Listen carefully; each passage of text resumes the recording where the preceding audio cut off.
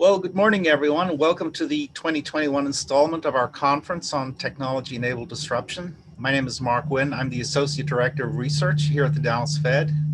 Thank you all for taking the time to join us here for what I think will be a very stimulating day of discussions around the theme of technology-enabled disruption and its implications for business, labor markets, and monetary policy.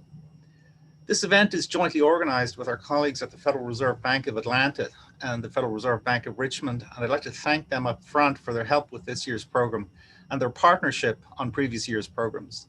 This year's event is actually the third that we have done in this series and the first that we have done online. Last year's live event was canceled due to the COVID pandemic. Before we start, I'd like to make a few housekeeping remarks. I trust that all conference attendees have some degree of familiarity with Zoom after a full year of nonstop practice. So we all know that there will occasionally be minor technical glitches and disruptions. One way to minimize disruptions on your end as an attendee is to limit the number of other applications such as Outlook, Teams, etc. you have open while participating in the event. Hover towards the upper right-hand corner of the Zoom window to adjust your view. It's recommended that you switch to speaker view to focus on active speakers. And if you need to adjust your audio speaker settings, you can do so by clicking on the up arrow next to the microphone icon at the bottom of the Zoom window. At an appropriate stage in each conference session, we're going to try to take audience questions as time allows. You'll have the option of asking a live question of the panelists by clicking on the raise hand icon on the control bar at the bottom of your Zoom screen. Doing so will put you in a queue, and the session moderator or chair will call on you individually to allow you to ask your question live. Alternatively, you can submit a question to the question queue using the Q&A icon on the same Zoom control bar, and the session moderator or chair will pose that question to the panelists. We'll try to get to as many questions as possible, but apologies in advance if we do not get to your question. We will also be clearing the question queue after each session. For the session with Presidents Barkin, Bostic, and Kaplan that will be moderated by Kathleen Hayes and will run from 11:15 to 12:30 Central, we will only be able to take questions through the Q&A channel. We will also be limited in our ability to take live questions during some of the afternoon sessions as well. Let me also just make a few remarks about why we're having this conference. Technology has been disrupting economic life for as long as societies have engaged in organized economic activity. Technological innovations in textile manufacturing, the flying shuttle, the spinning jenny, the cotton gin, and many more, and many other industries were pivotal to the British Industrial Revolution in the late 18th century, the first so-called Industrial Revolution that launched the modern era of industrial capitalism. These innovations boosted output, but at the same time displaced workers in large numbers. The original Luddites took to destroying the machines that they perceived as destroying their jobs. The same cycles of innovation and displacement played out many more times over the subsequent decades and centuries, and again in the Second Industrial Revolution in the late 19th and early 20th century, which was also known as the Technological Revolution and was centered on steel, chemicals, oil, and the auto industry. Now analysts are talking of a third industrial revolution driven by innovations in information technology. Advances in IT have created services, products, and business models that few of us of a certain age could have imagined when we began our careers. But at the same time, monetary policymakers have been confronted with a series of macroeconomic puzzles in the aftermath of the global financial crisis and the COVID pandemic. Productivity growth seems to have slowed, inequality seems to have worsened, job market polarization is getting worse, concentration has increased in many sectors of the economy, new business formation seems to have declined, real interest rates and the natural rate of interest have declined globally, and inflation has remained stubbornly low in the face of low unemployment, at least prior to the COVID pandemic. And then, of course, along came the COVID shock, which completely upended the way many of us work and forced a rethink of what is and is not feasible in the way we arrange work, schooling, healthcare, and many other industries. Are these phenomena related? Can the extraordinary pace of innovation in information technology or technology-enabled disruption account for or explain some or all of them? We think it's an important part of the answer, and we have organized this conference, the third that we've actually done on the topic, to advance our understanding and promote further research on these issues. With that, I'd like to turn it over to President Kaplan to provide deeper context on how we see technology disrupting established business models, employer-employee relationships, and creating challenges for workforce development. Rob? All right. Thank you, Mark. Thank you, Mark Wynn. And appreciate your leadership along with Jenna Dillenbach in putting this conference together. And we appreciate our great partnership with the leadership of the Atlanta Fed and the Richmond Fed. We've got a terrific group of participants and observers to this conference: business leaders, community leaders, nonprofit leaders, education leaders, and leadership throughout the Federal Reserve System. And Mark mentioned we've done this 3 times, this conference. So the obvious question is why? And Mark talked a little bit about it. Our purpose today is to better understand, and it's been our view for the last number of years that we would like to see more research done on this topic. We think it's critical to not only the broader economy, but also this phenomena is affecting within the broader economy how businesses operate, big and small, the investment decisions they make. It's affecting the labor markets, the composition of the workforce. And we also think it has very powerful and important implications for the education system in the United States. So a number of the things we'll talk about today have some bearing to monetary policy. Many of them have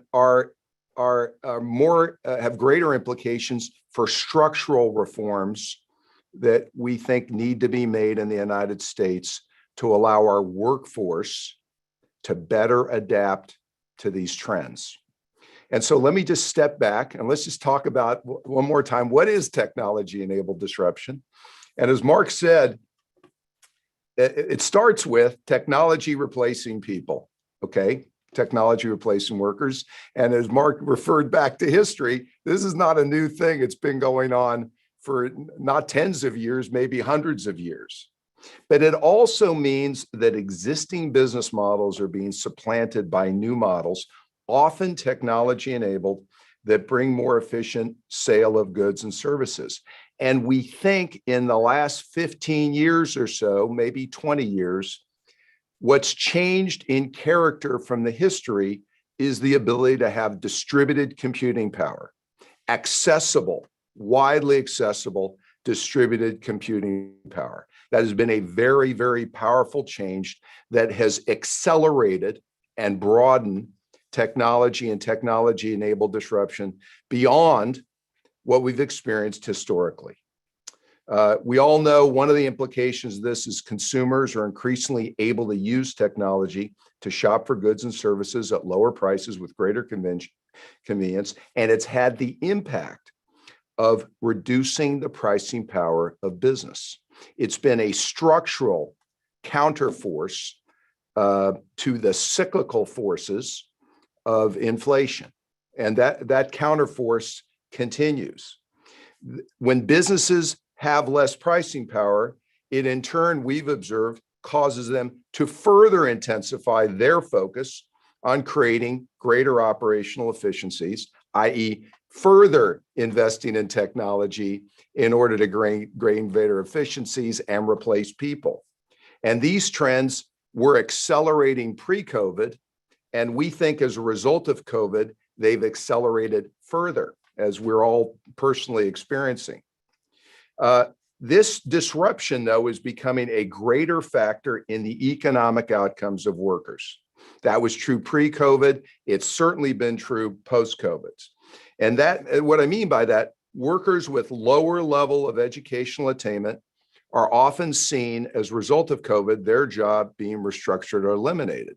As a result of COVID, for many workers, if you weren't in a job where you could work remotely or use technology, it means you very likely lost your job. It was very different for those with a college education or greater, or those who had a skill and had specific skill training. We believe that in the future, unless our workforce is more adaptable, which means better math, literacy skills, and greater ability to retrain workers may see their productivity and income decline as a result of this disruption. It also may help explain this disruption to muted wage gains and overall sluggish labor force productivity growth, which Mark referred to, that we've seen in the United States and has been such a puzzle. We think, again, productivity for college-educated and greater workers technology has helped them improve their productivity. If you've got a high school education or less, it may actually be a very different experience for you in your career. As I mentioned earlier, this impact on the workforce is not susceptible particularly to monetary policy, it requires structural reforms. These reforms could include a number of things we're going to talk about today. Early childhood literacy improvements, not only in pre-K, but probably re-examining the childcare infrastructure in the United States. Improving college readiness in order to improve the percentage of students who are graduating from college in 6 years or less. That share is now 59%. So in other words, a full approximately 31% of students, 41%, pardon me, of students who are attending college, they are not graduating even in 6 years. And that leads us to believe that we need to dramatically beef up middle skills training in the United States, which needs to be done across the country in order to close this skills gap and also provide a viable alternative or an intermediate step for many to college first before they go to college, and then maybe college later, but help them get a higher productivity and more productive job. We know that business and technology disruption is affecting decision-making by businesses. We think for many businesses we speak to, it makes them more cautious about capacity expansion decisions and investing in major capital markets, and instead primarily favoring technology investment. And we also think that it increases the need for scale, which we believe helps explain the substantial and historic level of merger activity we're seeing globally. Companies are trying to get greater scale, they're trying to protect their margins, and it's very expensive to make these technology investments. So as I close here, I'll just emphasize, I can tell you one thing for sure, we don't have all the answers. We've been learning about this at the Dallas Fed and in the Federal Reserve System for years. We want to keep learning. We want to encourage more research. We have the academic community in this conference. We have Fed researchers in this conference. We think more needs to be done to understand that. And particularly in the light of COVID, where this trend is even further accelerating, we think that urgency is greater. And so today we're looking forward to sharing our views, encouraging a good discussion, encouraging more thought and inquiry. And with that, I want to just say thank you to everyone for being here, and let me turn it back to Mark Wynn. Thank you for providing that context, Rob. We're now ready to begin our first conference session, which will be a moderated conversation around the topic of technology-enabled disruption as it is playing out in the business world between Stephen Williams, Ross Perot Jr., and Nitin Noria, with Rob as moderator. Let me introduce our panelists. Stephen Williams has served as the Chief Executive Officer of PepsiCo North America, PepsiCo Foods North America since March 2019. He's a 24-year veteran of the company with strong leadership experience across the food industry. As CEO of PepsiCo Foods North America, Williams oversees all aspects of PepsiCo's nearly $21 billion snack and convenient food business in North America, including Frito-Lay North America and Quaker Foods North America.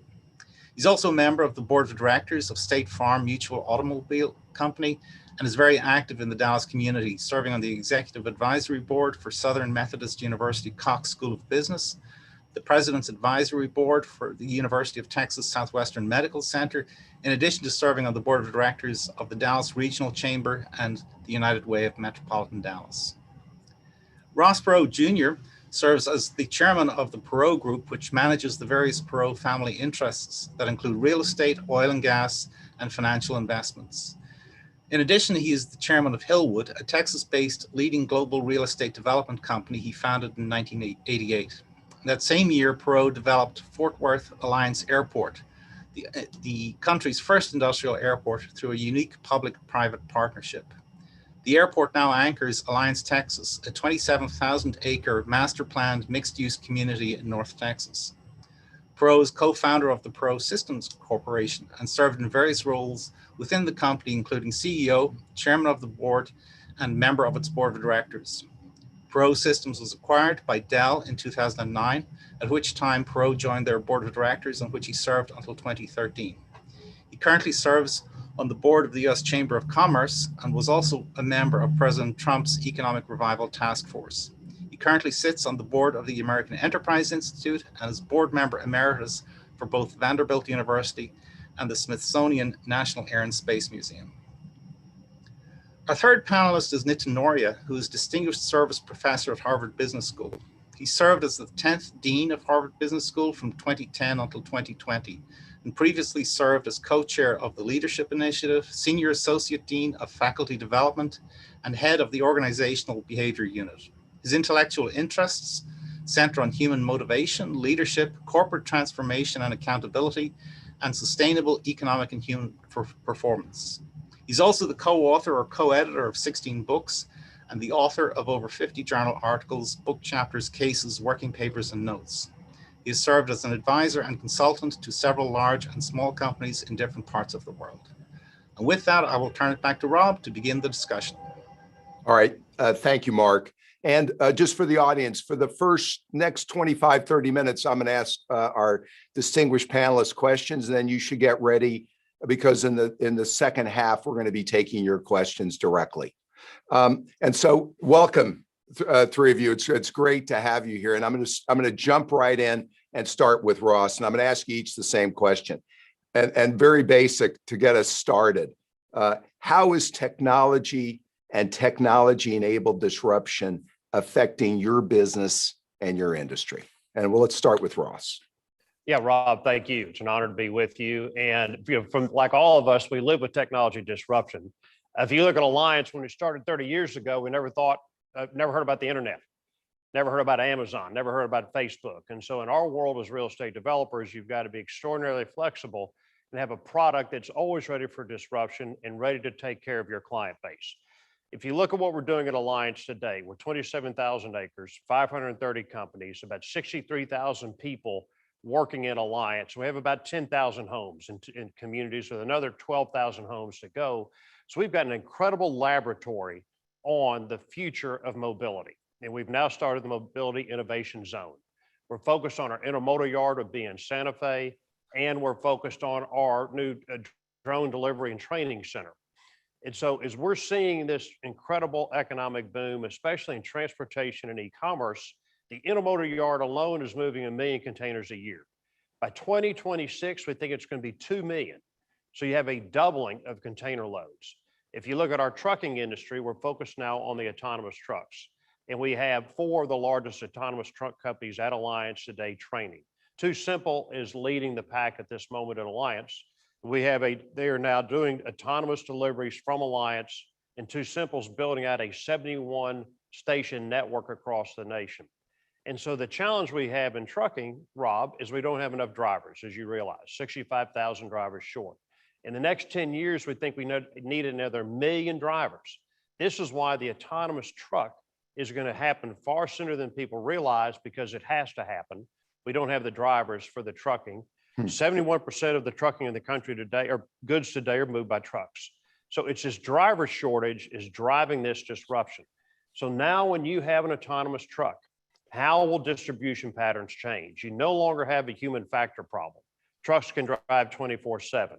The autonomous truck today is more, it will be focused more on a nighttime activity, but it's also in the southern tier of the country. The technology is not good in the northern tier. We have a lot of rain and ice and snow. So you'll see the autonomous truck on the southern tier. And as a real estate developer, we're trying to determine where will the next big distribution hubs be. And we think the distribution hubs today, based on a human driver, will start to change when you have the autonomous truck. Where will they go and what will they do? What kind of real estate product do you need? Can the autonomous truck work in an existing warehouse? With the drone delivery programs coming, and we've started drone delivery at Alliance, our first drone delivery was a B in Santa Fe Bell helicopter to one of our communities. where will these drones and how will they operate? What kind of warehouse will you need for a drone? Will the drones land on the roof to pick up a package, land in the parking lot to pick up a package? And what I'm talking to my team about is as you build modern day warehouses, make sure you think about flexibility, make sure you think about the parking lots, think about the roof loading. And so there is a huge, exciting time coming up in distribution and e-commerce around technology disruption. All right, I'm going to ask you one follow-up, and then we're going to go to Stephen. Is it fair assessment to say that we're having a dramatic and will have a dramatic shift in this country from retail jobs, i.e. people working in stores? Many of those jobs will either go away or change, but you will have a surge, and you're seeing a surge in new jobs in logistics, warehousing, fulfillment, all the areas you talked about. Is that a fair assessment? I think it's a fair assessment, but you're always great retail will survive. And if you're a retail developer, you want great retail, great restaurants, a great experience. The humans still want experiences. They want out of their house. And now we in e-commerce will deliver your products directly to your home. And a lot of our customers, within a number of years, you'll have drones delivering packages to your front door. And so you've got an amazing, exciting time coming, but great retail will survive. Average retail will not survive. And so if you're in retail, stay close to that client and give them a beautiful experience, because people are tired of being in their home. They want to get out. And so that's what great retail can do. All right, great. Stephen, how is technology and technology-enabled disruption affecting you at PepsiCo? Yeah, well, I'm with Ross. Everything is changing. But first, I'll tell you, Rob, thanks for having me. I couldn't be more thrilled to be here to talk about technology and how it's disrupting our business. I'll spend a few minutes on what business we're in, just so everybody knows, and then I'll talk about the disruptions. I mean, as Mark said, I have the privilege to lead our snack and convenience food for PepsiCo. It's about a $20 billion business, and it is seed to shelf. And I know a lot of people say that, but we act as farmer, manufacturer, distributor, and merchandiser in retail stores. It's a large hands-on operating business, employ around 70,000 people. So as you talk about disruptions, I'll talk about how it impacts the workforce. We partner with about 200 farmers across the US, right? And farm over 28,000 acres. So that's being impacted, and I'll talk about that. When you combine us with the US beverage business, we have the largest private fleet in North America. Ross, you talked about, electric, you talked about autonomous, right? That's being disrupted. I'll talk a little bit more about that. 40 plus manufacturing sites in the US delivering over, 4 billion pounds of food products being disrupted in the factories. I'll talk a little bit about that. And we service over 500,000 retail stores. You just talked about retail disrupting. We deliver products to the stores, we stock the shelves, and we have hundreds of distribution centers across the country. And so if you think about, we've been in the technology business for a long time, but the acceleration is extremely disruptive, and it affects, frankly, every aspect of the business that I just talked about. I would say over the last decade, though, we have seen it accelerate, and we've had to evolve the business. And, I would say, we're as much of a technology company these days as we are a snack company, because if you think about how we farm, right? And so we have advanced R&D technology to deliver competitive advantage in agro. An example I use is we have over 3,500 potato varietals. So I can grow a potato in the desert, I can grow one where it is wet, right? So you grow for different, and that's science, that's tech. Coaching farmers on farming techniques, including how you irrigate, how you get yields, sustainability processes like tracing, right? Where did it come from? Cover crops, et cetera. A lot of tech in that. How we manufacture, you and I've had discussions. We're highly automated. We still have a lot of people, but we're highly automated in the plants. And so if you think about scanning millions and millions of chips per minute, right, to check for defects, highly precise seasoning. So every chip, right? You get a Lay's, you want to taste the same every time, right? And so a lot of automation there as well. And I'll tell you, if you think about how we market, I mean, we're in 94% of households in the US and millions of consumers that we have in our digital databases. We're developing deep understanding of those consumers, but how they shop, and I'll talk about that later, has changed significantly. And then how we sell and service. I mean, we were probably one of the first in the 80s with computer handheld for ordering and dynamic kind of routing to get to the stores. But I'll tell you today, you know, our handheld, we consider it a mobile cash register. It's an iPhone, right? And we, you know, it processes over 16 billion, you know, in retail sales and transactions. And so if you think about how you create precise orders, leveraging AI, we do that too. But I will tell you, the pace of change is enormous. And, you know, if you think about it, you touched on it and Ross talked about it, but this past year is a number that's staggering. 80% of American consumers shopped online. That's 50%, and 50% of those were the first time ever. Wow. Right. That's a big number. And so it's accelerated. Food, we estimated that where we are today is where we thought we would be 5 years from now.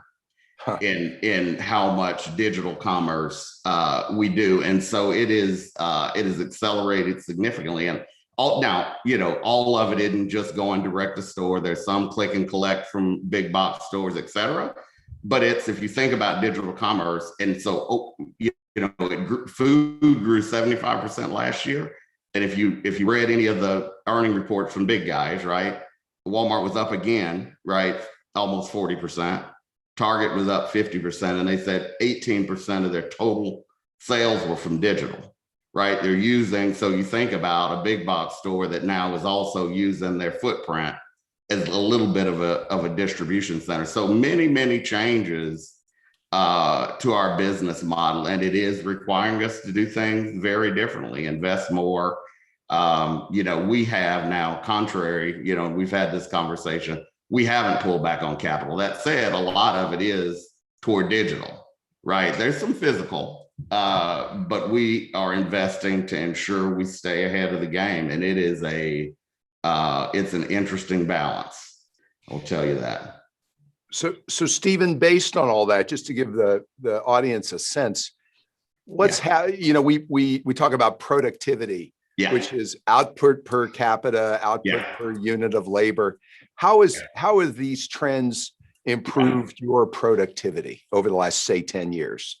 Yeah, so productivity is up. So we have, and you hit on it. I mean, we're automating a lot of the jobs that don't need technical expertise, even in the plants, right? So if you think about loading and unloading a truck, right? That's done by a machine, right?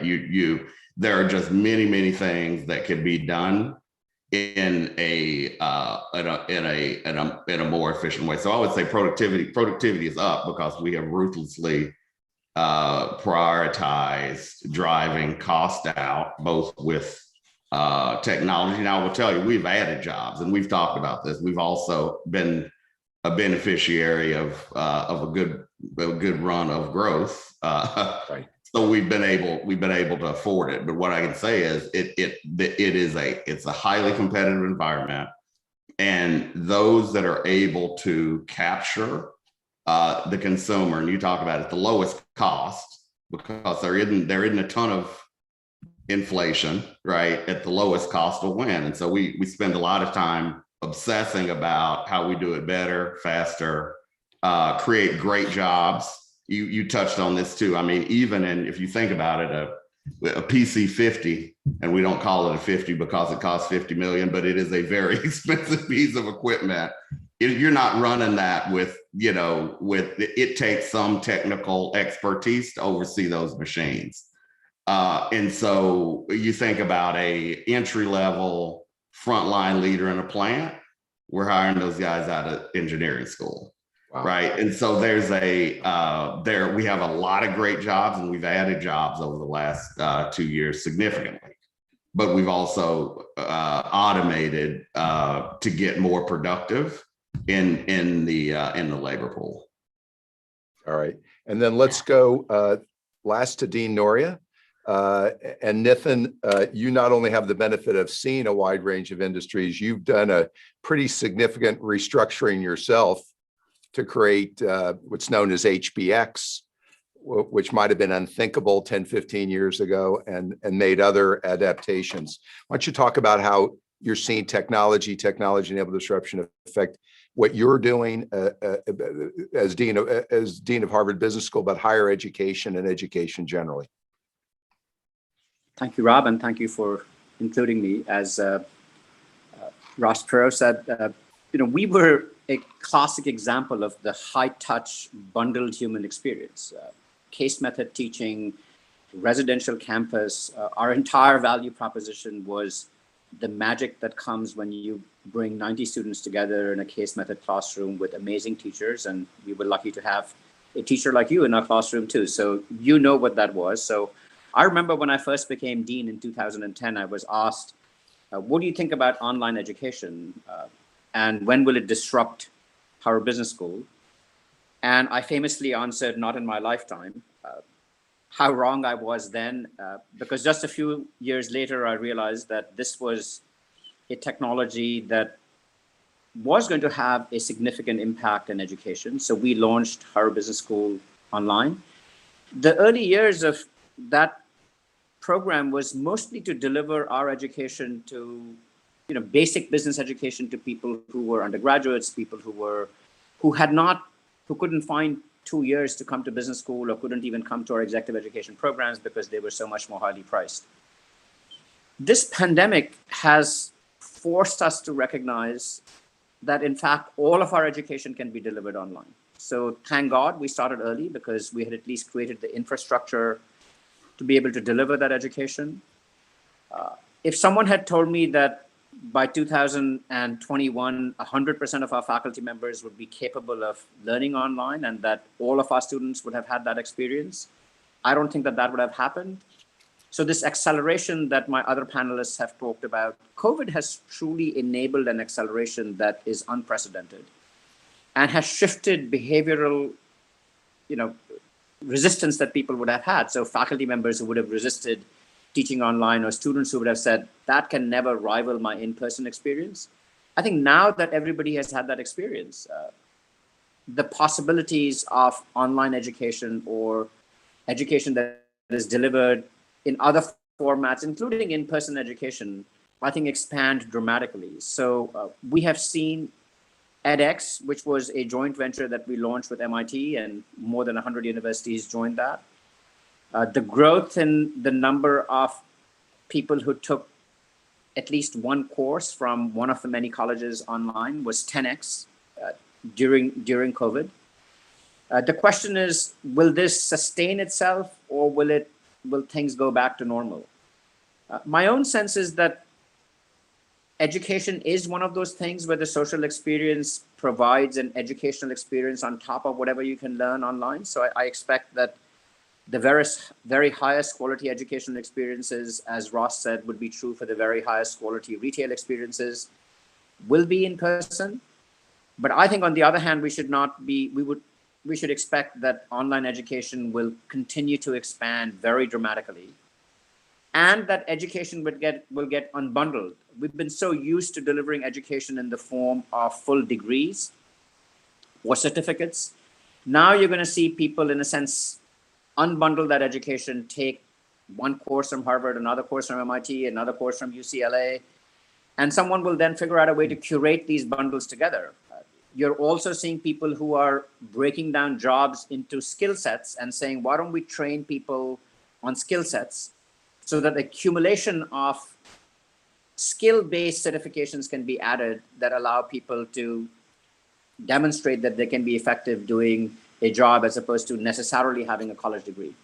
So my own view is that education is going to be disrupted in a major way, and we're just at the very early innings of major changes that are coming. Okay. And, we always talked about into the pandemic and since the pandemic, how the malls in the United States, there will be fewer malls. They're going to get restructured. We're overstored in terms of retail. I know you and I have talked in the past, the university system in the United States, is there likely to be a similar type of restructuring where, as you said, if you add and Ross said, if you add enormous value, there's a clear place for you, but there's going to be a restructuring and a shakeout because people can do things remotely? Is something like that going to happen?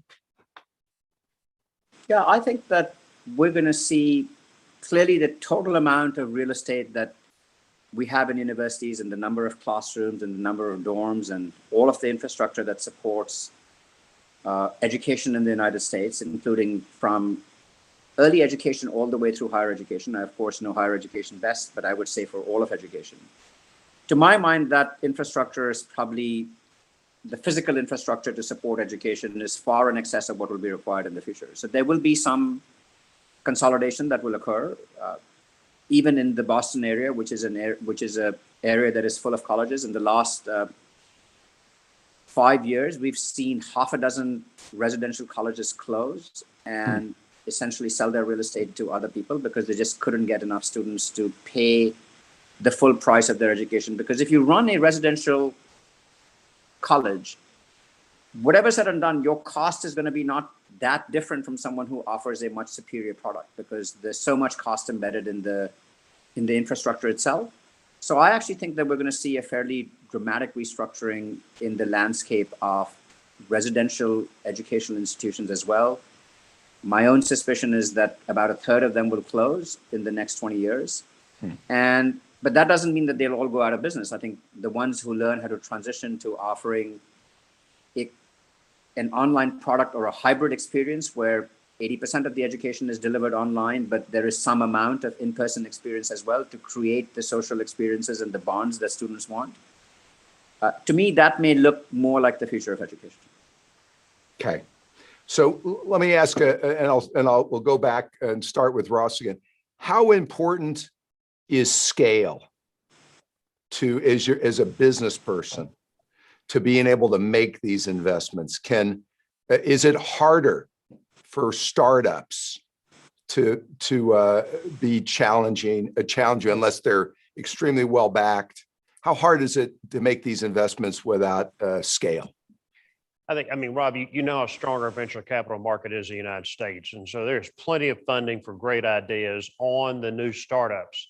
If you come to the real estate side, real estate takes a lot of money. It takes hundreds of millions of dollars to build. These new warehouses we're building are $500 million.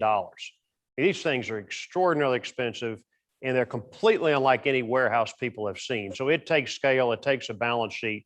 In the world of simple development, if you're going to compete in e-commerce, you need a brand, a balance sheet, and a reputation. And that's one reason we're now building coast to coast. And we'll build about 30 million square feet this year for e-commerce. So you do need scale. But you come back to disruption, we the big guys will help on the disruption.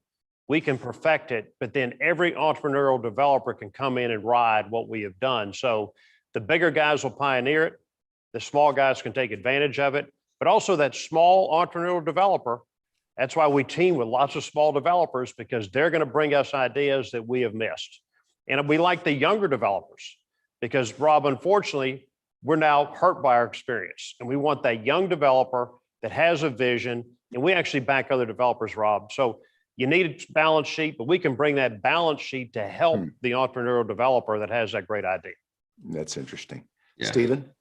Yeah, I would say the same. The little different in the food business where the competitive landscape has shifted because small companies can make outsized noise online, right? And so the barrier to entry, you don't have to have a massive physical presence to start your business online. Right. Now, to scale and to get bigger, and to invest to continue to transform your business, scale matters a lot.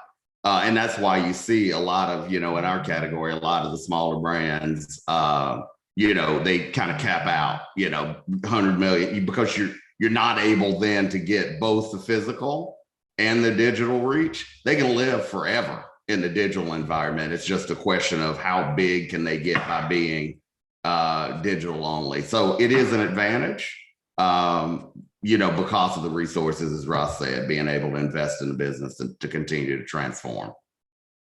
Nathan?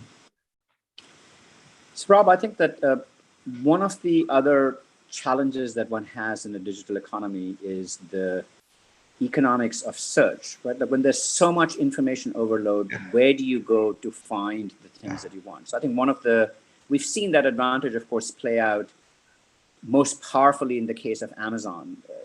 Once you have Amazon, it's the single place to which you can go, and there's a very high likelihood that you find everything.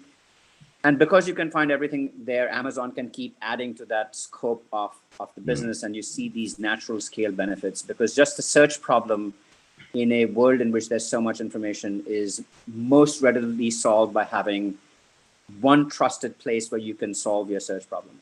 We're beginning to see this in education. So when I said, why did edX take off? If you build an institution which has the imprimatur, it was a joint venture initially between Harvard and MIT, but then we managed to get very quickly 50 other of the world's leading universities to join the platform. People develop confidence that edX is a place where I can get high quality education. And while there are others like, so Coursera and edX in a sense became the two main platforms that developed the reputation for being these high quality places where you could go get things. And so their natural scale just keeps increasing. So I think in many of these businesses, the benefits of being a scale player are not just great to the producer, but to the consumer as well, which is why I actually think scale has tremendous advantages and benefits in this new digital world. Okay. So before we go to the audience, let me ask each of you about the labor force. So I laid out in the introduction this dichotomy we're seeing. If you've got a college education, it's not that technology won't create traumas in your life and you're going to have to be adaptable, but the statistics show you're better equipped to do it and thrive. But again, if you're one of the 46 million high school educated or less than high school educated workers, you may feel like technology and able to disrupt is something that's happening to you. You're on the receiving end of it. As you think about your workforce, how has the composition changed? How has the training changed? And I'll probably ask each of you, if you had to have a wish, and I know you're each involved in this, in the for what high schools did, for what pre-K does, what skills training does, how might the education system need to adapt to what you're seeing in terms of your workforce needs? And I guess I'll go in the same order just for fun. We'll start with Ross. Yeah, Rob, but what we need is, I mentioned that the trucking numbers and the shortage of truck drivers. I mean, we need to tell these young high school students there are wonderful jobs in the blue collar world. We have over 400,000 blue collar workers in the Alliance region. We've got maybe the best workforce in the country, because this workforce, they make the Joint Strike Fighter, parts of the F-22, V-22, aviation rich workforce, and a logistics rich workforce. These are beautiful jobs. And so don't just focus on college. We need more. What do they pay, by the way, Ross, just to give people an idea? What are those jobs? These are $800,000. I mean, these are real jobs. Right. And there is a huge shortage. And if you're young and you're ambitious and want to work, there is a great future for you in the blue collar world. Now, you should always improve your skills. You should always become smarter at what you do. But we will not disrupt a plumber. We're not going to disrupt electricians. Right. I mean, you think of the old housing stock. Who's going to come and fix your home? You've got a lifetime of work just in those skills alone. And as you become a good plumber, you're well over $100,000. So there are great jobs in blue collar. We should focus on blue collar. There are many white collar college jobs. They're kind of worthless, Rob. Come to the blue collar world. There's a great life out here. How about that? So let me ask you. That's a message I deliver. All right. So we know we've got a big skills gap, i.e. we're not training enough workers. And by the way, I hate to tell you this, and I think you know this because we've talked, and you know this yourself. skills training enrollment has actually declined Yeah. since the pandemic started. And we're worried about a lack of high school graduates, Mhm. and they're not getting their GEDs to go. Is it lack of awareness? Is it we don't have enough skill training capacity? What's the reason we've got this mismatch, do you think, Russ? Well, I think it's a little bit of our society. You know, if you want to be successful, Rob, you got to go to work. And you've got to be ambitious, and you want to climb the mountain. And I think we've got to get the younger people in the nation excited about the future. Yeah. We have a very, very bright future in our country. We do. COVID, depending on the part of the world you lived in, certain parts of the world were locked up for a year. In Texas, we weren't very locked up, Rob, as you know. And what you saw here is as soon as you could go back to work, our community went back to work. And I think it's a culture. We've got to talk to these young folks and give them great hope about our future. They can make a wonderful living and lots of different skills. It doesn't have to be just a white collar college job. Stephen? Yeah, I would agree. I think, if I talked about, we've got 70,000 people in the company, about 60,000 of those are either making, moving, or selling something in the company. And a lot of those jobs, while they are changing and they require some technical skill, they don't require a college degree. We've spent a lot of time thinking about and working on, we have several of our facilities, one here in Dallas, one in Georgia, that is doing an amazing job partnering with the technical schools to try to get people directly out and sponsor them to come work in a plant. Again, a machine operator, it's a high-tech piece of equipment. You need some training, but you don't need a four-year degree. I would also tell you, we're trying to take, we invest about 500,000 hours a year in training. And we are busy with figuring out how to upskill. And I think, and mostly in the areas of technology, data and analytics, and making sure that we are keeping our tools fresh, to also encourage, get self-training with apps, right? Right. The other thing I would say about education specifically, you asked that question. I do think, when we came out last year on our racial equality journey, and we said, hey, we're going to double down on community colleges as well, as a path to potentially higher education. Higher education is not going to be for everybody, but at the end of the day, investing right in those and making sure they have a path if they do want to go to college and continue education. So I think it's both. I think making sure there are good technical people to do the jobs, as Ross said, the blue collar jobs in the country that are great jobs and are going to be great jobs for a long time, and continue to push the envelope on upskilling and thinking about how to become, because even to use, our handheld cash register takes some technical savvy, right? Yeah, it's a frontline job, but you're probably driving a truck and you're probably operating some technology to get your job done. And so having that, I think, is important. And the more we could do to encourage STEM, encourage math, sciences, whether it's at the college level or in these technical schools, it's a big deal, and will be a big deal for the future. And I gather the program you announced was you're going to put more money behind it to back these junior colleges, give them more funding. Yes, and school and student scholarships to encourage them to go to the schools in the communities that they live in. So basically, taking the financial burden away, sponsoring them to get to the schools and go. Yeah. All right, Nathan, what would be your comments on this?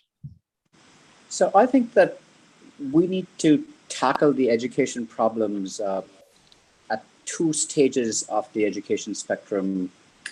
One is, we all know that by third grade, you can almost predict whether a student will be successful in their schooling years or not. And all of the impact is in the early childhood to third grade. So just the difference so there's been lots of studies that have been done that show that once you fall behind on basic literacy skills, reading, writing, math by that time, it's very hard to then keep up. And by the way, students who, once they fall behind, generally get demotivated as well. And so I think it's very, very important that we put more resources into early childhood education to give everybody an opportunity to be successful in their college years. The differences that develop in early education through a combination of what happens in schools, but also through the very different circumstances that people have to be able to support their children's education early. If there's a single parent who's working 2 jobs, her ability to provide the education to her 5-year-old is quite different than someone who is in our circumstance, or, is a parent like me. So I think we need to do a lot to make sure that the inequality of our circumstances that affect children early on is something that we address in society. And then on the other end of the spectrum, I think that when people are making the transition from education to work, whether it's at the end of high school, whether it's through community college, or whether it's in college, building more of an apprenticeship or direct connection between work and education at that time, so that people can see the possibilities of how their education translates into work. So, you look at in Boston, one of the most successful and now fastest growing colleges is Northeastern University. And it's been more successful in a neighborhood that includes some of the, places like Tufts and Harvard and MIT. And that's because it has the best co-op program in the city. And it has shown a much better ability to get students educated and into jobs. Community colleges that have tight partnerships with companies so that people who are getting associate's degrees actually along the way are working and finding a way to apply their skills have higher completion rates than community colleges that don't have those tight partnerships. That's a great idea. Companies. So I think that finding a way, high school, IBM created a program where it actually produced 6 years of high school so that people in high school could both finish their high school degree, but also work in apprenticeships so that they could, by the time they finish 6 years, have an associate's degree and get employed by IBM and other partners that IBM had included. So I think these kinds of places where when you finish education, you can be more intimately tied to a work experience, so that you can see the connection and you can develop the habits of what it takes to be successful at work and apply your education at work. I think those are the 2 ends of the spectrum of education where we need a fair amount of reform. That makes a lot of sense. Okay, let me shift gears. I'm going to turn it over to Mark Wynn. We're going to take questions from the audience. Great, thanks. So just a reminder to the audience, if you want to ask a live question, just click on the raise hand icon and we'll try to get to you. You can also send in questions through the Q&A channel. So let me start with the first question here. Over the past year, more than one observer has noted that if you can do your job from anywhere, then someone anywhere can do your job. So to what extent do you think there's some substance to this observation, and does it herald a new wave of offshoring or outsourcing that may restrain wage gains going forward?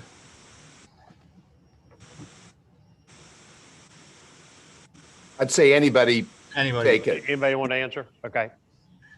But I think, again, work from home, if you are in a position to do that, it's viable. But again, back to what we do, most of our clients and most of our teams can't work from home, and our businesses are considered essential. And so our teams continue to build, build out in the field. So a lot of, when you talk about work from home, about 60% of the American people can't work from home. So we're talking about that 40%. And so I get a little concerned when I talk about politicians and the media talk about this. It's almost an elitist concept to talk about working from home. And I'd be very careful, because many of our fellow citizens can't do it. If you put in, now we're in the outsourcing business, and we've built huge outsourcing centers in India throughout our career. And when you go into a $15 mandatory minimum wage, I assure you the Indian outsourcers are dancing on the table, because you'll be forcing more and more of that business out of our country into India. And I'd be very, very careful on a federal minimum wage. I'd keep it at the state level, at the local level, because many communities need these outsourcing jobs. And there are many parts of this nation that a $10 to $12 job works very well in that community because it's affordable. And so I would be very, very careful on top-down mandates, because the outsourcers around the world can certainly do this work. Yeah, the only thing I would add, I would agree. I mean, the people that, or making things or building things, or I mean, there are a lot of jobs that, can't be done. And I mean, we've even, tried to stop in our company talking about, whether, the question is, can your job be done without doing it, being physically there? Right. Okay. That's a privilege, right? Particularly when you have a, in a global pandemic. So I think the facts on the table that Ross put out are right. I mean, I think there are going to be plenty great jobs for people to do, and it's a great economy to support the consumer, right? Thanks. We have a live question from Sharita Ola. Apologies if I mispronounced your name, Sharita. If you unmute, you can go ahead and ask your question.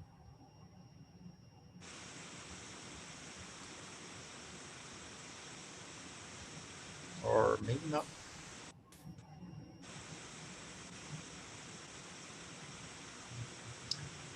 Okay, we'll come back to Sharita. Next, we had a question that was specifically for Ross Perot from Marvin Singleton, having to do with the autonomous trucking and drones.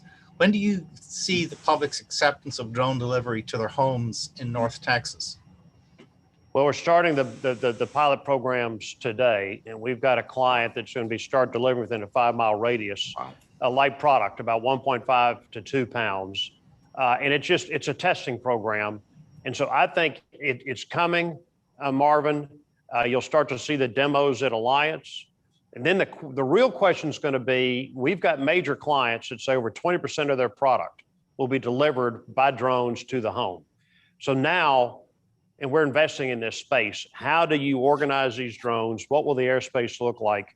And I think probably the drones will be flying highway corridors.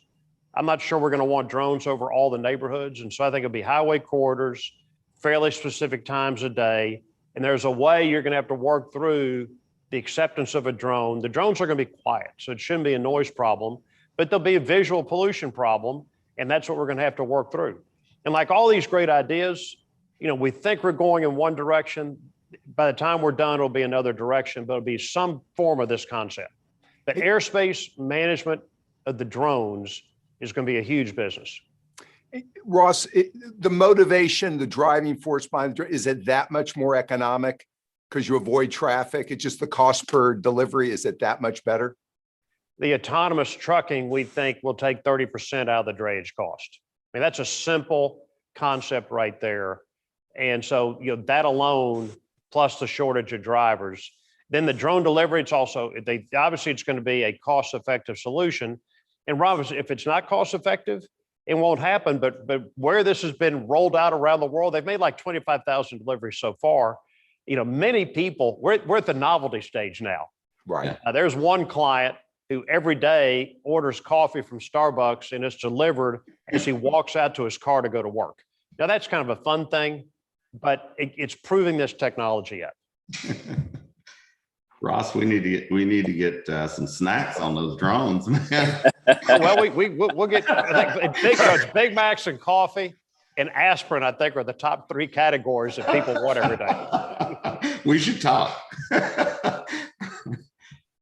We should. I'll get introduced. We ought to deliver PepsiCo product. It'd be a neat, I'm glad we can be helpful. It'd be a neat concept.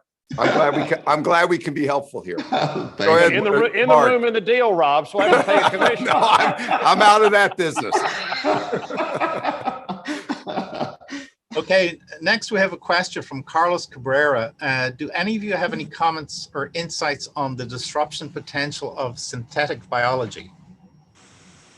As biology was very important over the past year. Maybe I'll take a crack at that. I think we are at a very propitious moment in terms of the developments in biology. The synthetic biology, what we have now seen with just mRNA, in some ways, the miracle of developing a vaccine in one year, it seems like a miracle, but actually this has been a revolution coming for some time, because we have just started to understand the underlying mechanisms of biology. There's a wide range of platforms. Synthetic biology expands that. quantum computing, when applied to synthetic biology, will allow us to, in fact, discover things that can't be done. There are 100 startups that I have now had the opportunity to see a few, which are combining synthetic biology with now artificial intelligence to better understand which types of combinations of molecules might have what kind of efficacy for different types of things. So I actually think that, we have had since the 1960s, a very inefficient and very costly way of doing R&D for drug discovery or for the discovery of any type of biochemical product. That cost curve is going to dramatically decrease with the opportunities that are now presented by synthetic biology combined with artificial intelligence. So we are looking at a period in which the disruption in the entire life science chain, which has been very hard to come by, I actually think that we will see a fair amount of change in that part of the world in the next 10, 20 years as well. Okay, related question. How do you see AI and machine learning impacting white collar jobs? Yeah, so I mean, we've got some examples. I mean, we've got about 200 bots that are doing things that white collar jobs would do, is repetitive entry, spreadsheets, things that really, just like for the frontline jobs we talked about, some of these things are tasks that you really don't need a skill to do. So if I'm paying a high paid executive to do, data entry, all that can be done, electronically. Now, AI, I mean, we have our entire industry. If you think about, e-commerce in general, you think about the order that we, that we process in the store. We used to have our wood numbers. Now he scans the shell. AI exit, does a whole bunch of algorithms, understands, what time of year it is, what day of the week it is, and does the order and ships it back into the supply chain. So I think AI is, it's absolutely here to stay, and it will certainly improve a lot of jobs through the value chain, and certainly will have an impact on white collar jobs as it becomes more adopted. Related question, actually, and coming back to something that Ross Perot talked about, and this is a question for all. What about the social stigma associated with blue collar jobs? High school kids today want flashy, high-paying jobs, in part because of what they've heard from their parents about blue collar jobs and the obsession with getting to a college education. Any comments there? I think it's just part of society's job to let these young men and women understand the value of a blue collar job, and just the respect and dignity of hard work, being productive, and adding to your society. And I think that, to me, is a message we've got to give out. And you can be very successful and have a wonderful life in the blue collar world, because really, if you look at it, it's kind of a blue white collar. I mean, to be successful today in blue, you still need to have great skills and great training. But I would encourage, again, our society shouldn't have that impact, and we as business leaders ought to try to change that perception. So, just to comment on that, what we're finding, because we work a lot here at the Dallas Fed with workforce development boards, high school, community leaders, junior colleges, and there's a lack of awareness when you tell people what some of these jobs are paid. It's a shocker. Why is the awareness of the compensation levels of many of these jobs? What do we need to do to improve the awareness? I guess I'll ask that. Yeah, I think it's a good question. I don't know. I mean, we have, I was just I was in Pittsburgh this week, and I've got, a great business there. I'm at a distribution center, and I mean, we've got so many openings that we're not running a good business there. And I asked the team, hey, so what are we doing about it? And some of it is, I mean, it has become more competitive. And I don't think, I mean, our jobs pay well, but in a competitive marketplace, maybe they need to pay better. And I think we as business leaders, and Rod said it, I think we need to make sure that we are being very aggressive in the markets where there are people. I don't know if we're recruiting in the right pools all the time or talking broadly enough in some of these tougher markets about the opportunities and what the jobs actually pay, and how you can have not just a job, but potentially, a career. And we have, if I think about our, we have pockets of, whether it's in our over the road drivers, which at some point with AI will be disrupted. We don't have any turnover in that. One, we pay them a whole lot.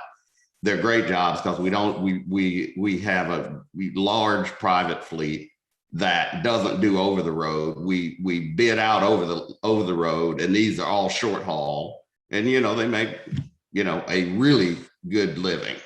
And those jobs, I mean, literally they don't open up often, but when they do, those go really fast because for driver they're exceptional because they're not going coast to coast. I think we just as industry need to talk more about the opportunities in the business, because we have a lot of pockets where, I mean, labor is more scarce than we would like. There are great jobs out there. Rob, if you look at our world, our clients obviously need labor. We used to build on the edges of cities. We're now building in the inner cities, and we're doing 1 million square feet in inner city Detroit just because they need the labor. And it's a great way to revitalize neighborhoods in Detroit.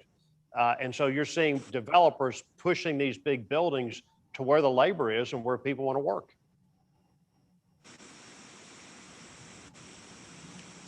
I think that, Rob, this problem that you framed, which is that there is a huge information mismatch between where jobs are and what the opportunity is for both income today, but also career progression. So we actually we've been involved in the Future of Work project at Harvard Business School, and we've done some surveys where we've asked people to think about different occupational categories and how much they think they're going to earn in each category and what they might earn 10 years out in that category.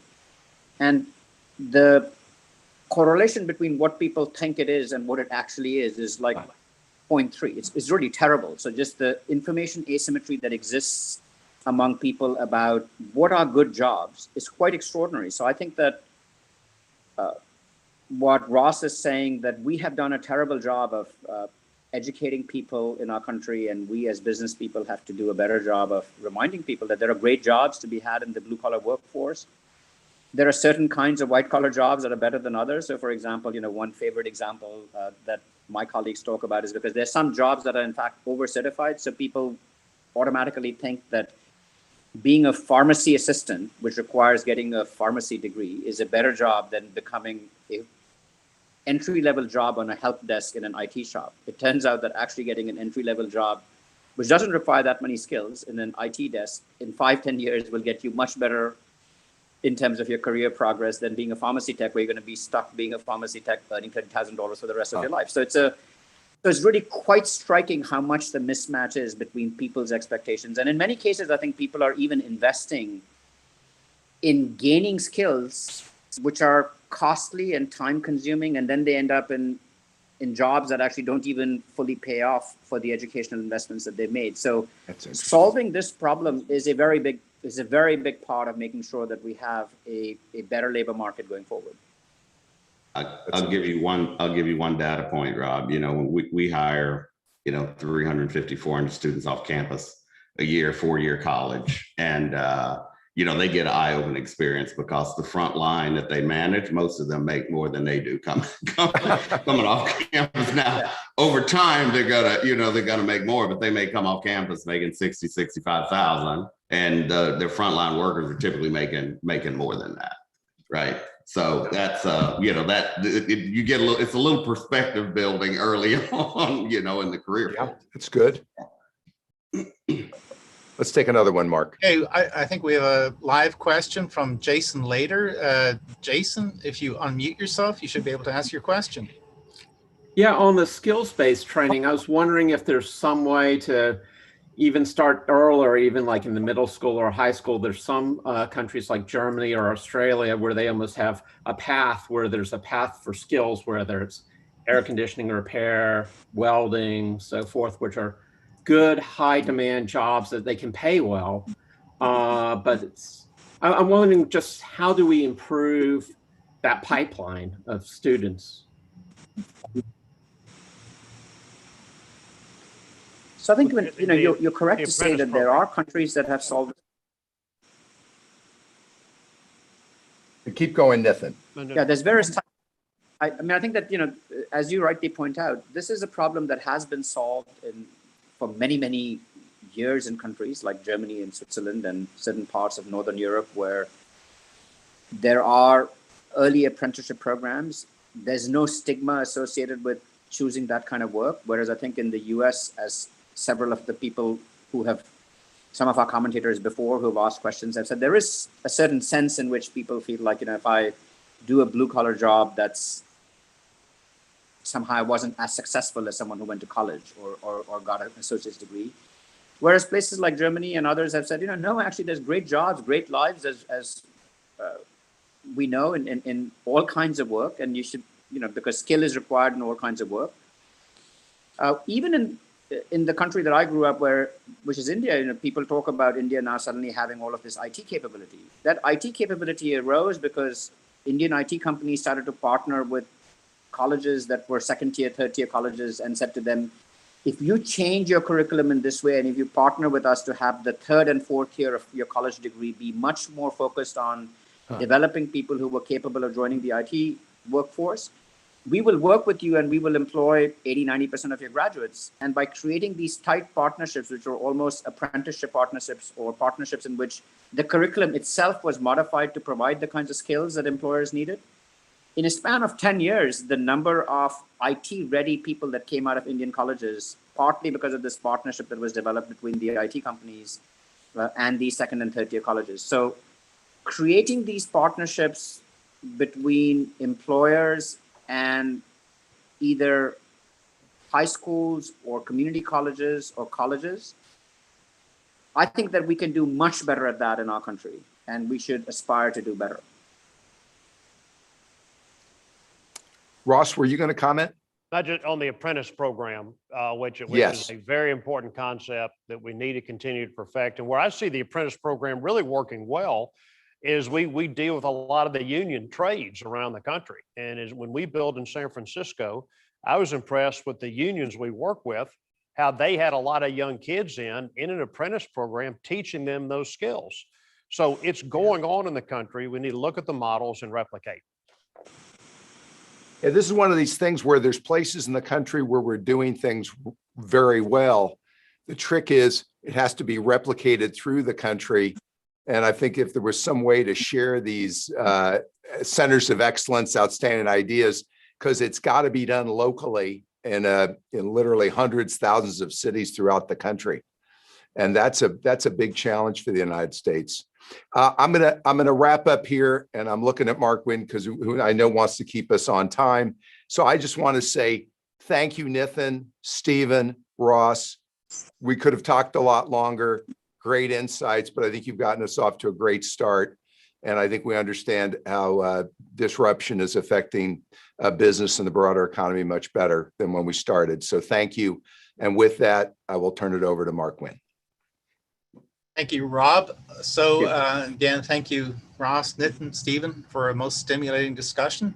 You've given us a lot to think about over the course of the day. We're going to shift gears now a little bit. Our next session is on the economics of technological change, and will feature 4 eminent academics who are working in this area.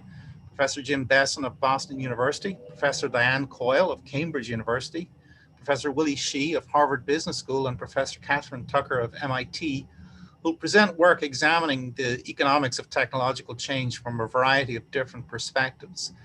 This session will be chaired by my colleague, Kartik Athreya, who's Executive Vice President and Director of Research at the Federal Reserve Bank of Richmond. I'll now turn it over to Kartik to introduce our speakers and start the session. Thank you, Mark. Good morning, everyone. My name is Kartik Athreya, as Mark just said.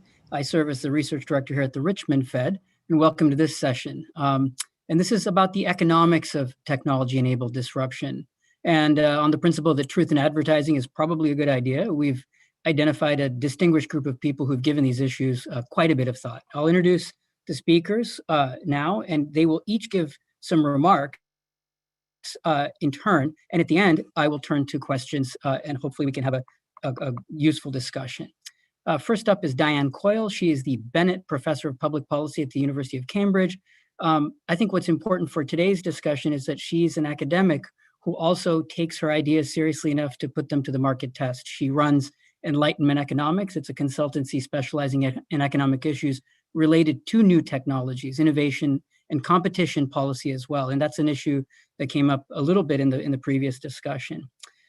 She's also, I think very importantly, thought about economic measurement in the more digital world that we're entering.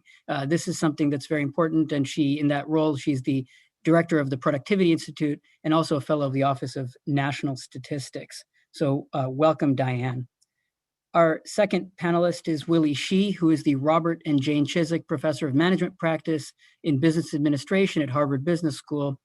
He's a part of the Technology and Operations Management Unit and teaches in both the MBA and Executive Education programs. He brings to this discussion today expertise in manufacturing and product development, and through his research has really thought about the nature of manufacturing and how the United States in particular can think about its competitive place in the bigger world. I would direct you to his website for a larger body of work. But one thing I'll quickly mention is that he has written a book that has gotten a lot of acclaim called Restoring American Competitiveness, which won the 2009 McKinsey Award. And more recently, Producing Prosperity, Why America Needs a Manufacturing Renaissance. And I think that touches on, again, on some of the discussion we just had. So welcome, Willy. Our third panelist today is James Bessen.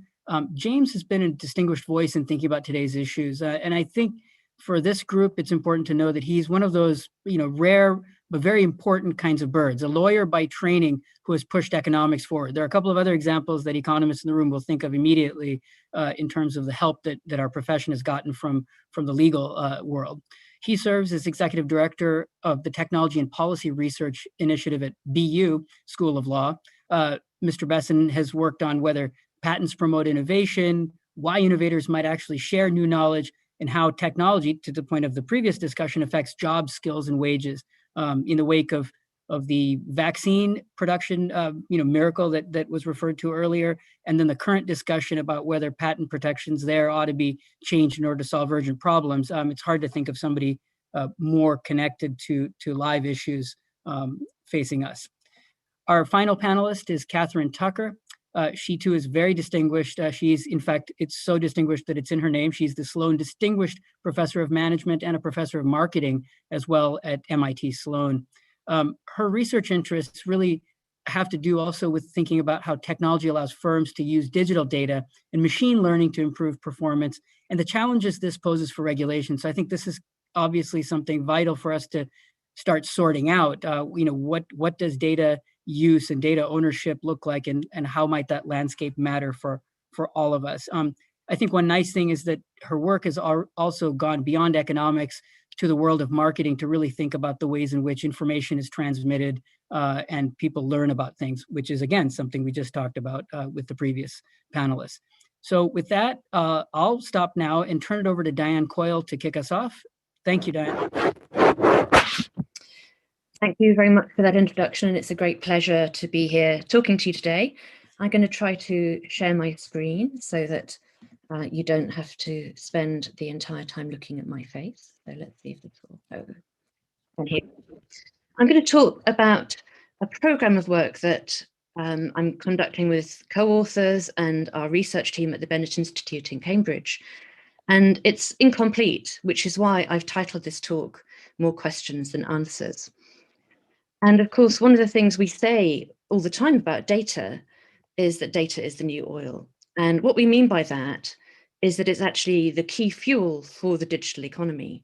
And I think all of us will be talking in some way about using data and what the implications of that are. But actually, data isn't like oil. It isn't even like electricity. And that's not because it isn't important and a core fuel. It's because of certain important characteristics of data. One is that it's what economists call non-rival, which means that it doesn't get used up when one person uses it, unlike oil, which gets burnt. It could be used at the same time by many different people, even though typically it is not used. It's excluded by law or by technology, and it's kept in data sets. The other important characteristic is that there are lots of externalities involved in data.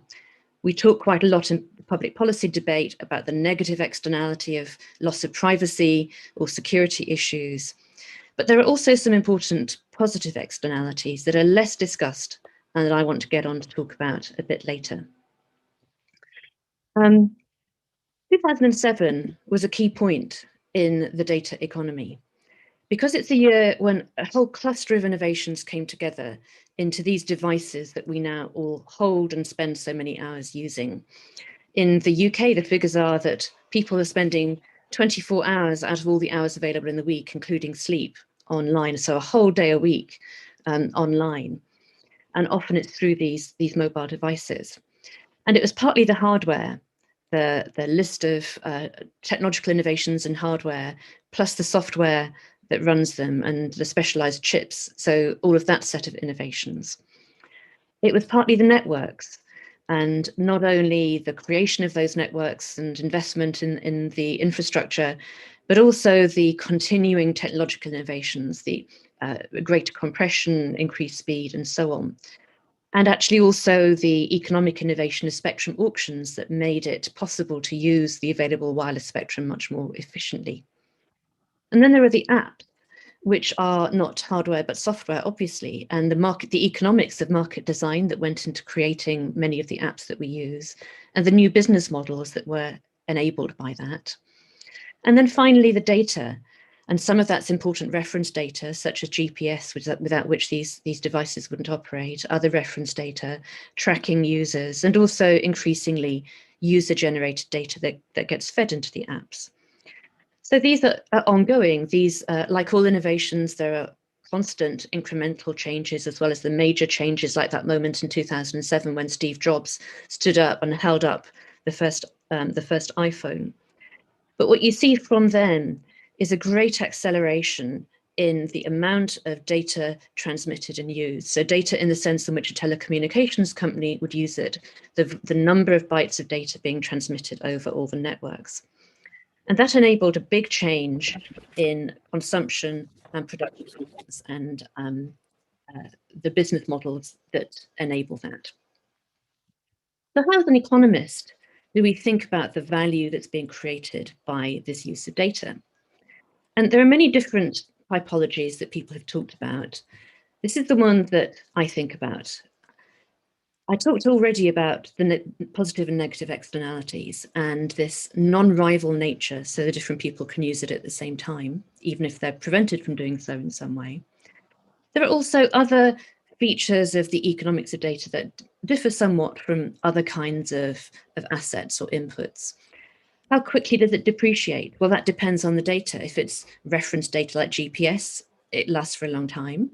If it's tracking somebody walking down a high street to advertise from neighboring shops, then that depreciates very quickly. Sometimes there are diminishing returns to data. If you're using it for marketing forecasting, then there comes a point when adding an extra individual or data point doesn't increase the amount of information that much. But in other cases, the more granular and the more frequent, the better. The data that's needed for autonomous vehicles might be an example of that. Like many other assets, data has very high fixed costs and low marginal costs, and to an even greater extreme than some other assets. And it needs lots of complementary investments as well, other investments alongside, including the networks, but also including data centers, which are extremely costly and have also been major investments in those years since 2007. So that's the sort of thing that economists would normally think about. But there are also aspects that are more typical for information scientists to think about, and I've put those on the right-hand side here. What's the provenance of the data? Does it refer to persons, so it's very sensitive, or is it a less sensitive data subject?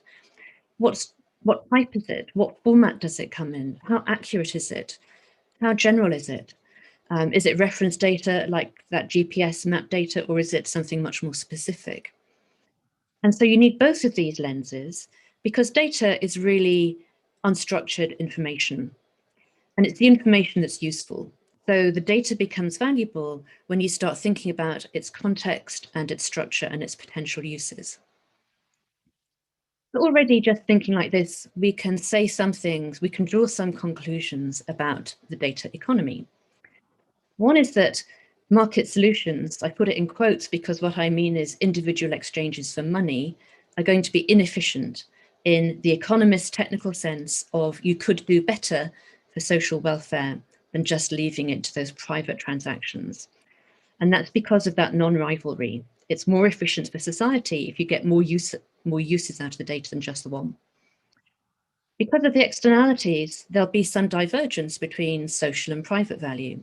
So if you're thinking about that loss of privacy negative externality, there are incentives for companies to collect more data than might be correct for individuals who are concerned about loss of privacy.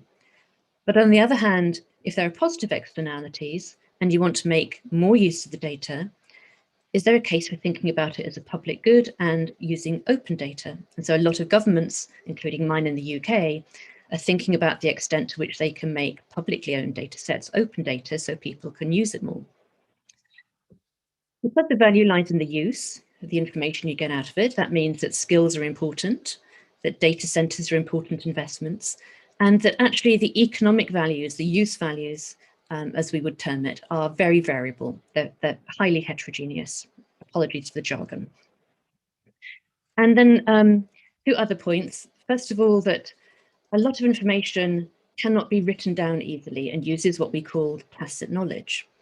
And a great example of how important that is the effectiveness of work to rules. When people only do what's actually written down about their jobs, it makes the work seize up.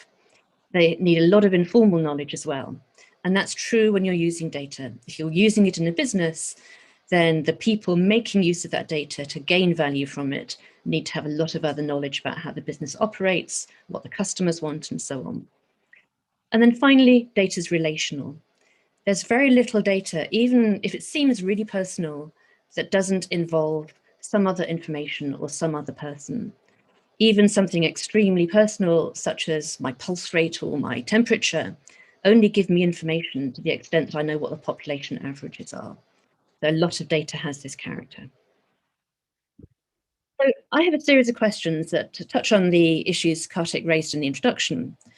I want to understand how data helps deliver market power and what the antitrust remedies for that might be. We had a panel in the UK chaired by Jason Furman, and I was a member of that. So we talked about data in that context. There's some macroeconomic issues and the measurement questions. Can we estimate the scale of the data economy? And finally, how could it contribute to social welfare? And how can we take advantage of those positive externalities or spillovers that I mentioned? So I'm going to canter through these. Market power. I think it's well known now that the digital economy has a winner-take-all characteristic, that because of the scale economies, which feature in other industries also, not just digital, but are very large in digital, but also what are called network effects, where users benefit the more users there are of the service that you're talking about, either on the same side of that market as in telecommunications, or on the opposite side if you're talking about an accommodation platform. And that means that there's a tipping point. Lots of platforms fail, but the ones that succeed tend to become very big and the largest in their markets. And that means that if you're thinking about antitrust policy, then it's less about defining a static market and thinking about the impact of a merger, for example, on price changes and consumer outcomes. You're really thinking about the contestability of that market. Google took over from Yahoo because it was better. Facebook took over from MySpace because it was better. Could those two in turn be knocked out of the market by the next dominant player with a better technology? They would say yes, but a lot of competition authorities suspect not, and are looking very closely now at different ways of treating mergers or thinking about market power in digital markets. But one reason for that winner-takes-all phenomenon and the difficulty of contesting the markets is the data loop. That if you have a lot of data as a company, you can deliver a better service, you can tailor it better. And that helps you win more customers, and that gives you more data. And you could add on to that the loop that comes from advertising revenue. If you have more customers and you're making more advertising revenue, again, you improve your service and you get more data. There are also issues about the use of data in setting prices or setting wages on labor platforms algorithmically, and absolutely open questions about the extent to which collusion is possible between algorithms, even if the companies operating them don't have any intention of doing so or knowing anything about it. So these, I think, are unanswered, some of my unanswered questions. It's an area of great interest among competition authorities now. The European Union has put forward new proposals. The UK Competition and Markets Authority is setting up a digital markets unit to address these kinds of issues. And some work that I'm hoping to do will be looking at algorithmic pricing with colleagues who are in computer science and data science to try to understand, can it be monitored better? And could you even write speed bumps into the code to prevent algorithmic collusion? So those are the competition effects. What about the macroeconomic effects of data? One piece of work that I looked at the price of data services, telecommunications services in the UK. The black line at the top of this chart is what the official price index says has happened to telecommunication services since 2010. It's flat. And any telecoms engineer will tell you that's completely absurd because it's not taking account of the absolutely enormous surge in data use, the increased compression, the increased quality, reduced latency, and so on. It's not quality adjusted. And so with some colleagues at the Office of National Statistics and Institute of Engineering and Telecommunications, we looked at different kinds of price indices. Because we wanted to know if you're deflating the output of the sector by the wrong price index, then you are going to understate the real output and understate the productivity of that sector. And that would have consequences for real GDP and productivity measurement. We came up with a series of different deflators, the most radical of which, the yellow one at the bottom, is a unit value index. That means that is literally a price per byte, no matter what information that byte carries. And you can see that there's a 90% decline instead of a flat line over that period. The Office of National Statistics is now implementing the red line, which is our most conservative alternative. And that's changed the story about the macroeconomy and the sectoral pattern. So rather than the flat index on the left-hand panel, they're now using that declining index in the national accounts figures. And that's already at headline level had the impact shown in the panel on the right. It's a 0.16 percentage point increase in the level of GDP for the years at the end of the chart, post-financial crisis. That doesn't sound like a lot, but in the context of quite low growth, it's worth having. And it will have implications for the sectoral breakdown of productivity in the economy as well, when it's fed through to those figures, because information and communication services are an input into lots of other businesses. So it's changing the story we tell about output and productivity.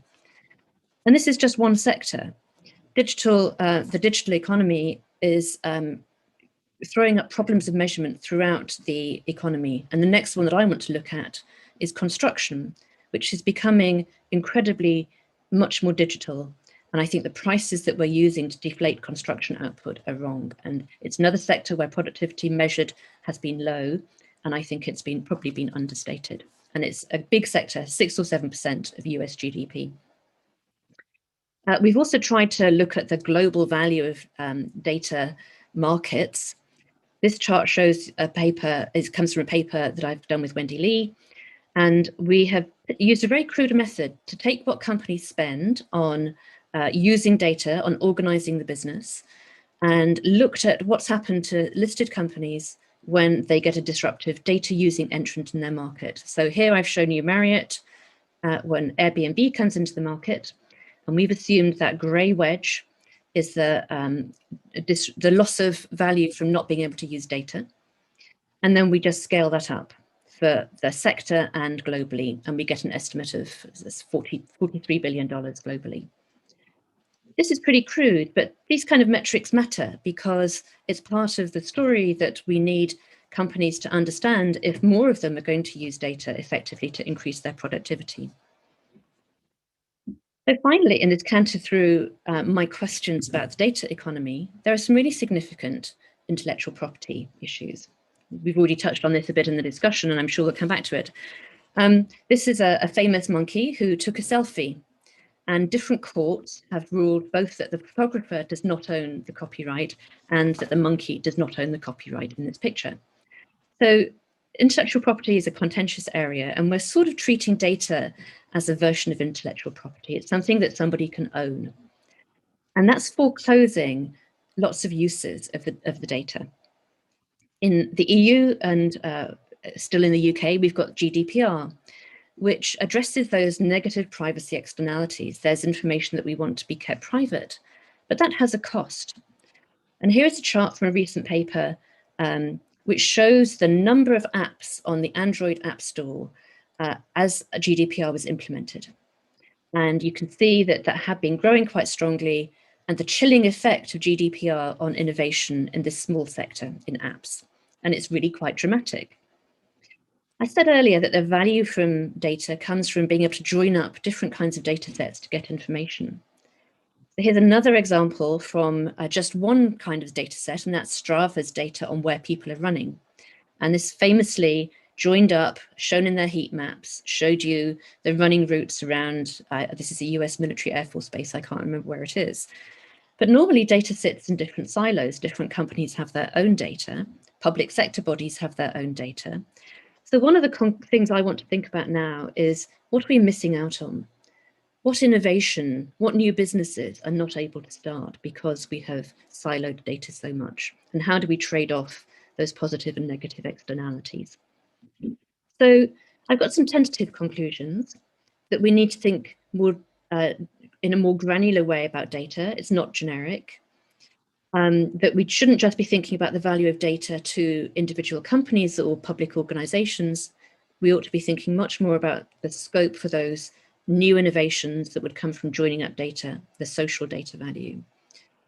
I don't think ownership is a useful concept. So I am not a fan of translating the intellectual property concepts over to data.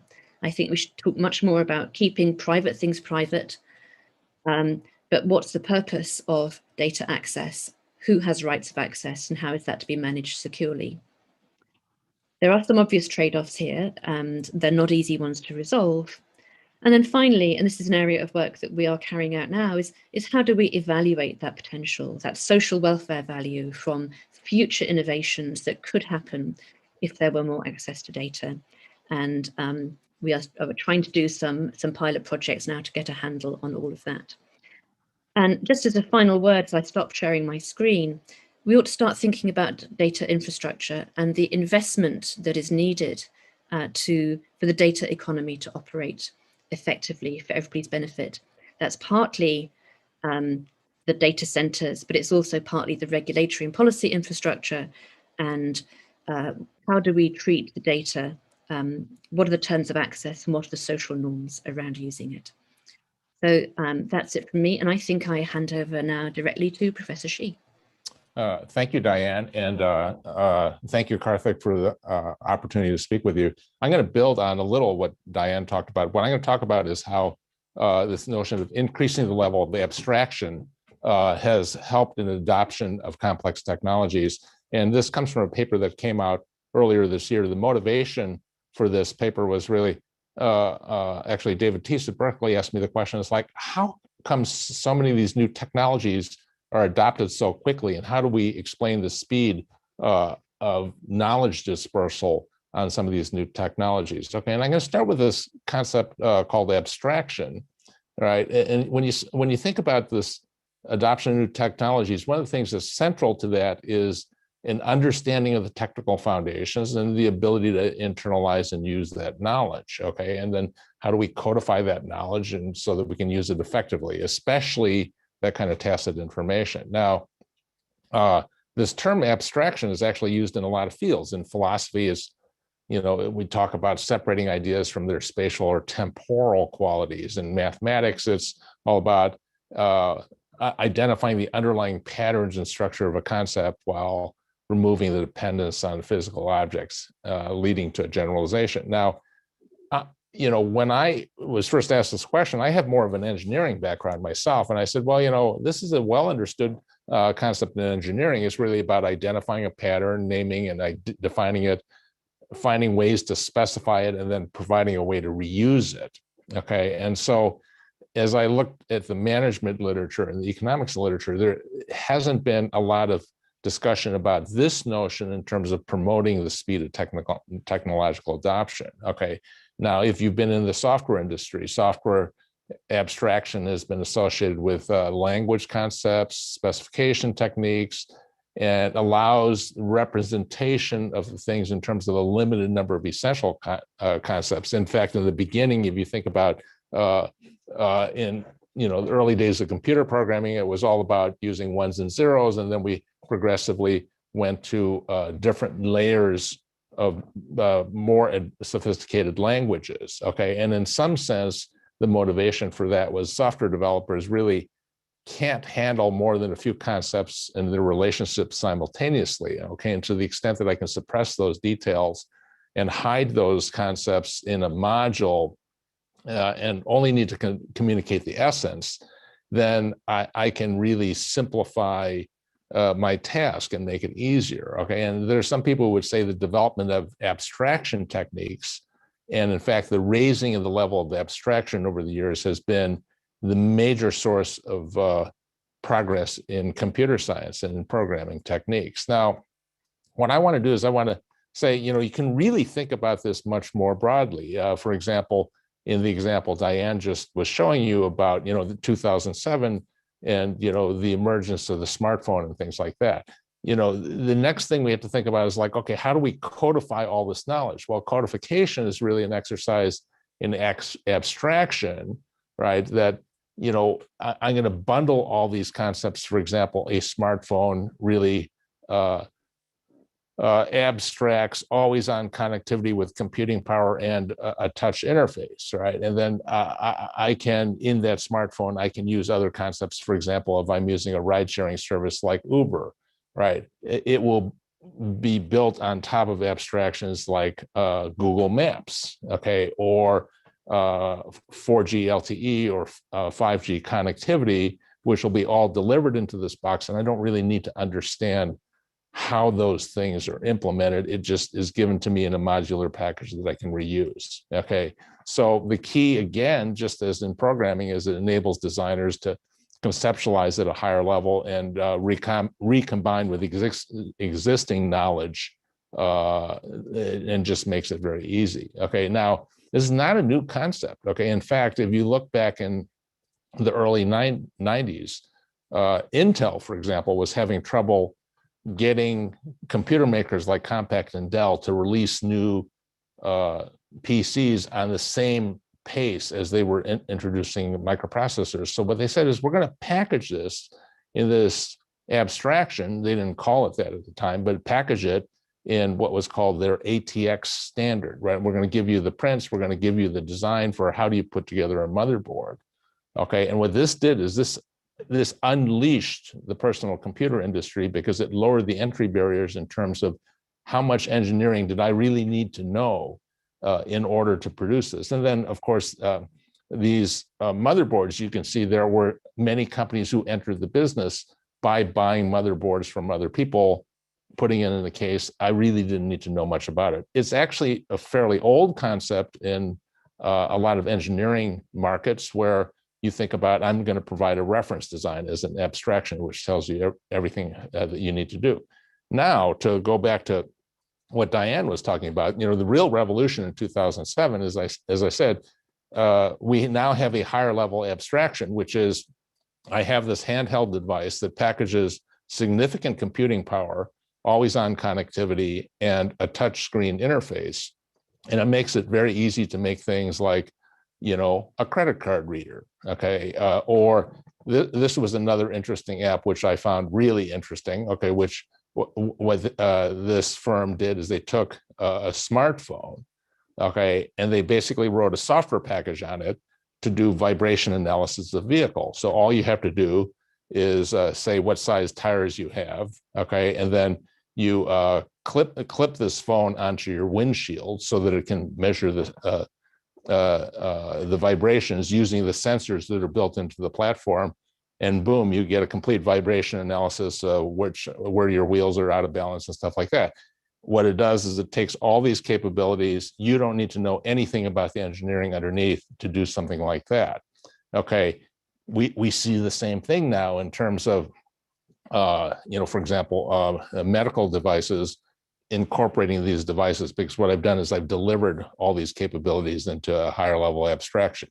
Now, the point of this paper, okay, and my observation is now what you see is people saying, I explicitly have a strategy of raising the level of abstraction as a way of getting people to adopt new technologies. So for example, if you look at somebody like Uber, right, who has already built on top of lots of other abstractions, they have a Ride with Uber app, which they have an application programming interface, which they offer to people like OpenTable or StubHub or other people. If what you want is you want a delivery service, okay, I'm going to abstract all of that and I'll package it. You can build that into your app very easily. Okay, so this was the diagram somebody sent me, okay, because,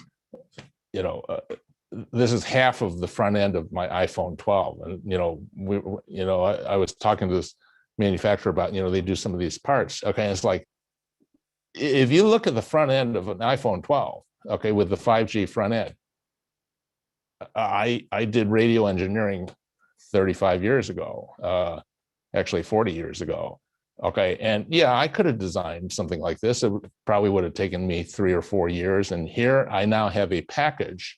Well, I have a couple of packages which allow me to implement all of that 5G. All I have to do is glue them onto a circuit board and solder everything in, right?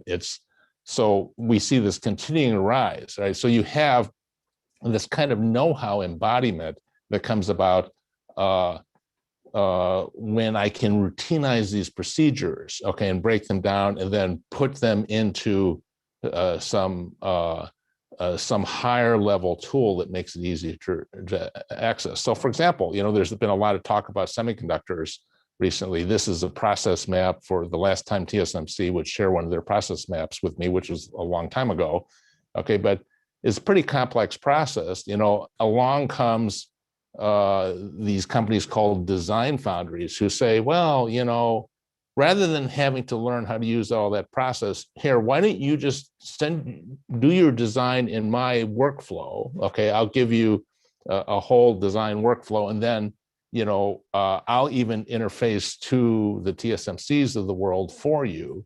Okay, and out the other end will come chips. And in fact, what we're seeing now is a new era of more and more companies being able to access designing their own chips just because the tools abstract the whole service for you. Now, going to, again, some of the things that Diane was talking about, all you have to do is look at, I've been looking at devices like this, Amazon with their deep lens, okay, and their Amazon recognition package, which says, here, let me give you these building blocks that abstract all these capabilities like labeling for video or image and video analysis. And I'll give you this prepackaged abstraction, which will allow you to build that capability into your products. Okay, and this is kind of, these are only some examples. There are a lot of other people who are doing this as well. Okay, but it's sort of like, how does it really accelerate the adoption of some of these really amazingly complex technologies? Now, the other thing this does is gives you a perspective on kind of knowledge flows and knowledge diffusion, right? I mean, we we saw that, and we've seen this earlier references to the earlier industrial age, where you saw know-how getting embodied in tools like in iron and steel making, and then or shoe making, and being diffused around the world. Now, this is one study that I did a couple years ago in terms of complex manufacturing technologies like the LCD flat panel screens used in your notebook computer and your TV sets, and how the know-how for that got diffused because it was all abstracted into tools, right? A very complex, very sophisticated manufacturing process, and you abstract the whole thing. The extreme of this is like if you look at the LED manufacturing business, there are two tool makers, Extron and Veeco Instrument, who starting about not quite 20 years ago, produced these MOCVD tools that abstracted everything you needed to do to make LEDs. Okay, and once the Chinese government said, we will subsidize anybody who wants to buy these tools to make LEDs. This is why energy efficient lighting is so inexpensive these days, because these LEDs are commodities that cost a fraction of a cent each, because there's so much capacity, because the know-how is all embodied in the tools, right? So now for the tool makers, generating these higher level abstractions where I can, put all this know-how in, that's my business, right? So my business is to sell the tools that embody all this know-how, and then really use that to foster the dispersion of these new technologies. And that's why we're seeing this really becoming a much more globalized business, where people are coming up with these innovations all over the world, and they diffuse so quickly. Now, some of the implications of this, okay, I would argue, on the one hand, the speed of innovation has been enhanced, right? It enables new players to kind of do this cumulative innovation, build up on all the years of R&D investments of others,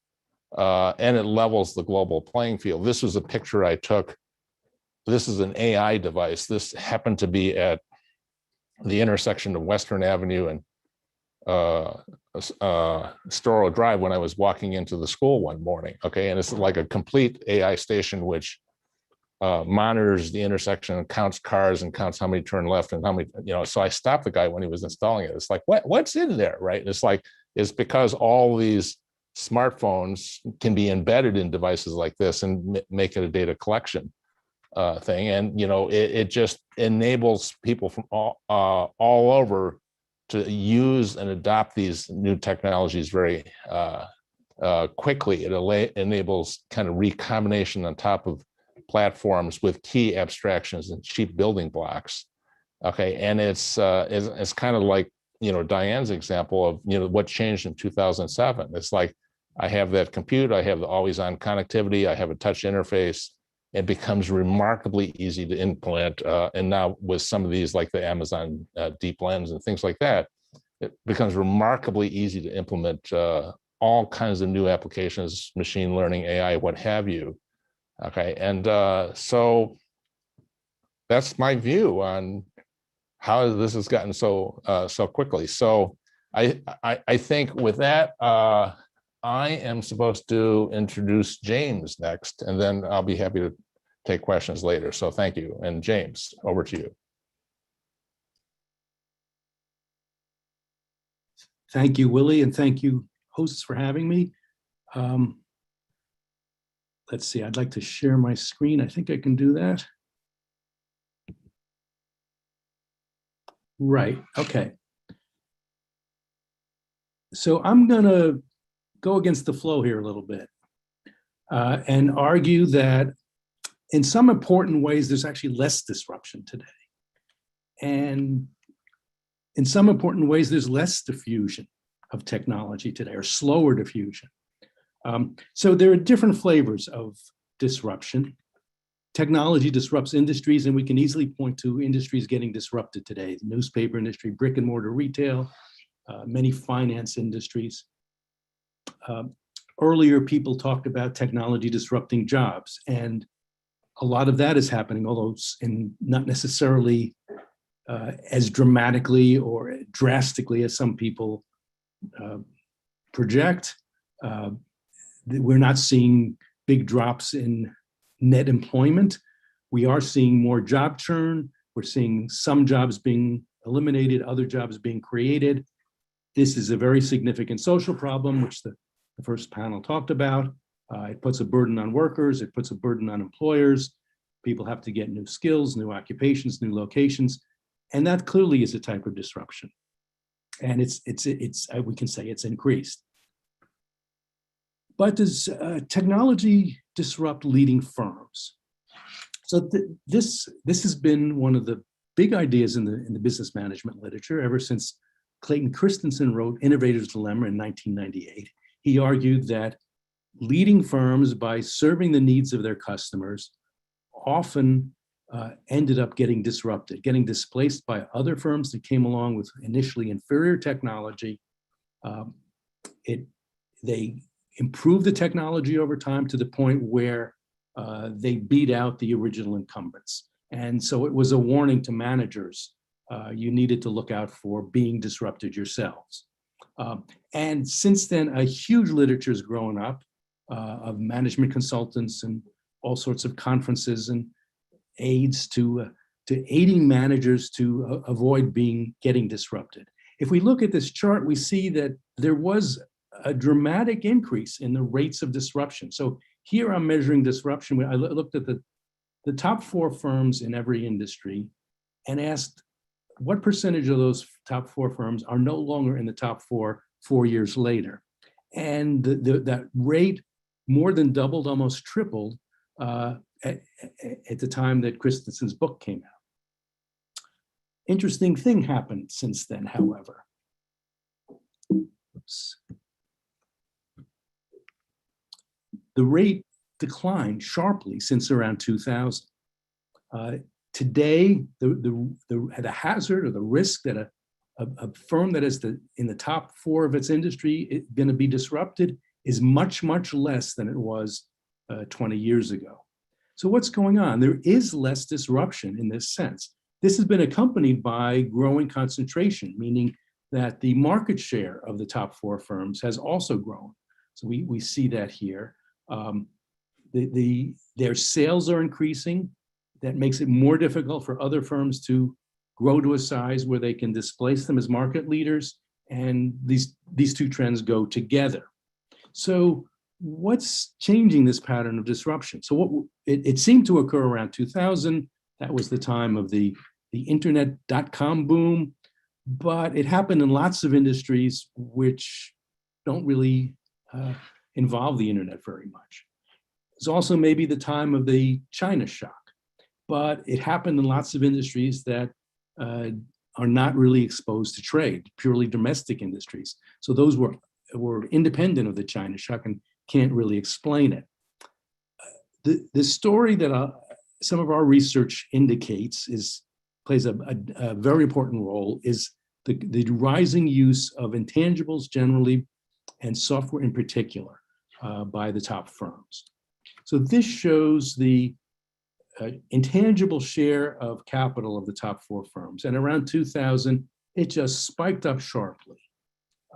Most of that was actually an increase in what I'll call proprietary software. In other words, software that a firm was developing for its own use to improve its own processes, either by hiring programmers and writing the code themselves, or by contracting with Accenture or other third parties to develop it for them. Very different from the traditional concept of software being prepackaged software that Microsoft sells off the shelf. Very different from this is not just a story about big tech. This is across industries, and we'll get to some of those industries in a bit. But across the board, you're seeing many sectors where the top 4 firms are making big investments in proprietary software, and we're able to relate it to the declines in disruption and the increase in industry concentration. So this chart shows you the market share of the top 4 firms against the software share of the workforce. And what you clearly see is a positive association. Some of our research shows us that this relationship appears to be causal, at least plausibly causal, in the sense that firms make these investments and the market share grows correspondingly.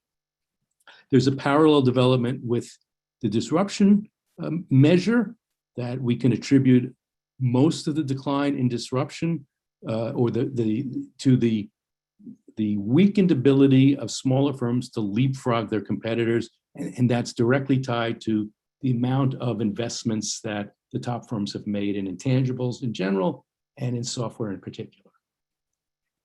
So what's going on? Why is this? It helps to look at an example. Barcode scanner was a technology that came along in the 1970s. It was used by retailers across the board. There were productivity gains, grocery prices went down, revenue per worker went up. It provided a competitive advantage to those firms that used it, but it was both small firms and large firms who adopted this. In fact, some of the small chains adopted it first. Walmart was a company that took this basic technology and integrated it into a complex system where you have all of this flow of information that comes from each scanner, each cash register, a huge amount, a fire hose of information coming out. In a traditional chain store model, that information would flow to headquarters and some buyers would make decisions. Okay, we want to buy this, we don't want to buy so much of that. What the Walmart model did was tie that information and made it available to store managers. It made it available to headquarters, but it also made it available to suppliers. Everybody got to see what was going on, what was selling, and in the process, it made the entire process more efficient. So Walmart was able to, one, be more responsive to changes in demand, two, greatly increase the number of items that they stocked in each store, because they could stock an item and tell relatively quickly whether it was a dog or a hot item. These efficiencies allowed them to lower prices. And in the process, Walmart went from 3% of the domestic share of general merchandise in 1982 to 52% 30 years later. What was going on here, they were able to use these huge amounts of data. So this relates to what Diane was talking about, and use it to become much more responsive to differentiate their stores. Their stores had much greater selection and they had the right selection. We see this across industry sectors. So other supermarkets, Amazon, have developed sophisticated retail logistics and inventory systems to allow better selection and faster response. This has allowed the top firms to dominate in those sectors. Even in something like waste management, which you would think is a totally non-technical industry, a huge amount of investment is going on in waste management because they have a sort of a reverse logistics problem. They can become much more responsive to their customers if they can manage who's getting the garbage and who's, how it's being routed. We see it in manufacturing, where these technologies have allowed more and more features to be integrated into products. This is very much what Willie was talking about. By increasing the level of abstraction and tying it with lots of data, we're seeing software being used to design aircraft, autos. The car today has, a car may have 100 computers, 100 million lines of software code, a huge amount of software. But by doing that, they're able to have much more features and drivability and responsiveness than in the past. We see it in targeted advertising. Companies like Google and Facebook have used huge amounts of data to much more finely target their ads. We see targeting happening in insurance and in finance and credit cards. Here, the banks are able to target credit card offers, not only to market them well, but also to tailor the risk to individual customers. So by using this technology, they're able to differentiate from their rivals in a key way, and that has changed the nature of competition. So what's the significance of this differentiation? One, it means that when the large firms have the these huge investments, it slows the growth of smaller firms. We actually see less leapfrogging going on. It also weakens the incentives for smaller firms to improve. That, in other words, when a small firm in a differentiated market improves its quality, it means that there's less differentiation between stiffer competition and lower prices. Also, it undercuts the incentives that the top firms have for providing access to their technology. And this is a key difference from the past. So in the past, when firms would develop new technology that allowed them to lead the industry, they often had patent protection or other intellectual property protection, and they would license their technology to other firms. The automatic transmission was developed by General Motors, and within 10 years, it was licensed to competitors, or competitors had developed alternative versions of their own. So we saw a rapid spread of the technology throughout society. When technology is being used to differentiate one firm from another, the same incentives aren't there. If Walmart provides its logistics and inventory technology to Sears, then Sears is going to be able to compete more intensively with Walmart. Walmart loses its differentiation. The combined profits of both firms decline, and so there's no motivation to do it, or less motivation to do it. So we are seeing a greater gap between the top firms and the rest. One way we see this is in who's investing in software these days. It's the large firms. So this looks at the share of the workforce by firm size, excluding computer firms or software firms. Basically, 2/3 of the software developer workforce is in the large firms. And it means there's a greater gap in the technology available to the top firms and the rest. So this was first identified by researchers at the OECD. This chart shows you the brown line is the revenue per employee of the top 4 firms in each industry. The blue line shows the revenue per employee in of all the other firms, the 5+ ranked firms. And up to about 2000, they were roughly the same. But following 2000, we've seen a widening gap between the top firms and the rest. And this is a shorthand way of saying that the top 4 firms have a technology which is not diffusing to the rest of the economy as it did back in the 90s or earlier. So this diffusion becomes a significant issue. In effect, this technology gap means there's a higher moat to competition. So the top 4 firms experience less disruption. They experience larger market shares, but at the same time, it slows the growth that productive or innovative new firms will experience who lack access to some of these same tools. So what? I mean, these guys are getting big because they're doing their jobs better. Isn't that what we want?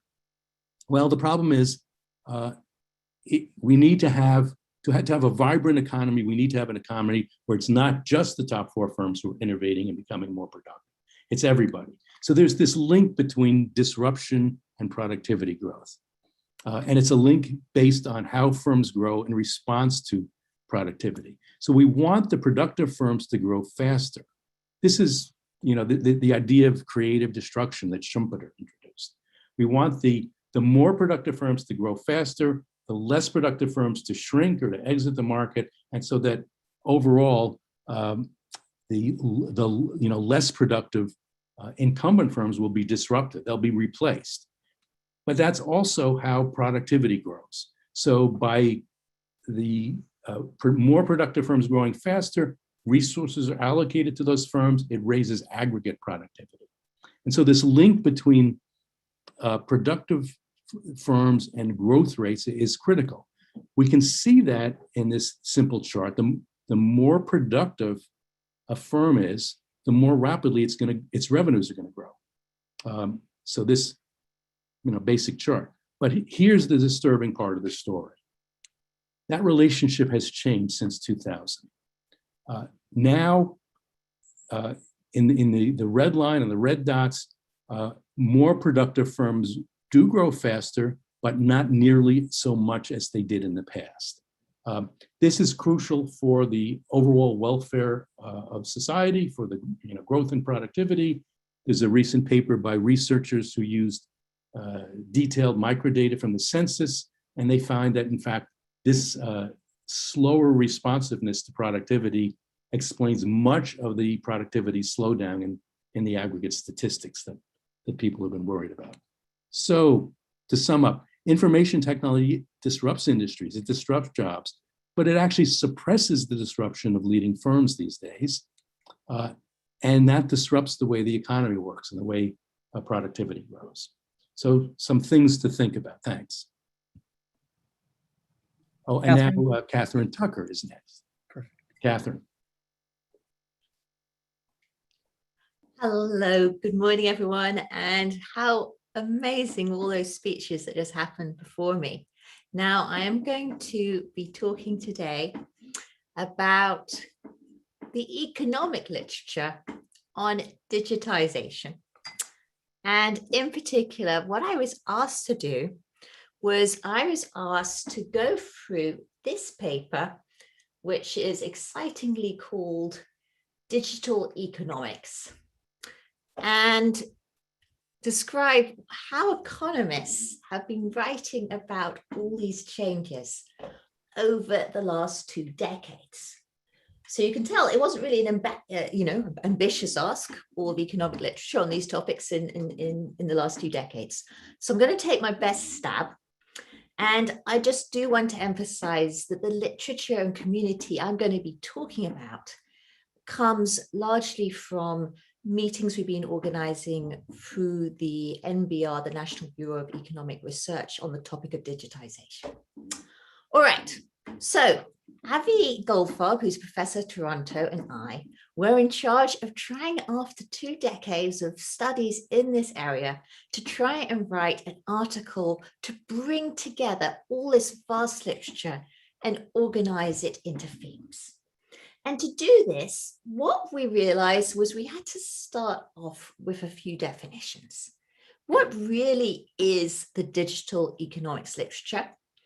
And the way we thought about it is really what's important is, well, what happens to the economy when data is stored in bits rather than atoms?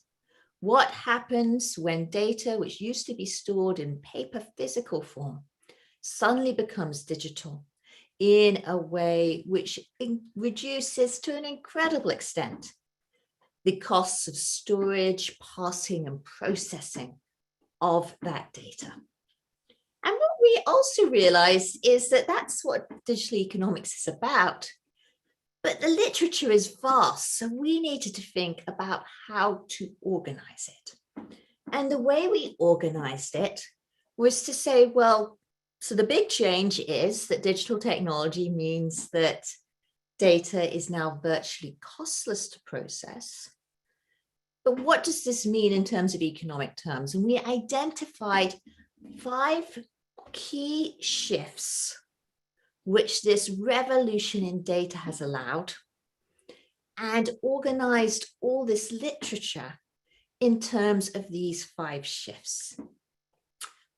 And the way to think about these 5 shifts is, I think it's fair to say that even by 2005, we knew about the first 3 shifts. That is that the digital economy reduces costs of search. The digital economy makes it pretty close to marginal zero cost to produce information. And third, geography may matter less because transportation costs have fallen. I think our innovation, though, beyond 2005, was to say, actually, if we look at the last 15 years, there's actually been a different story which we've been exploring in the literature, which is the idea that data evolution has actually led to a low cost of being able to track consumers and behavior, and also that the data revolution has led to a low cost of verifying the accuracy of information if people are who they say they are. And we're going to go through in turn each of these buckets. And I'm going to tell you the highlights of some of that literature, which I can't possibly do justice to.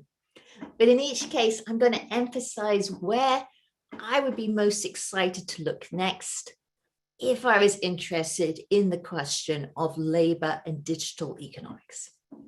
All right. So first of all, if I was to think, I teach marketing, you heard that. What's the biggest consumer revolution of the internet age? It's really just the reduction in cost of search. Wow, what a change. I mean, I have been going back to historic records of how consumers used to search for, say, a CD player in the 1990s. And gosh, it was just a horrible process. There was so little quality information. You were so circumscribed in what you could do. Retailers really controlled your actions. Completely different from the process we see today. And my gosh, if you're a consumer, this is just a huge source of digital welfare, which I think is incredibly easy to forget when we're having a session like this, where obviously we're worrying about the implications of the digital economy. Now, economists have tried to organize their discussion here to really think, well, what are the implications of this lowering of search costs? There was a lot of work on pricing. You know what? That was early work. In the end, it turned out to not be that interesting. I say offending a whole lot of people. Instead, I would say that some of the more interesting recent literature has been on two topics. First of all, the extent to which search algorithms, or the way that digital technologies match consumers, turns out to matter a great deal. The other thing I want to highlight, though, is a newer literature which studies the role of platforms in terms of understanding how they match up a job seeker with a vacancy. Now, the reason I highlight this for you, if you're interested in labor markets and digital economics, is that we have a whole session devoted to this question in our upcoming conference. And I just discovered so many things. There are huge influences in terms of how filters are built in these job matching websites, which actually have huge implications on inequality. Simple things like having a background check box can completely change how well people who are on the margin of societies can re-enter these markets. And so we're learning a lot about how, in a world where digital platforms are a major way that people in the labor market find jobs, the design of those platforms really matters. Now, the next type of literature is really about this idea that it now costs zero to make stuff in the internet. In other words, just this idea that the internet is the world's biggest photocopier that ever existed. This was a really big feature of the early digital economics literature. Since then, we've actually just really had good news on the copyright front. What we've seen is that, yes, it's easier for piracy to happen, and it's harder for artists to potentially protect their rights. But on the other hand, so many costs have fallen in terms of being an artist, in terms of reaching potential people who are interested in your work. There's been just an explosion of supply in a way which has balanced out demand. So in some sense, when you're thinking about this, and especially creative job markets, I would say there's a lot of good news. Now, the next bucket of things was this idea that in the internet, the geography would disappear. And then economists ended up writing a whole lot of papers saying, actually, no, yes, in theory, the internet can make geography disappear. But actually, when you look at what happens, the internet tends to replicate a lot of ways that things are geographically distributed already. And that has, in some sense, reduced the effect of the internet removing all borders. So that's been that literature. Now, I I've skipped through those first three, and in some ways I've skipped through those first three because I want to get onto those last two big changes, if you remember, because this has really been the focus of the economics literature for the last, I'd say, decade. And these are the changes that we couldn't have predicted, I would say, in 2005-10 in this early literature. The first is this idea of low cost of tracking. When we started thinking about digital economics and the internet, I think a lot of people thought of the internet as a vehicle for anonymity. Instead, the reverse has turned out to be the true. And why is that? Well, this huge reduction in the costs of data has meant that rather than only being cost effective at the margins to collect data on a few highly potentially profitable individuals, instead, the nature of this economy means that you're better off collecting data on everyone and then trying to pass through the data to find out who might be profitable to target or deal with and so on. In other words, the economics of data collection about individuals has just changed hugely. Now, there's a large literature here. I think in some sense, it speaks to many of the points raised by Diane in her opening remarks. The way I would summarize it is that economists often tend to frame privacy discussions as discussions about price discrimination or using data to charge different prices. But actually, that sort of ignores what most of the policy world is talking about in terms of what they're worried about in terms of widespread digital surveillance.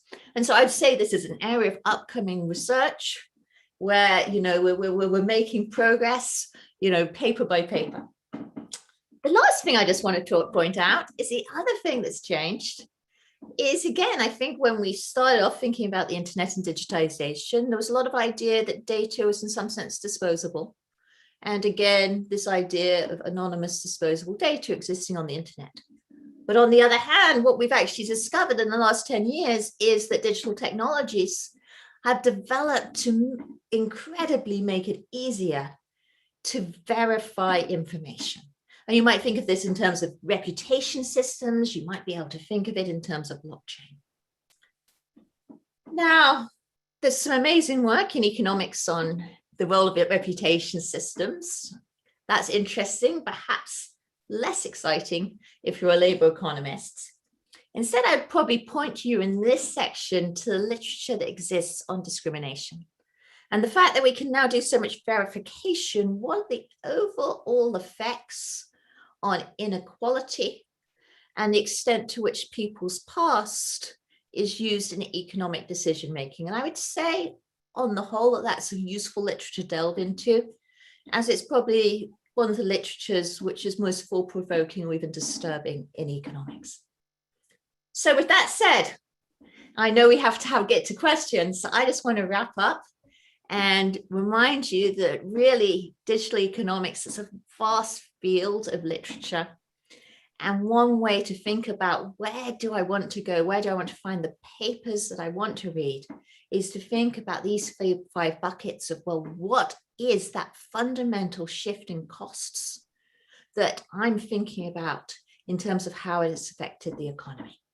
So I will pause here and hand it over to our gallant moderator to allow us for questions. Well, thank you all. That was a fantastic set of presentations that left me personally a little whipsawed, I think, which is ideal, because you don't want the world to be a settled place. I think we don't know, and good for you. There are questions. There's a question and answer page that is open. Please don't hesitate to type your questions in, and then I will do my best to get to them. So right now we have one question, which is, will we get the presentations? And I think I will leave it up to the presenters to make decisions on whether they want to share those, and then we can circle back. So thank you for that. So we have a question that's come in now from Amber Rayleigh. As we consider the data economy, data loop, and the competitive landscape, how might open educational resources, open pedagogy, and skills training really be a disruptor to our information economy, as there's a tension there with the entrenched educational establishment? I think Nitya talked about this implicitly early on. But so I'm happy to let Diane, if you are willing to kick us off on this, and then we can go to anybody else. Thank you. It's a really interesting question, and I think there are different tensions at play here. So just referring back to Catherine's points about reputation, you could see the availability of online education and actually the explosion in online learning that we've seen in the past year, getting people used to it as an opportunity for new entrants, or you could see it as a market where organizations that have existing offline reputations will be able to grow and dominate that market. And so for online education itself, I think it's not clear what's going to happen. I've been expecting it to be disrupted for years now, and that hasn't happened yet, because the way you exchange information, the way you transfer knowledge face to face is very different from online. And I guess we've had a great natural experiment, if you like, in the last 12 to 15 months about how that turns out in terms of the effects on people's learning. One other thing to just mention about education, referring back to James's talk, is the skills that people need to be able to work with these technologies and build the software, interpret the data. They're not ones that are widely available yet. And I can see Catherine wants to come in, but I think it'd be really interesting to hear what James has to say about that also. Yeah, so that is a major issue. What we're seeing, for instance, is that firms that are making these large investments in IT are paying substantially more for the same jobs as other firms. In other words, they're buying up the market, 17% higher for an identical job ad. The key problem is that it's hard to get experience. So when this problem of limited access affects worker skills development too. If you can only learn when you have access to the technology on the job, it's going to limit your ability to. It limits society's ability to train lots of people. So we're seeing these inequities contribute to greater income inequalities, but also it makes it much harder. There's a skills gap.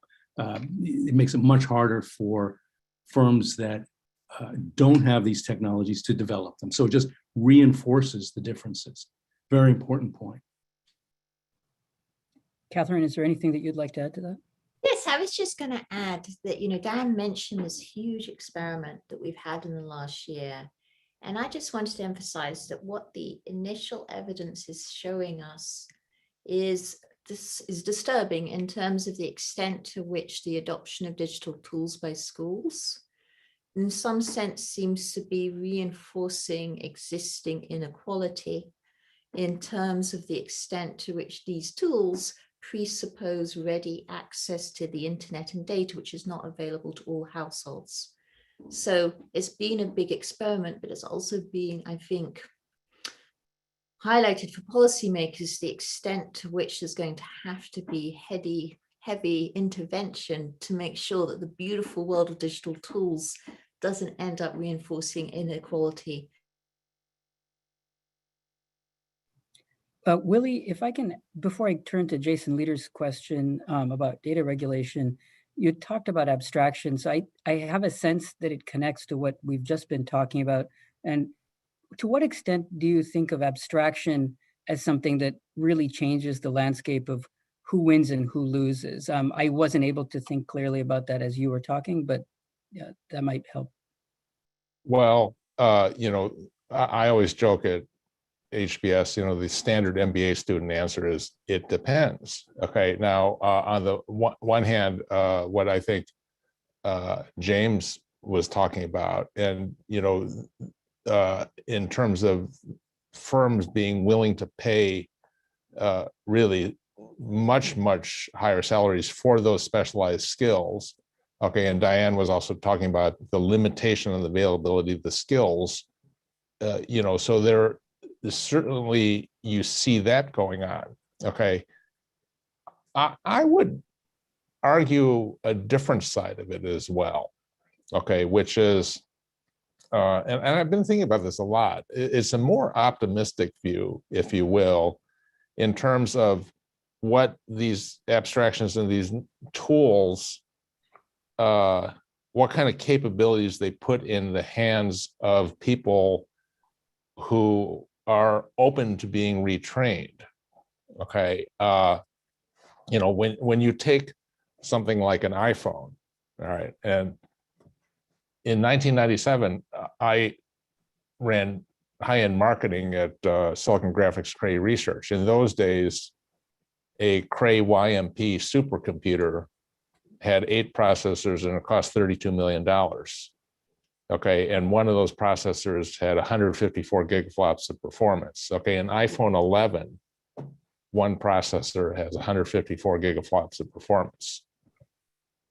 Okay, and so what did we do with all that tremendous computing power? Okay, what we did is we made touch interfaces and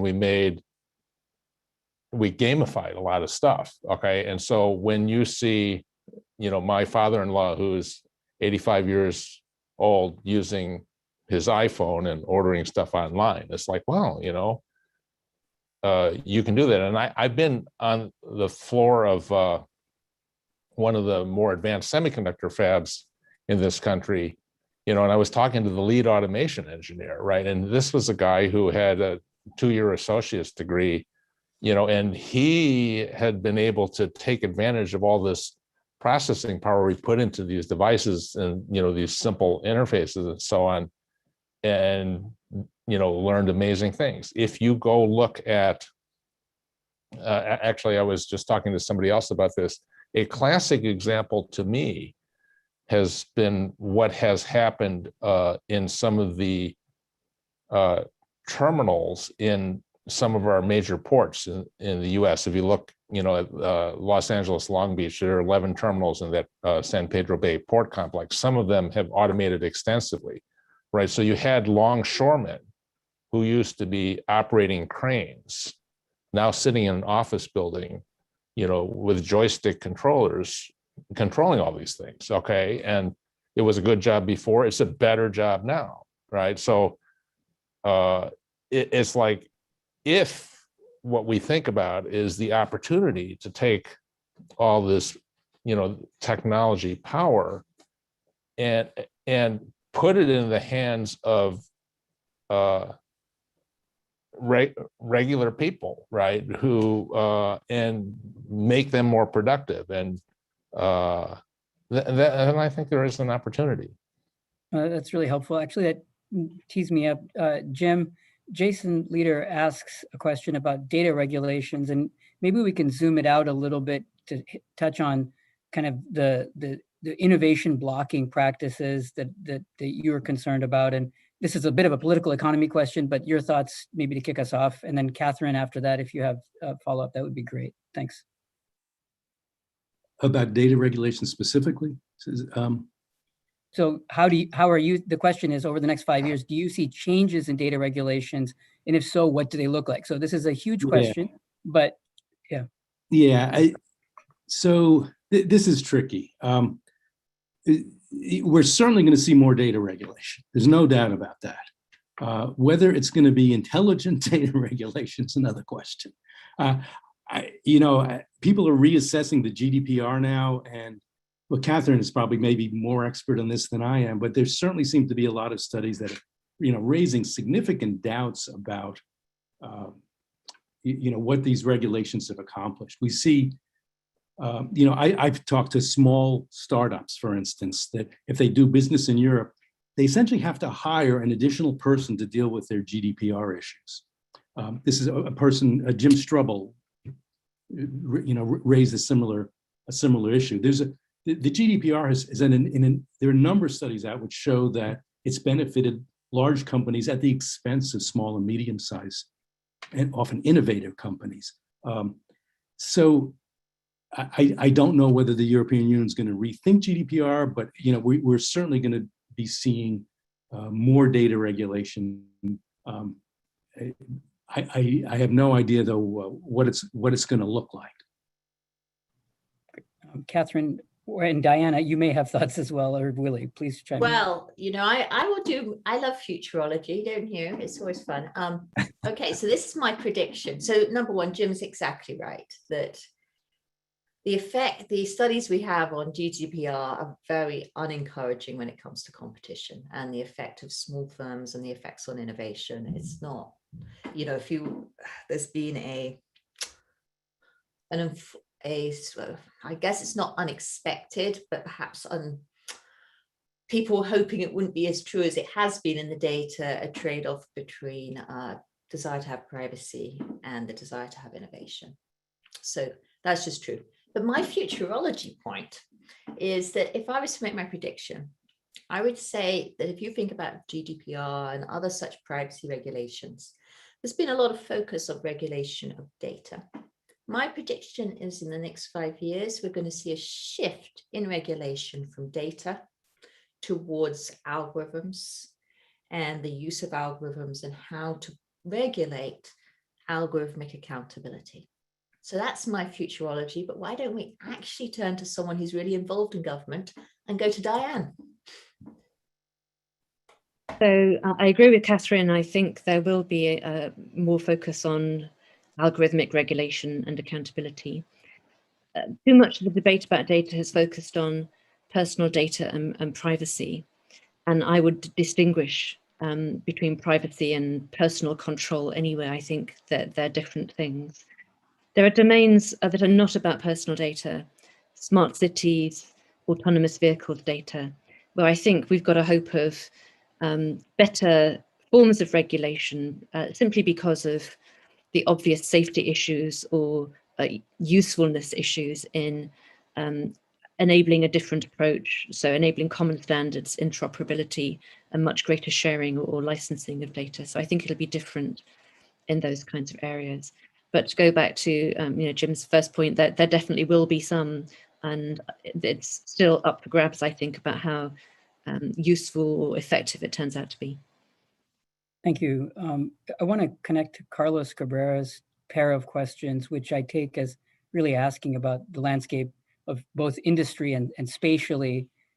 Given how we think about the innovation and disruption as having happened, is there something that we can think about where it will likely come from in the future, and then what sectors it will ultimately leave relatively unscathed? And so let me actually start first with Willie, because he's been thinking about production processes. If there are ways to think about areas that are going to be left alone potentially for a while at least, and then pivot to the question for all of you about, is it really going to be the US and the EU because this is very high human capital sorts of activity, or can we expect innovation to be disruptive from all over the planet? So Willie, please take it away. Well, I think that, in terms of industries, I see huge changes coming in the auto industry. Okay. And a lot of that is from technology. A lot of it is driven by this technology shift, which, first of all, the availability of design tools has dramatically lowered the experience that you need to design a good vehicle. Okay, so China is a place to watch on that. Right? I mean, and people in North America or in Europe sometimes forget that China is the largest auto market in the world. Okay, but what you should really look at is how these guys are using tools and how they are doing vehicle cycles at twice the rate of anywhere else in the world. Okay, and so I foresee big changes there, and also in terms of the willingness to experiment and consumers' willingness to experiment with online, because they have very different market dynamics because of the population density. So it just makes all the online food ordering and delivery and all these things, they have much higher density to practice in those markets. So, just as the US had that benefit in the 20th century of having the world's largest market, in a data, in an economy where data is important and, you have that density, China would be the place to watch in my view. So Willie, just before I go to the others, if we just want to be provocative for a second, we can think of services as the world of the pleasant haircut going forward. And if that's what we humans spend most of our time doing for each other, we haven't talked about soft skills and other kinds of things that are going to govern maybe the extent of those professions that remain untouched by innovation. And maybe Diane or others, maybe Diane, you could kick us off just by thinking about what sectors are likely to be immune, going back to Carlos's concern. You're absolutely right, Kartik, that there are some services where that personal touch is all important. And you might even see a divergence. If you think about a service such as nursing care, some things you absolutely want to be disrupted, made as fast and efficient as possible, taking a blood test or whatever it might be. And then other areas where you want to use the sort of human input that's been freed up by that to deliver higher quality care, more time spent with people. And so there are different forms. There's a sort of quantity productivity and a quality productivity in certain services. I could see some technological disruption even so in areas like social care for adults, where it would be a good thing, would it not, to see an upskilling, better career paths for people working in that sector, and where we know that there's going to be a high demand and lots of financial pressures. So we need the efficiency gains from introducing technology for things like monitoring health and scheduling people's visits. So the services are clearly an area that will not be unaffected by all of this, but I think the way it plays out might be very different from case to case. Wonderful. Thank you. Let me actually keep going with the questions. Ray Leiden has asked Catherine, do you see more scope for online search and matching to improve match quality and wages? And maybe you can start there, Catherine. Of course. So I'm afraid we don't have, as of yet, much information on the direct effect of wages. But we do have some nice papers which emphasize the benefits in terms of match quality. And, papers which show that providing information that you might think marginal, such as how many other people are applying for the job and all of these other things that we can automate on the platform, can actually have a huge effect in terms of match quality and outcomes of the job search process. So there's a lot of positive things there. I'd also like to add that the other literature, which is really intriguing for you to check out, is on the use of algorithms to help facilitate that job search matching process.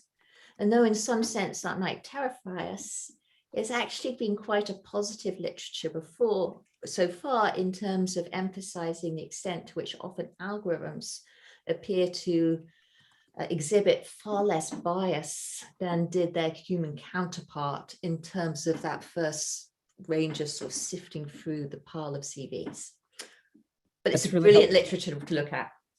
So Catherine, let me keep it with you for a second, because I think there's a related question of identity theft is something, so to the extent that we can know about somebody, can we now start thinking more easily about mimicking or impersonating or stealing identities? And, that's something that I think you've given some thought to in other contexts, but any thoughts you have would be great.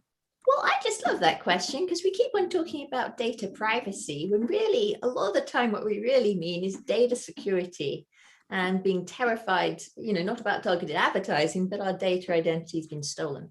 There's some good news there though. And this is the good news, but it's conditional good news. What is quite amazing is that after you analyze people's online behavior, people are just terrible at data security. They reuse passwords.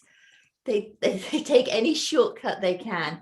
But there's a big question about why we don't actually have more identity theft given how the average American consumer behaves. And the answer is that it's actually just still very costly for people to commit identity theft. Those last few steps of being able to actually apply for credit cards and so on lead to enough frictions for this to be a small scale process. So it's a beautiful equilibrium we're at right now. The big terror is if something shifts to allow identity theft to scale. That's fantastic. Any other thoughts from our panelists? We are right about at time. Just that I completely agree with Catherine about distinguishing between privacy and security. And even non-personal data we might want to keep private, but that's a very different question, and focusing on security much more is imperative. Thank you. Bill Sproul, I really apologize for not being able to get to your question, which is important. In the end, we need to think, in Jim's remarks, it was throughout the question of antitrust. So hopefully we'll have a future time at which we'll be able to do that. With that, I would like to thank very much all of our distinguished panelists for excellent presentations. Thank you to all of you who asked questions and kept this discussion interesting and live. And with that, I'll turn it over. Thank you all for a great set of presentations. We will make them available online next week on the conference website. Our next session will be a policymaker roundtable with President Tom Barkin of the Richmond Fed, President Raphael Bostic of the Atlanta Fed, President Rob Kaplan of the Dallas Fed, and it will be moderated by Kathleen Hayes of Bloomberg, and will begin at 11:15 Central. See you shortly.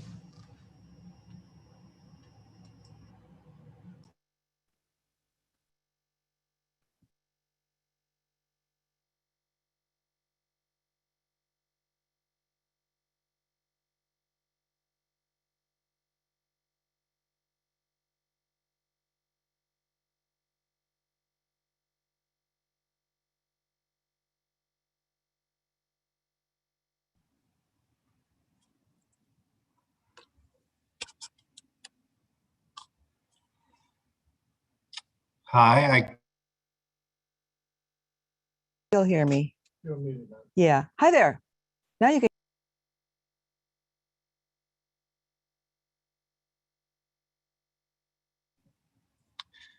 I think I just got muted.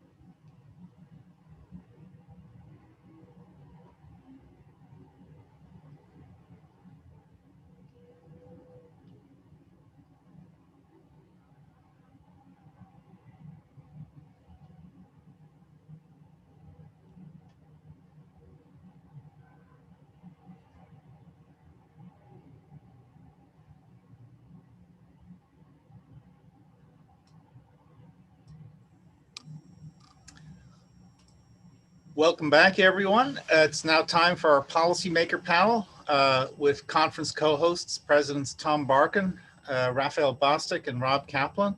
As a reminder, you'll only be able to submit questions during this session via the Q&A channel. We cannot take any live questions.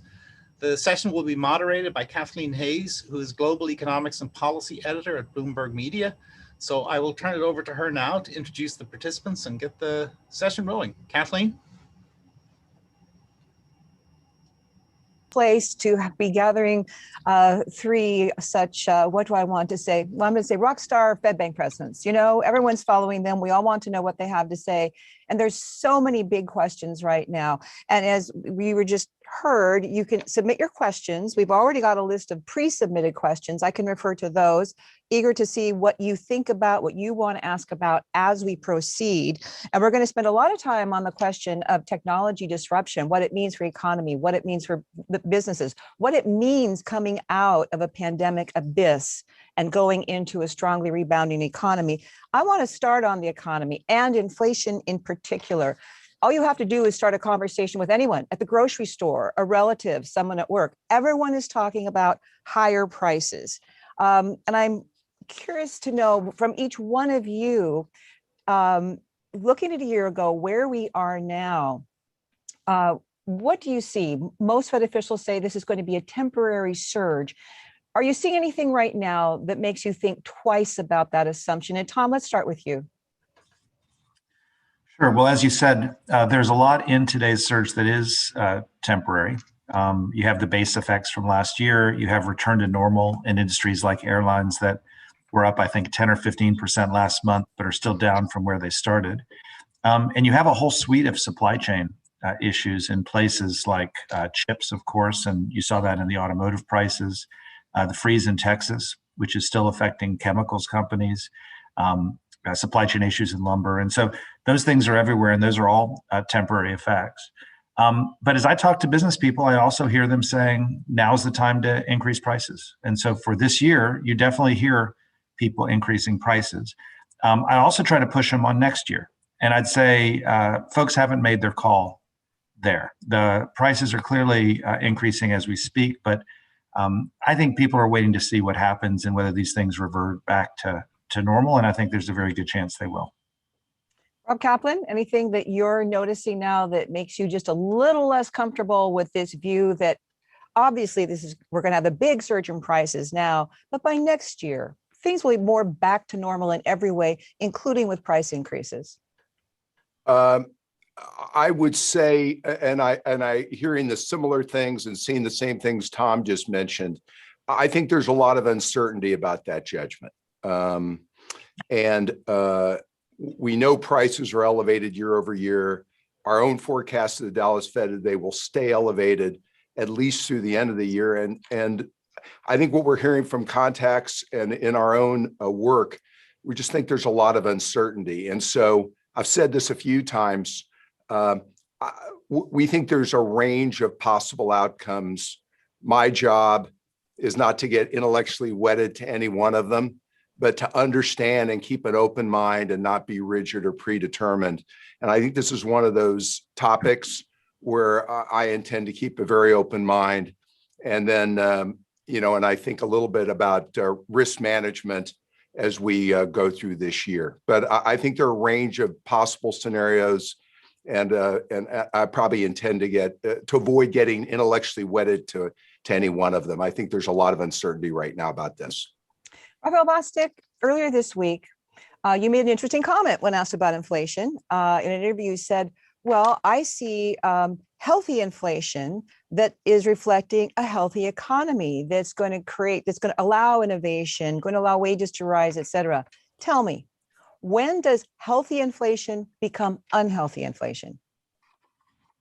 Well, I think that healthy inflation becomes unhealthy inflation when we start to see expectations shift in a way that suggests that firms are going to start taking risks and making bets that may not be sustainable and fall outside the range of what we typically see in terms of prudent decision making. Let me step back and say I actually really support what both Tom and Rob talked about in terms of the uncertainty and the fact that many of the forces that we're seeing today seem to be forces that should resolve in several months. But the one thing that I really have heard from my business contacts, which I don't know gets talked about as much, is this notion of what's the definition of short run. And if short run transitions from 3 to 6 months to 18 to 24 months, then there may be the risk of people actually making different types of decisions and changing their relationship to the marketplace. So, I'm doing the same thing that Tom is in terms of pushing the people that I talk to, the decision makers, as to, I understand where you are today. 12 months from now, where do you think you're going to be? 18 months from now, where do you think you're going to be? Are you going to start pricing things differently? And do you think the pricing power you have will be different? And right now, I'm hearing the same thing that Tom is. That's too far down the road, and there are too many moving parts. So we're still in a lot of transition, and we're going to, at our bank, continue to ask questions to try to get more clarity on exactly that point. Well, then certainly it sounds to me like you're all saying vigilance, not sitting back and saying, oh, we're pretty sure what's going to happen. Vigilant, watching all the numbers. I want to get to the FOMC minutes this week, because something that certainly caught everyone's eye was that a number of FOMC members were ready on April 28th, if things keep progressing on employment and inflation, to start talking about a plan that you might have for beginning the tapering of the bond purchases. So in terms of this number of persons, I can guess at least one of you who is undoubtedly in that number. So I'm not going to go to him first, Rob Kaplan. Let's go to you, Raphael Bostic. You said to Bloomberg Television this week, you've been a busy guy, we love it, that if you continue to see substantial further progress, you would be in favor of looking at tapering. So on April 28th, were you one of that number who said, yeah, see how things go, but definitely you're ready to at least thinking about it? Well, Kathleen, I would just say, hopefully, if you've been following the things I've been saying for several years, I've been in that camp. I think that we should never be in a position where we fall too heavily just on one outcome as the one thing that we should respond. And in my public comments throughout my tenure in this role, I've tried to make the point that we are going to be data driven. I'm going to be data driven and thinking about where policy should be. So I'm always running scenarios, and a line I like to say is, I get paid to be nervous, and if I'm going to be nervous, then I have to be thinking about the range of possible outcomes. And so I've always been in that space. And so you were at the FOMC meeting, then you were one of that number. Well, I'm not going to go into exactly what I said at the FOMC, but I will just tell you that right now, I am really monitoring the marketplace and trying to discern between transitory and permanent so that we can figure out when the right time to move is. Okay, John Barker, the last time we spoke, was that a couple of months ago? It seemed to me that you were more in the sitting back camp, that you were not ready, that you thought you didn't seem ready to taper. Not that you wouldn't look at it, but you know what I mean? Is that a fair assessment, that you're more thinking this is gonna take a lot longer? Were you not in that number kind of when asked, saying, yeah, I am ready to start this, at least discussing how we'll proceed when we proceed? Well, first of all, I can validate that Raphael is nervous. Look, I think this is a sort of just a game. And so I'm in the world of, I even think the sentence in the minutes said, when we make substantial further progress, we'll start to taper. And I think that's exactly what our forward guidance says. So, we'll forecast, we'll see what happens when we get to substantial further progress, we'll taper. So Rob Kaplan, you've been on record saying for some time that recently you're saying sooner rather than later. You're worried about financial excesses, et cetera, maybe not so much inflation. So I can assume, I guess, that you would have been in that number saying, yeah, let's start looking at this. And I want to ask you, first of all, were you? I don't know if you can comment or not. But is it time to do more than talk about this? Is it getting closer to the time where there has to be even these pre-steps taken? Here's what we're going to do. Here's how we're going to do it, and maybe start, ever so slightly communicating that to markets. So I like the comments that Raphael made and what Tom made. And no, I don't intend to comment on what's in the minutes. So I'll put that behind us. I have expressed publicly my concern about excesses and imbalances, not just excess risk taking, excesses and imbalances in the economy, and excesses and imbalances in the housing market. And I take the housing as an example, which I've talked about publicly. It's one thing, house prices are historically elevated. We have a number of structural changes going on, people moving to homes, understand. We're getting more and more reports, though, of investors competing with families much more aggressively for single family homes. And I guess what I've said, we've got a benchmark that we support of substantial further progress. But as I've said, as we see greater evidence that we're weathering this pandemic and making progress, I do think it makes sense to discuss the unintended side effects and efficacy of some of these tools. They were put in place last year, I think very appropriately, because we were in the middle of a pandemic.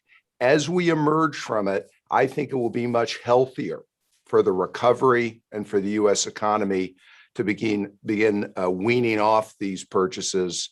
I think the benefits versus the unintended side effects, I think that balance I'm starting to feel differently about, and publicly acknowledge that. Well, Rafael and Tom, I'd like you to follow up on that, because interviews I've done with Fed officials, Tom, maybe I even asked you about this the last time we talked, was, again, let me underscore that. It was these are emergency situation measures. We are no longer in the same pandemic emergency. The vaccines are rolling out, cases are falling, things are reopening.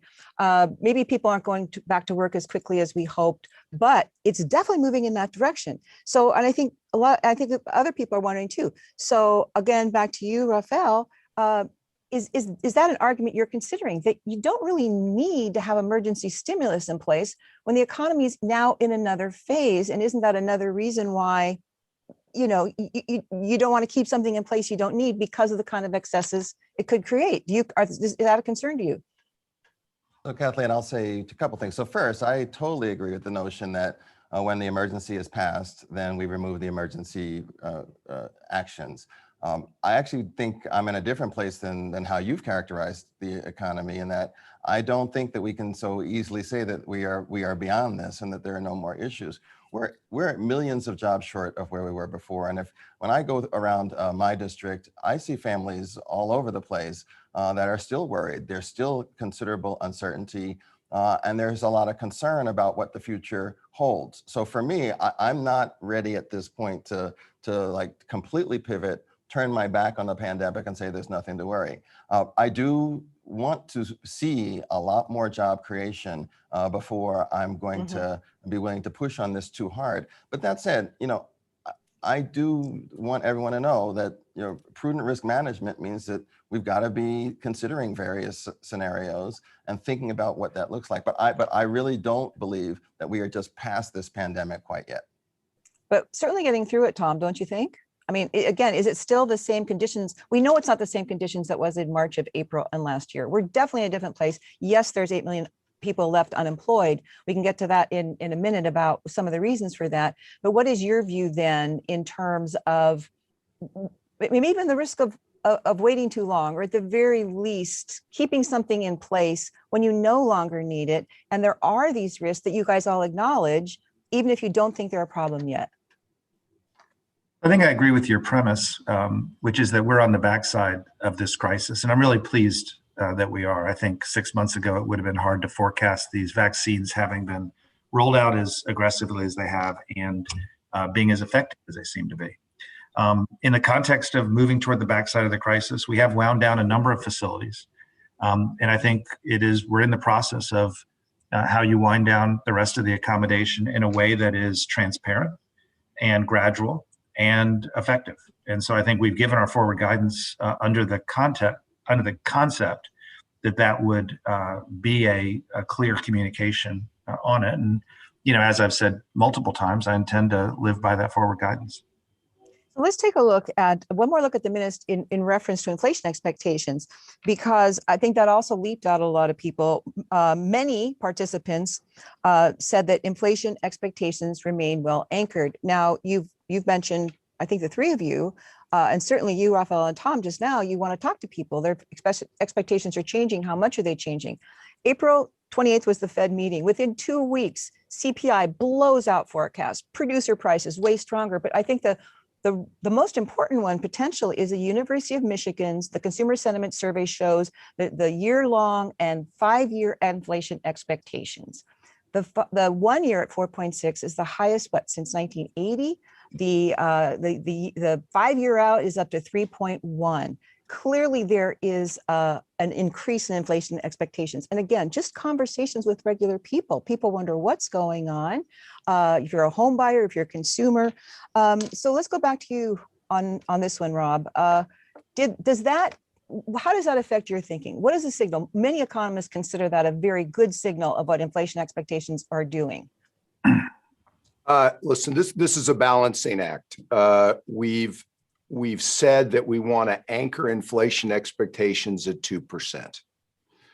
We've also said we're willing to have them run moderately above 2%. And I'm also cognizant we've gone for years. We've been running below, and we have a conference right now in technology-enabled disruption, which we've said has some effect in limiting pricing power. What I am seeing, though, and hearing from constituents, and this includes community leaders as well as business leaders, and we have a number of Head Start directors we have regular calls with through our district. One of them is on our Dallas Fed board. I think that this is a very uncertain question. And some of these are base effects that mathematically will roll off in some industries, and talking to some businesses.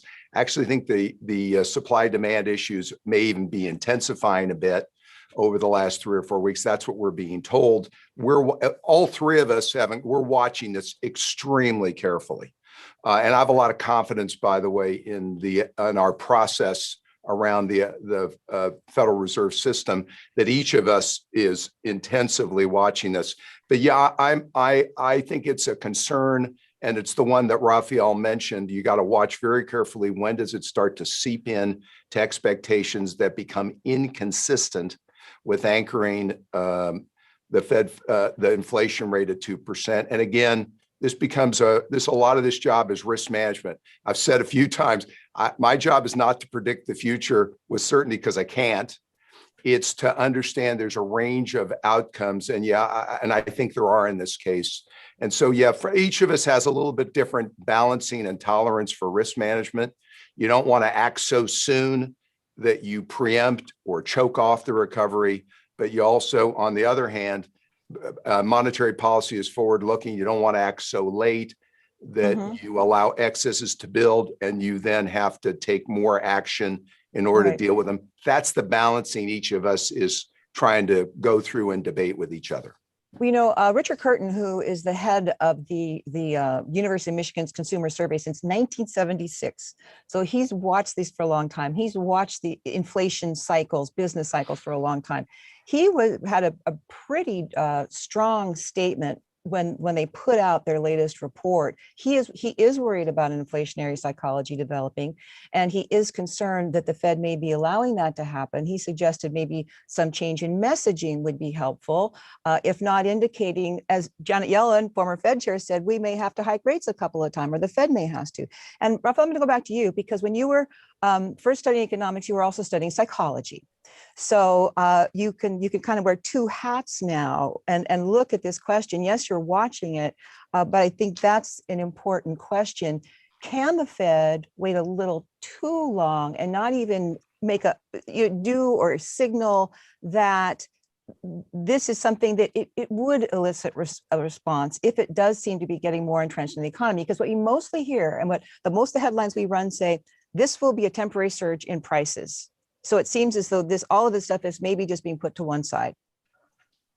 Well, you preempted part of my answer. I was going to say I was a psych major, so thank you for that. I actually I do worry about these things getting entrenched, and for me, I think the most important thing message that we can send is that we are paying attention. You know, one of the things that we've done in the last 6 months is we've put up an inflation dashboard that everyone can see, because we want people to get a sense of the full range of measures. And right now, they have not been flashing red to suggest that things are getting out of control. But I'm continuing to watch this, and as are Tom and Rob and the rest of our colleagues. And then one other thing I would say is that I actually think consumers expect prices to go up because they're seeing a lot of the disruptions. They're seeing the supply chain issue. They remember where we were a year ago, and they know that they have some extra money. Many of them have extra money from the impact payments that's going to allow them to go out and buy. And so the demand for things like rental cars and hotel rooms is going up, and that's going to translate into prices. I just really view this as a very transitional period. And what we're going to have to do, and what we're going to do here in Atlanta, is try to pose questions and present the challenges to consumers and to businesses in ways to try to elicit how much of this is actually becoming entrenched. And if I see that's happening, then you will know about it, because I'll be talking about it fairly publicly and with a degree of urgency. Quick follow up on that. Is that the kind of thing then that would lead you to conclude that yes, it is time for us to start removing stimulus? Rate hikes may be a ways down the road, but that this first initial step of starting to taper bond purchases would be appropriate? So we have two mandates, right? So I'd want to see the movements in the labor market as well. But if I feel like we've gotten very good progress and we're seeing a very strong economy that can stand on its own, then I'd be in favor of removing, of stepping back from our emergency position and getting to a much more normalized policy space. But we still have a ways to go. Mm-hmm. And you know, a lot of these inflation numbers, they've been one-time hits. So I'm definitely going to want to see this and how this evolves over the coming months. So Tom, put on your former McKinsey hat. You consulted with hundreds of businesses over the years in your long career there before you came to the Fed. What do you see? And you were a COO. What do you see that maybe makes you more concerned and saying, yes, you're waiting to see, but what is it that would also shift your position from, well, it's uncertain, to something that, like, intellectually in your gut says this is something that is necessary now to make some kind of move, at least make some kind of Fed signal on it, some message? Well, so let's talk about technology-enabled disruption, and let me just give you a few examples of things that I've been hearing. I talked to a guy who sells outdoor furniture. As you might imagine, the furniture is flying off the patio, if you want to put it that way, and costs are increasing. And I said, well, you're going to have to increase prices, right? And he said, no, I can't increase prices. And I said, why? He said, well, we don't sell a lot of stuff on the internet, but 80% of my buyers don't come into the store until they've shopped on the internet. So they get the chance to see my price against every other competitor. And if I'm not in the market, they're not in the store. So he's very worried about what technology is doing to his ability to recoup prices. I talked to a big retailer and I asked, well, what are you going to do with your entry wage? He says, I've got no option. I'm going to have to increase, my entry wage given my problems. I said, well, how's that going to, affect your pricing? He said, well, it's not going to affect my pricing. It's going to affect my automating. And he's going to be investing in self-checkout, as a substitute of automation for labor. The pursuit of productivity is everywhere because the calculus that these businesses, how would I put it? I talked to somebody the other day who said, the thing that people miss is businesses actually hate raising prices. We all think that businesses love raising prices. They hate raising prices because you've got customers, think Walmart or Home Depot, who really don't want to accept those price increases.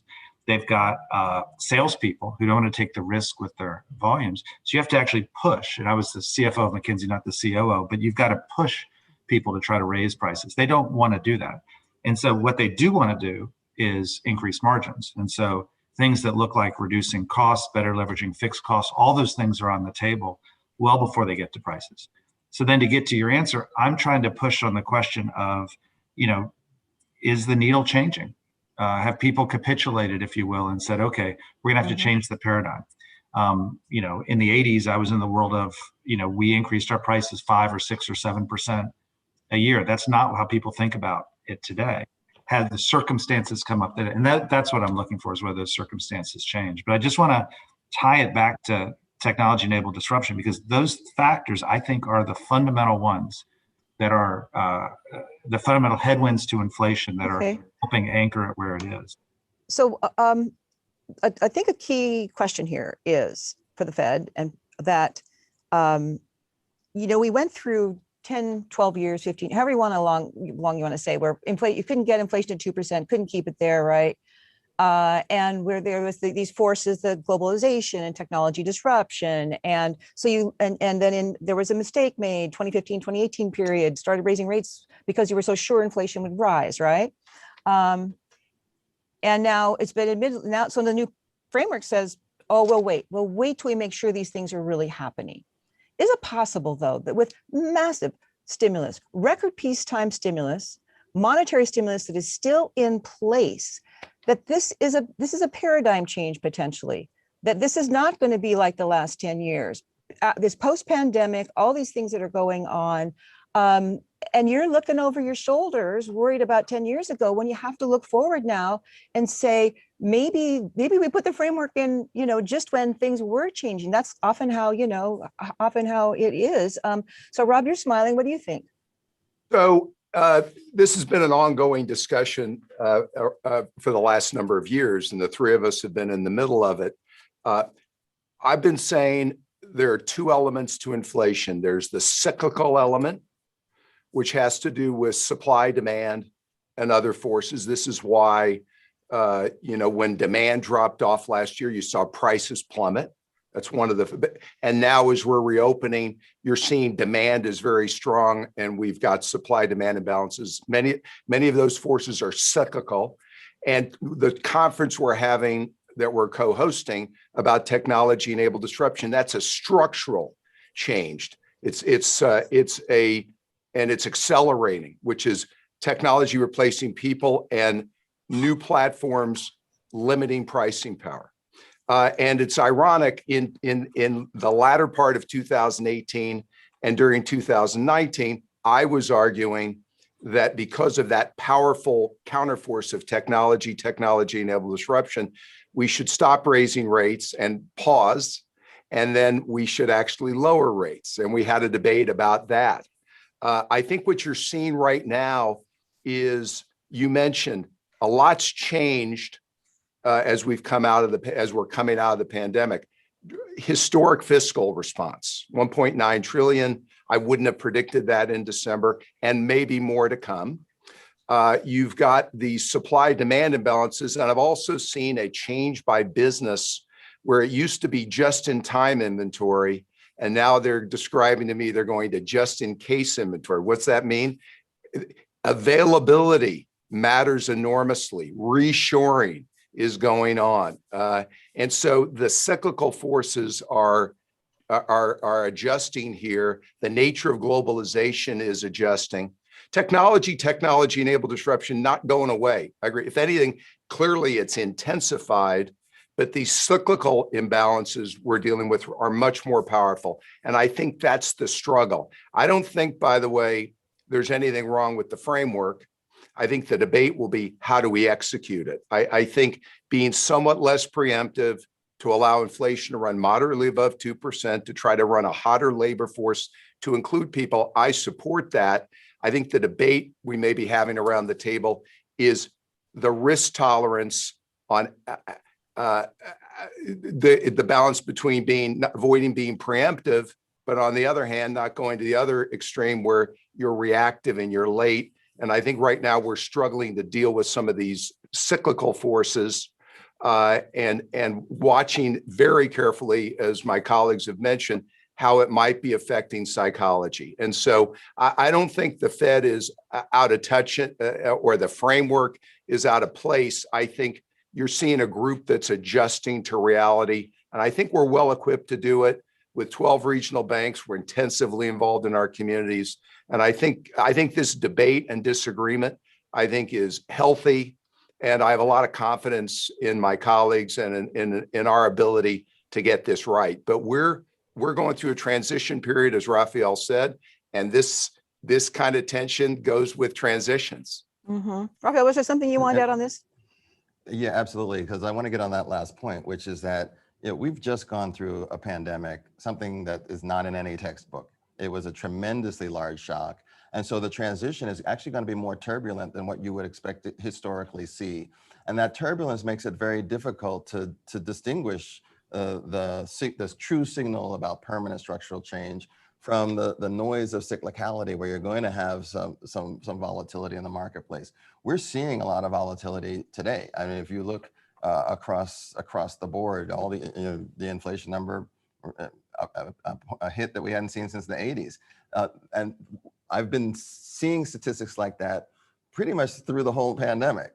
And so for me, I'm really trying to take a much more structured approach to this. We do a lot of surveys. We do one with Tom and the Richmond Bank. We are trying to really push the folks that we interact with to help us distinguish between things that are more transitional and temporary, very locally contextual, versus those things that really represent structural change. And I'll agree with both of my colleagues here. The changes from technology in how the marketplace is working are only going to accelerate.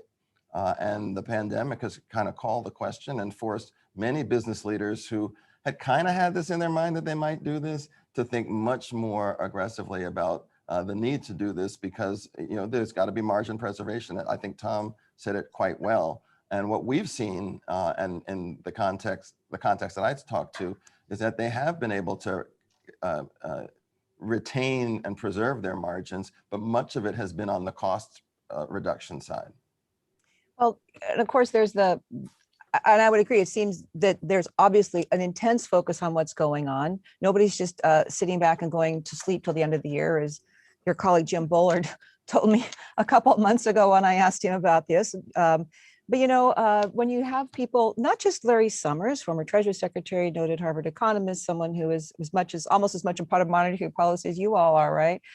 Saying that he thinks there's a very big risk that you're going to not be preemptive at all, when just because you've got this new framework that says you can't move too quickly doesn't mean you cannot move, on what you're seeing, the outcomes.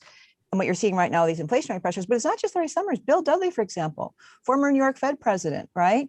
Again, your former official colleague, in many ways still your colleague, making the same point. The Fed's going to have to raise rates more than they think. The longer they wait to raise rates and they let inflation get even higher, they're going to have to raise rates even more. And the fear is, the concern, that you wait and you're being very careful because you don't want to be preemptive, and then you have to move faster and more aggressively. And that can be painful, and that can be destabilizing to the economy. So how do you factor that into your analysis now? And whoever wants to jump in first, go ahead. But don't take too long. Well, so I mean, I'll just repeat something I've said publicly, and I've said I would rather gently take the foot off the accelerator than have to press on the brakes down the road. And again, these are risk management judgments and balancing judgments. So what I think the input from Larry Summers, who spoke at Raphael's conference, and other comments that others have made, believe me, we're very attuned to these as we do our work.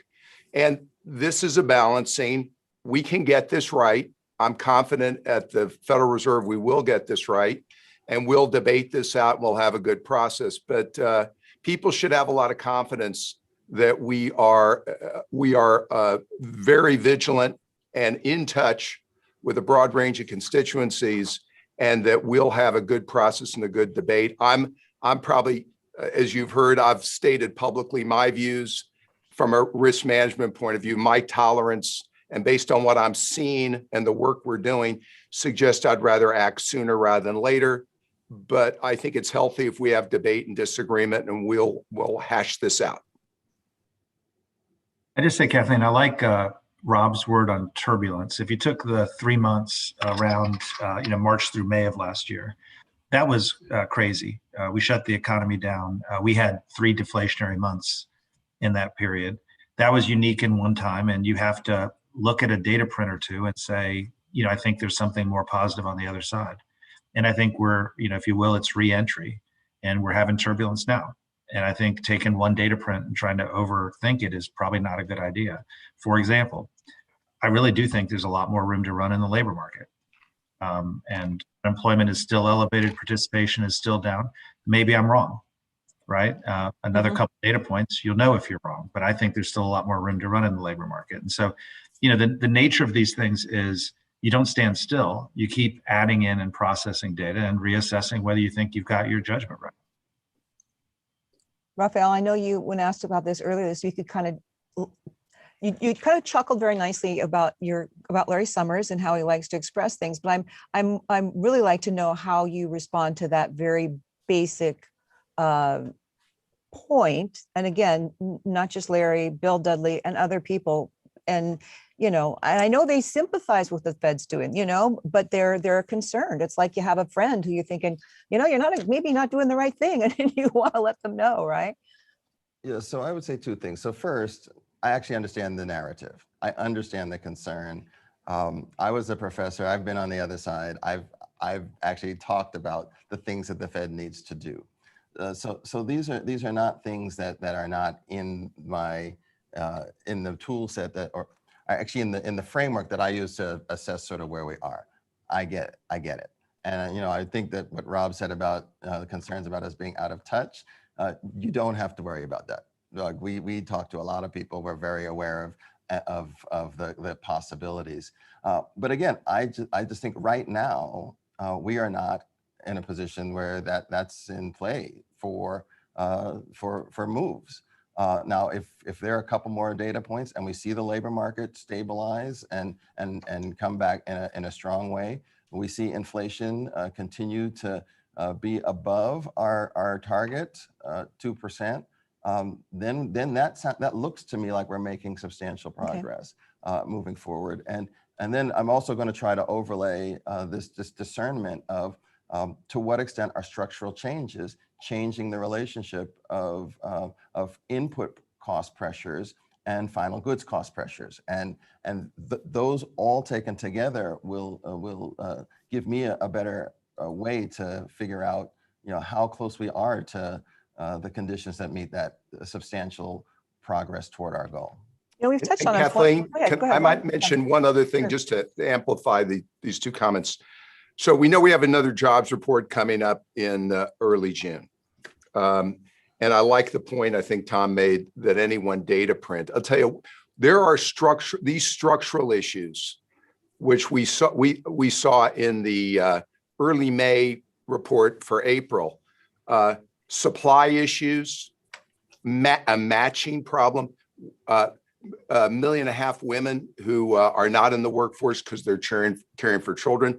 By our estimate, the Dow said maybe 2.5 million people 55 years old and older who've indicated they're now retired. The unemployment tensions and also fear of infection, all those tensions, they're not actually going to go away even for the next jobs report. We think you're going to see another maybe odd or unusual report. And so we tend to, across the system, and I know here, we look at JOLTS, we look at household surveys, and you've got to look at a broad range of things because we know businesses are telling us they got plenty of demand, but they can't find workers, either skilled or unskilled. And I'll make one other comment. We're also hearing that skills training is down substantially. And we're hearing from high school superintendents in our district, and I think around the country, that seniors are not graduating at the same rate. They've lost a lot of seniors. All this means pipeline again for skills training. So I think the public should, and we're certainly braced here. You're going to see during this turbulent period some unusual data prints on both sides. And so that's why our work within our district is so critical, districts, to understand, because I think the data is going to be a little unusual, maybe unusual for a while here. Okay, let me. I want to bring it back to So I want to bring it back to tech-enabled disruption because, in that labor report, a good question. I mean, the whole world has gotten a lot more exposed to tech, during this downturn as people have worked remotely. Retirements have surged. Are those permanent or temporary? Are they health driven, or are they that the world's much more tech and people of my age aren't as facile with tech as you'd like them to be? We've got a whole set of people out of the workforce who are disproportionately in those parts of the economy that are tough. Is that because something fundamentally has happened that has made these non-tech jobs less attractive, or they're going to come back in? By the way, you could also make the case that tech made us a lot more resilient. I mean, imagine for a second that we had this kind of pandemic and the GDP only dropped about 2% last year. I mean, that's actually pretty incredible. And that's because a bunch of tech had rolled out there as well. And that comes back to, the questions around productivity, which is, will the adoption more widespread of e-commerce and telehealth and remote learning and self-checkout and ghost kitchens and cloud and data, well, all of those things going to make us a lot more productive and therefore give us a lot more room to run. So you've got really big tech-enabled or tech-enforced distinctions that we're going to get a much clearer view on in the next 3 or 4 months than we've got right now. A quick question, because I want to follow up on these tech questions as well. But in terms of employment and the maximum employment goal, and that's one where it's easy to say, well, we need a lot more progress because we've got 8 million people unemployed, down from the peak. That's great, but a long way to go. But it seems to me, it's a target now that's obscured by some of these post-pandemic forces, right? Now we know that there's the extended unemployment benefits, but they'll be done in September. That may make a difference. But there's also, as you say, kids aren't fully back in school. A lot of people are retired. There's all kinds of reasons why people. So I just wonder, you're looking at this target saying, oh, it shows a lot of weakness. How is it obscured though? Is it an accurate thing for you to be looking at when you're trying to figure out what's going on? Do you put a little bit less emphasis on it now and put more emphasis on, I guess, the broader dashboard and what you're seeing on inflation? And just a quick comment from each of you, I'd appreciate, because I think a lot of people are wondering about this. So I'll just say this is a big question, and I would say 2 things on this, just to keep it quick. One, I do think that this maximum employment benchmark is still relevant, and mainly because when I talk to business leaders, what they tell me is even when they put in technology, there's a whole host of new jobs that emerge that we need filled. And I think the first 2 panels today basically spoke to that in a very clear way. So it's not clear to me that by introducing technology that reduces the baseline of the number of jobs we should expect. It does put pressure and put requirements on the skills of the workforce and how we transition that. But to me, I actually do think that these benchmarks are still relevant. And then the second thing is really to all the points you raised. I think there are a lot of workers that are rethinking what their relationship with the labor market is, and they're trying to figure that out. And I don't know that we're going to see clear answers on that until the kids are back to school, until we get to a place where they can where family members can sit back and say, okay, I have a sense of what my new steady state is. Now let me think about what that means for what I want to do in terms of work.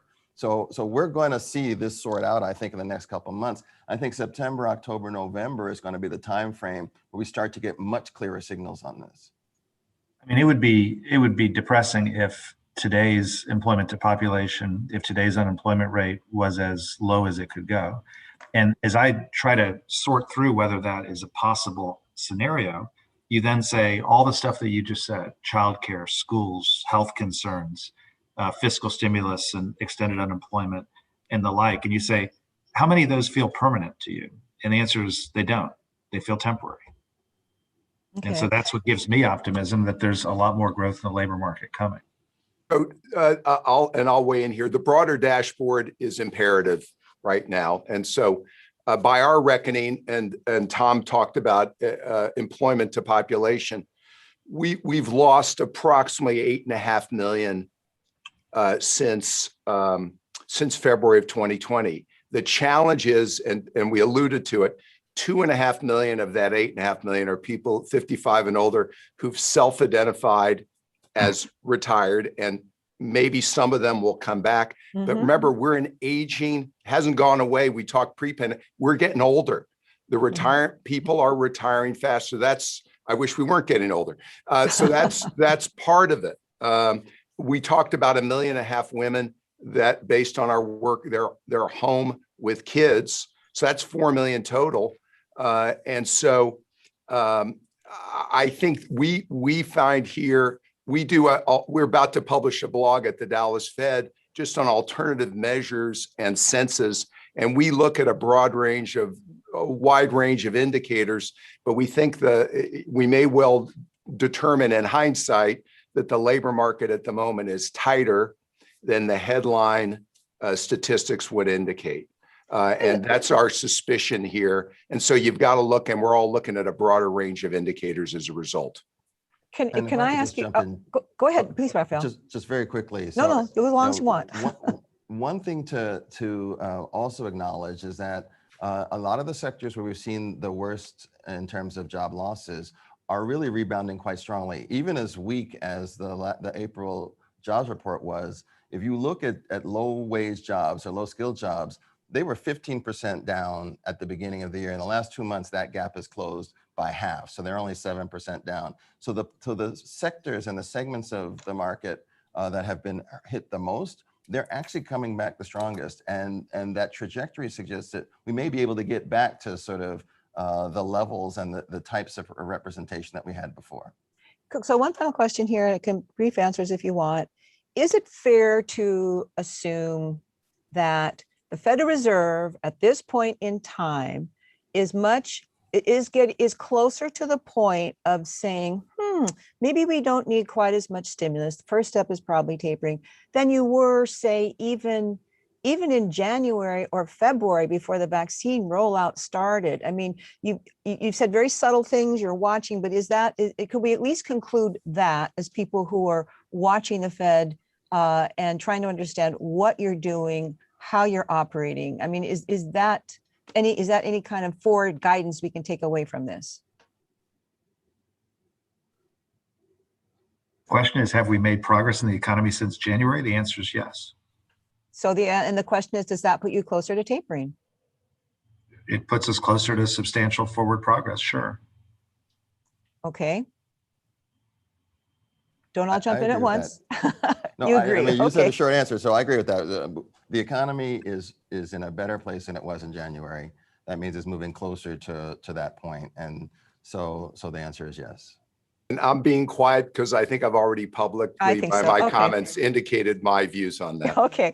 Well, anyway, I want to, we've touched on a lot of things, and I want to ask you in particular about remote learning, because, at one time, what was it? The MOOCs, the massive open online courses, are going to take over the world. Look out, traditional education. And, for a lot of people, some kids did well, but a lot of kids didn't do well with trying to sit in front of a laptop, especially the little ones, right? Even college kids. A lot of kids didn't start college in September because they especially if they were paying a lot of tuition, they didn't want to pay tuition for remote learning, for sitting, again, not having that personal contact. So I'm just wondering, when you guys look, again, this technology disruption, is that a technology that's going to turn out to be less disruptive than we thought? Well, let me jump in here to say, Go ahead. before I took this job, I was a professor at the University of Southern California, and I oversaw both online and in-person educational programs, master's programs. And we actually had totally different instructors for the two, because the types of skills and the techniques that you need to be successful and effective are actually not the same. Now, what we saw going into this pandemic is, like, in 3 days, basically, we said, everyone go home. And all these teachers who are trained and expert in being in-person teaching, go teach online. And I don't think, because of that, I don't think it's a surprise that it was less effective, because they didn't take any time. They weren't given an opportunity to get the skills to be really good at this. And this is not something you get in like 3 weeks. It takes 6 months, a year to really hone and master those things. So I think that's one thing that we definitely need to understand. Then a second constraint, I think, is really around age. Like, having remote learning, your students actually have to have a degree of individual responsibility and diligence. And there's going to be a limit to that in terms of, as you have kids, to do that with little kids. So I had my niece and nephew at our house for 9 months. They were doing online, and there had to be an adult with them to make sure that they were paying attention and on top of things and all that. So it actually became the transactions cost, if you want to think about it, at the family level, actually went up because of that. And that's a challenge. And then the third point I would say is that to do this well, you also need to have a technology infrastructure at the household and family level. You have to have the broadband, you have to have the tablets and all that. And that wasn't uniformly available throughout our communities as well. So you wind up with this split kind of system where those who have can have a hope of doing it, and those who don't really have no hope. So may I just jump on? Oh, sorry, go ahead, Tom, and then I'll go next. I was going to say, we just did a series at the Richmond Fed, which I would point people to on our website, on remote learning and those left behind by it. I just say in-person has its role in terms of connectivity, building trust, reading body language, engaging the set of students who learn best in person. But I'd say online has its role too. It's lower cost, it's broader delivery. One of the anecdotes that I found really compelling is there's actually been widespread adoption in prisons of remote learning. It's actually have a real effect, because now you're actually designing learning for an incarcerated population that before wasn't getting access to it. So there are delivery models. To me, it's not as simple as yes or no. It's each thing has its purpose and its role. And I just thought that was an interesting example for it. So let me talk about just building on both those comments, where it works and where it hasn't worked. Early child. I talk a lot about early childhood literacy in the United States is lagging, particularly among the fastest growing demographic groups. Remote learning, unfortunately, and I have a 4-year-old, remote learning has set back early childhood literacy, particularly in at-risk populations, and we're going to have to find a way to catch up. Secondary education, also, we've heard from superintendents broadly. They've tried it, they're doing it, but a number of kids can adapt to it, but many kids, particularly in at-risk populations, have fallen behind. And lastly, we've heard from junior college presidents all through our district that they've lost enrollment. And a couple of reasons are either lack of access to Wi-Fi, as Raphael mentioned, or given the nature of the automotive technician, pretty hard to do remotely. It's worked better with adults. For colleges have adapted. We heard from Nithin Noria this morning about higher education, but I'm very worried for our fastest growing demographic groups and at-risk groups and our younger people. We're going to have to, a lot of our secondary school superintendents are telling us they're coming up with plans. How are we going to catch these kids up? Because they've worried that many have fallen behind, particularly in at-risk populations. It's a big worry we have. And we've also got to find a way to catch up with skills training, and probably in-person learning, and the ability to do that is going to expedite that too. So those are concerns out of this pandemic. So how about, we've learned about remote working. Some people didn't like it, grew to like it more. Some people have a job where they can just, they could sit in their office with the door closed all day, or they could sit at home and it doesn't really change much for them.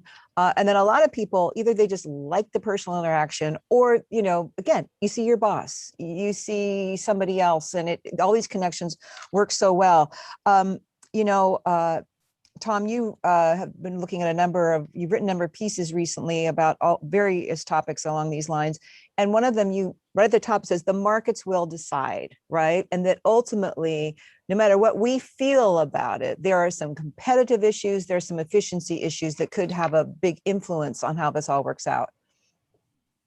Well, one of the questions in the first panel today hit that right on, which is, if you're an employee and you want to work, fully remote, no contact, in the office at all, you have to recognize that you're competing with a set of employees who might be in lower cost geographies, who might also be remote. If you're an employer and you just believe passionately that you need everyone in the office, you may be competing with someone in your sector who decides not to spend on the real estate. If you're a salesperson and you really like, selling from home, and you've been very productive over the last year, what are you going to do the first time one of your competitors gets a sale because he was in your customer's plant? And so my only point is, all of these discussions are highly artificial right now. because the whole world has been remote. And so when the world gets into a hybrid version, different employers, different employees, different companies will do different things, and they'll compete with each other. And the point is, the markets are going to get a chance to decide. And I don't think the story on how we work is going to be one size fits all. I think it's going to differ by the kind of business you're in, by the kind of talent you are. And I personally skew toward the world of this world of building trust, building networks, mentoring younger people, understanding body language. All those things are going to be pretty fundamental. But maybe I'll be proven wrong. Mm-hmm. Tom, I actually don't think you'll be proven wrong. I think at heart, we are a social species. Like we need that interaction in order to succeed and thrive. And so I don't think that it's going to be possible for us to be 100% remote, where we can all just sit in our homes, never interact with anyone, and have things grow and progress. The question is, how much contact do you need to be able to affect to do your business, to create those relationships and build that trust? And then I think one thing that's going to make this even more complicated is that for different people, for different clients, that answer might be different. So you might have 5 clients and they may have across them a different need to actually have you in their office. And you're going to have to, as a business person, really figure out how to calibrate that and actually become more savvy in identifying that. And the ones who have that, emotional, interpersonal intelligence, they're the ones who are going to be most effective. So maybe what this is going to be is we're going to see a premium put on those soft skills and the ability to make those judgments in a way that maybe hasn't been as explicit in the past.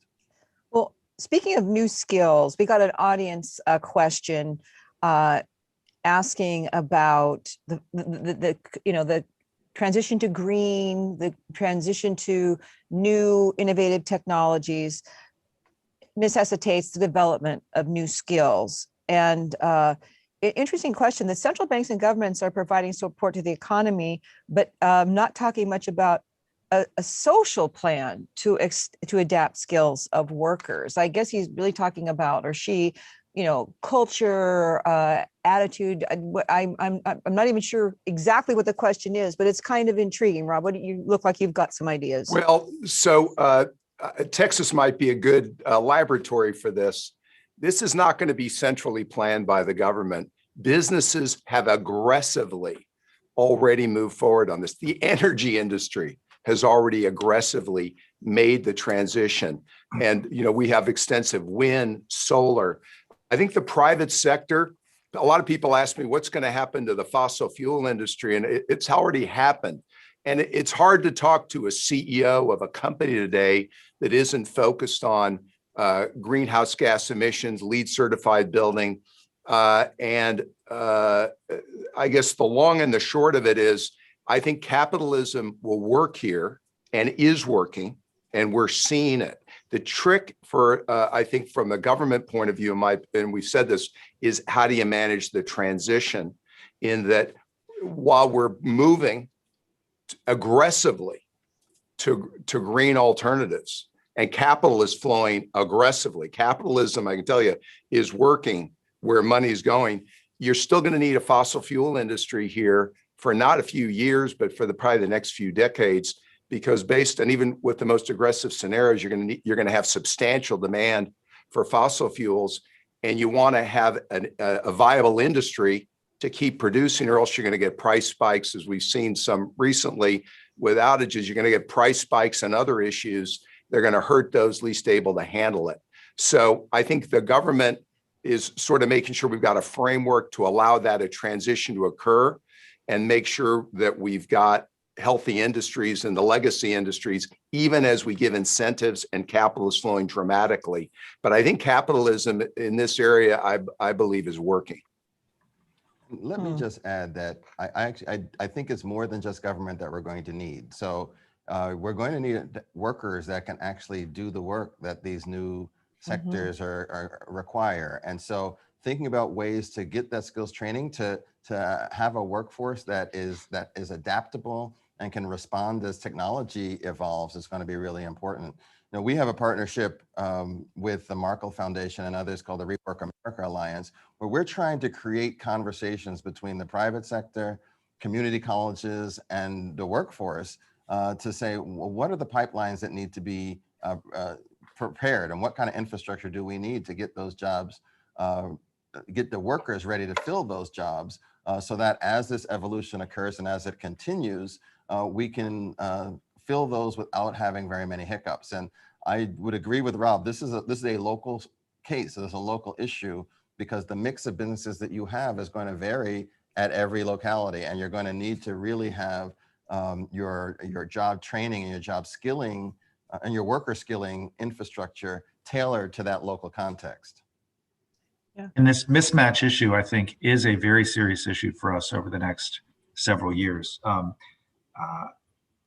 And part of it is the obvious, which is that there are sectors that have grown aggressively that are short people, whether that be manufacturing, construction, technology, and the like. But the other part is a whole big part of our service sector, which seemed like a very resilient part of our economy 18 months ago, has now gone through, a very difficult experience. And so, just like if you're in Hickory, North Carolina, the people who were furniture workers encouraged their kids not to become furniture workers. Yeah. I think you see the same kind of thing there. And so, with demographic challenges coming, as Rob said earlier, with community colleges not having the enrollment to play the reskilling function that they do, I think this is actually going to be our fundamental challenge for the next 5 years. We know, and there are a couple other questions about education, how to use education programs, for example, government, industry, working together, create better, more sustainable outcomes for now and the future. I want to ask you all, and you're Fed officials, you're monetary people, economy people, but you're obviously all looking at education from different perspectives, changes, bringing in disadvantaged groups at the lower end of the income scale, whether it's people of color, whether it's people who have just lived in traditionally poor areas and have, not been able to take advantage of opportunities. How much does this start, though? We talk about training people. Isn't it so important, the earliest education? So kids just learn even the skill of learning, the skill of paying attention, taking direction, right? Is that a lack still? Is that something that, from your vantage point, what's going to make this a stronger, more prosperous, more equitable economy is a big place we need to focus? So we talk about this as an ecosystem. It starts with 0 to 5. And that means, and I'll speak for the 11th district, but a lot of the convening and outreach work we're doing, but it's being done in the rest of the country, means full day versus half day pre-K. But it also may mean we've done a deep dive on the childcare industry, very fragile industry, relatively low paid, and it's struggled during this pandemic. We need a stronger and beefed up childcare industry. But if kids start first grade reading behind grade level because they were lacking in pre-K or in childcare, very hard to catch up. And then it goes through improving teacher compensation in secondary education, which many parts of the country, Texas as an example, has passed reforms to do that. And then it goes to skills training, creating better awareness, making it more accessible. And the reason this ecosystem is so hard, you can't legislate it from somewhere else. A lot of it has to be done locally. You need local leadership in partnership with business and the mayor, the nonprofits, business leadership, working on each part of that ecosystem. And the Federal Reserve, not just in the 11th district, but through the country, and my colleagues here are very actively involved, we're convening groups. And why are we doing it? Because we think it helps improve GDP growth. It helps improve productivity. This is the workforce of the future. And unfortunately, I wish I could tell you that that the pandemic has helped it. We've taken a step back all along the ecosystem, and we've got a lot of work to do coming out of it. And it's feeding in to this mismatch that we're seeing that Raphael and Tom talked about. Yeah. Another question that I thought was a good one. Asking what can the Fed do particularly, if anything? And this is interesting to me because I think this is an issue. I mean, the Fed can only do so much. And the question is, what financial support can the Fed provide minority-owned firms that want to build broadband infrastructure, very important, and financial ecosystems for the underserved, and overpriced communities. Rafael, if you want to jump, you've done some, we've all done, all the Fed banks now are doing a lot of work on this. It's great and it's very educational, but what's the answer to you? Again, the Fed can do some things, but can the Fed do everything, including this? Well, the Fed definitely can't do everything. And, you know, I take this into two really different places. So one is really to engage at the local level, talk to minority-owned businesses, try to get them understand where their barriers are, where their struggles are, but also make them aware of where there are resources that are available. We do, for example, a fair amount of training in-house. We offer programs for small businesses that are hoping to be suppliers for larger institutions, just to give them a sense of what are the things you need to present? How do you present yourself to be attractive and appealing to a potential supplier? So all those softer things that are direct.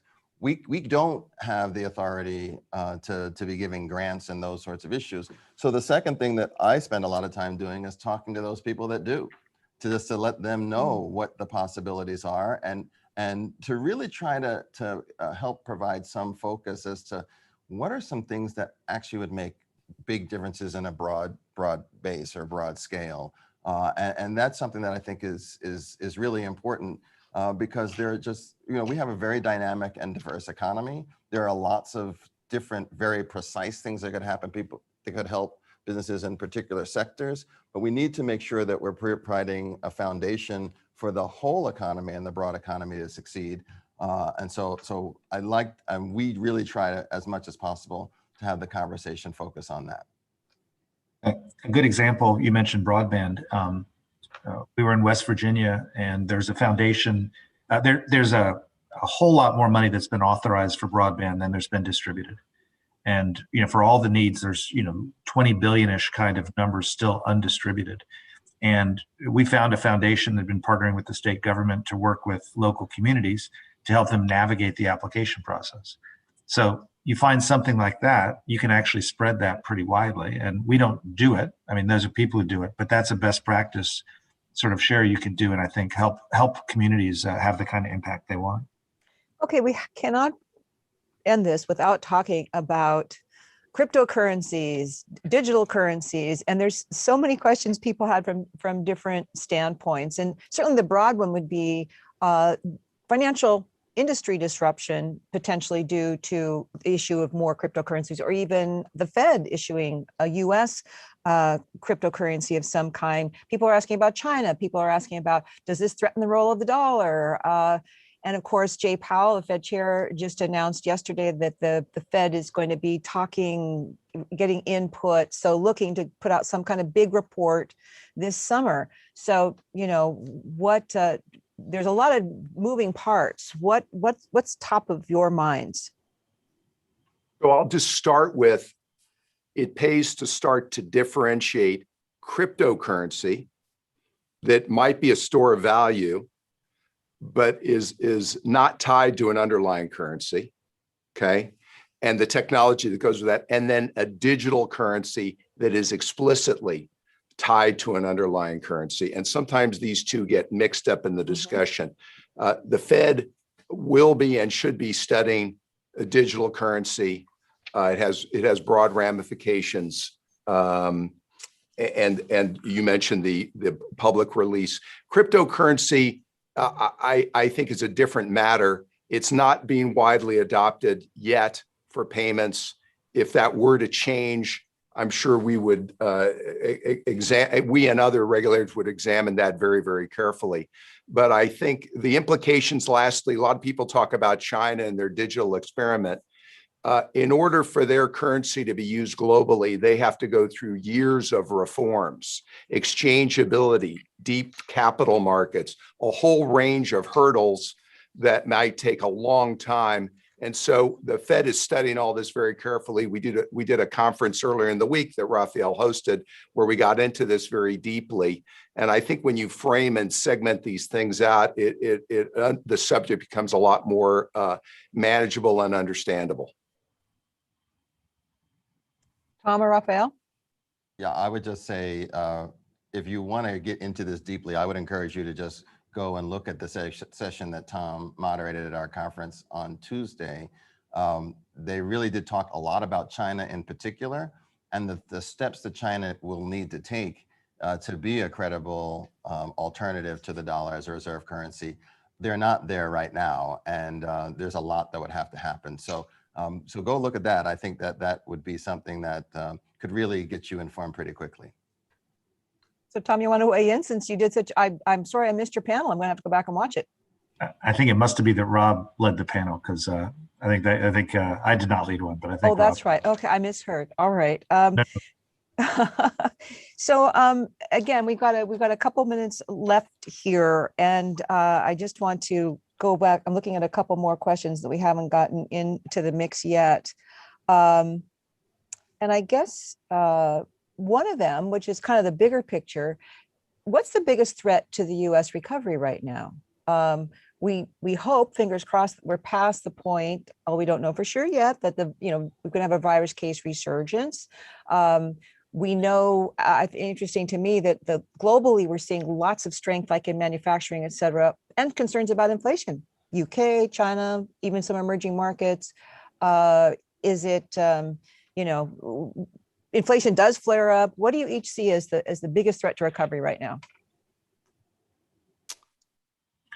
I'll just say that, the economy has been down. It's closing in on getting back. I always compare it to a patient that's, been to the hospital and has been released, but isn't yet fully healthy. And you're just more vulnerable to the next shock. And the next shock could come from 100 different places. No one anticipated this shock would be a pandemic, but, whether that be a international conflict of some sort, or, market forces, or cyber, the next shock is the thing I always worry about, until you're sort of back healthy again. So I would say one risk that's worth, which we always keep in the back of our mind. Yeah, we're accelerating vaccinations in the United States. We're making great progress. We are well behind around the world. Okay, there has not yet been a strain that's developed that doesn't seem susceptible to the vaccine, but it'd be worth just we're monitoring that. I think we'd be breathe a lot easier if vaccinations around the world and the spread around the world would be mitigated or muted. I think that would be good for all of us. And then on the other side, for me, we're going through a transition. As Raphael said, I think there's no textbook for it, and you're going to see some dislocations. And for me, the challenge for a policymaker is to take things you did in the middle of the crisis and figure out the right way to balance weaning off them so we avoid undue excesses and imbalances. And that's a tough balance, and it's one I think you're observing us working through. Raphael. I would just say, where I always start, well, this was a public health crisis to begin with. And so the public health issues loom large to me. I start where Rob did, in terms of we've got to make sure that we minimize the likelihood that some mutation happens that is vaccine resistant, because that, I think, would be a real hit to people's confidence and willingness to engage in our economy moving forward. Beyond that, the cyber issue, I'm in Atlanta, I'm in Georgia. The hack on the pipeline sent a strong message to everyone in this part of the country that we're just another hack away from something significant that could really, really affect negatively how the economy moves forward. So how we think about that and what steps do we need to take? I think there's a real conversation we need to have about how we gird ourselves to be much more protected and much more resilient in this space.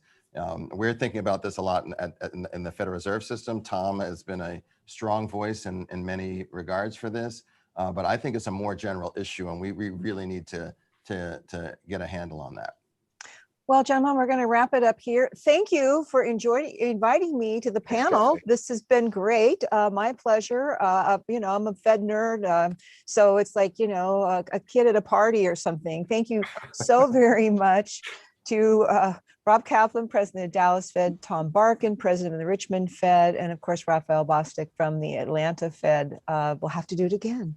And for now, back to you, Mark Wynn. He's at the Dallas Fed getting us ready for the next event. Okay, Thanks, great. Kath. Thank you very much, Kathleen, Tom, Rob, Raphael. We have a 30-minute break now in the program. Our next session will begin at 1 p.m. Central Time with Joe Fuller from Harvard Business School, who will talk to us about the Future of Work project that he leads there. So we will see you all in 30 minutes. Thank you.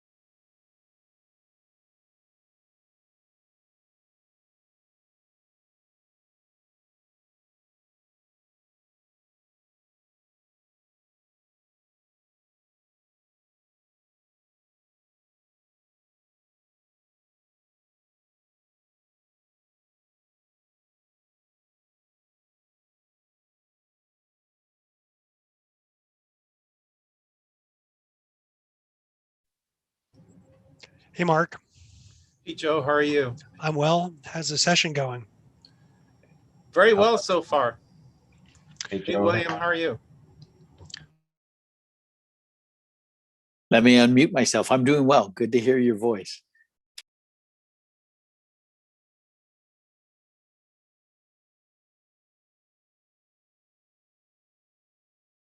Oh, hello everyone.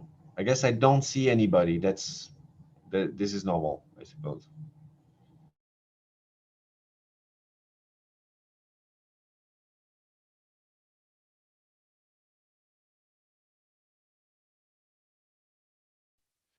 Mark, could you just remind me of the run of show?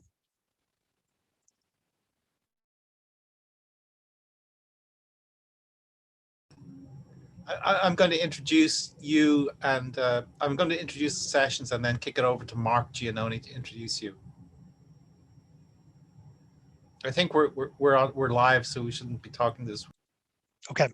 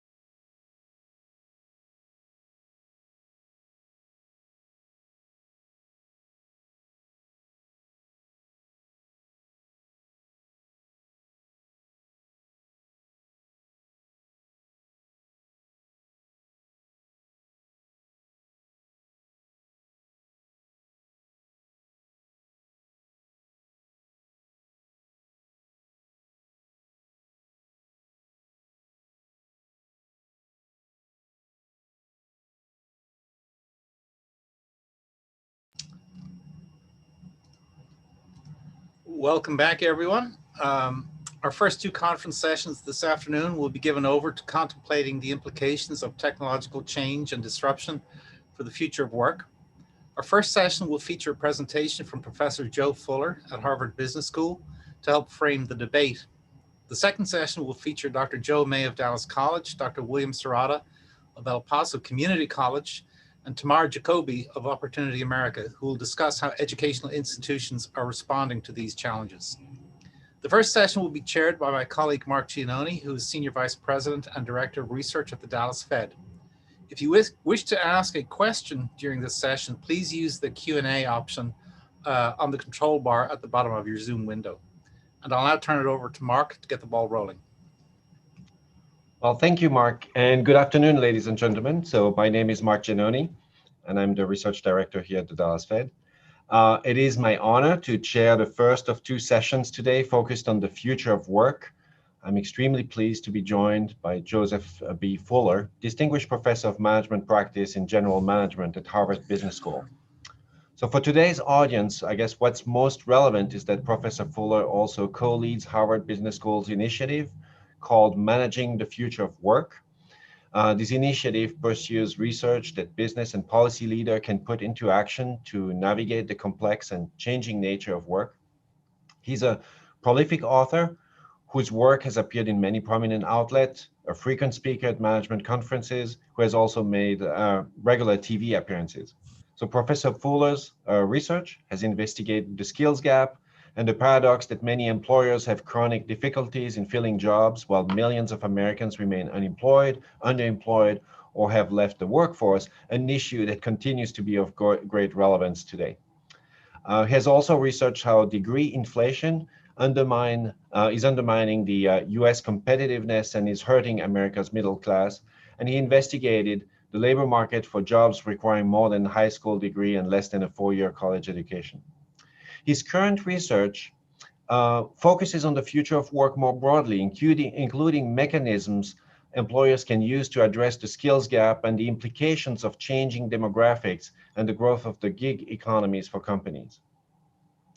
Mr. Fuller is a graduate of Harvard College and a 1981 graduate of Harvard Business School. He was a founder of the global consulting firm Monitor Group, now Monitor Deloitte, and served as its CEO for many years. During his 3 decades in consulting, he worked with senior executives and policymakers on a wide variety of issues related to corporate strategy and national competitiveness. So Professor Fuller will give us a presentation on the future of work for the next 20 to 25 minutes. And then, as Mark said, please feel free to submit your questions in the chat. At the end of the presentation, I will try to take as many of your questions as possible. And with that, please welcome Professor Joe Fuller.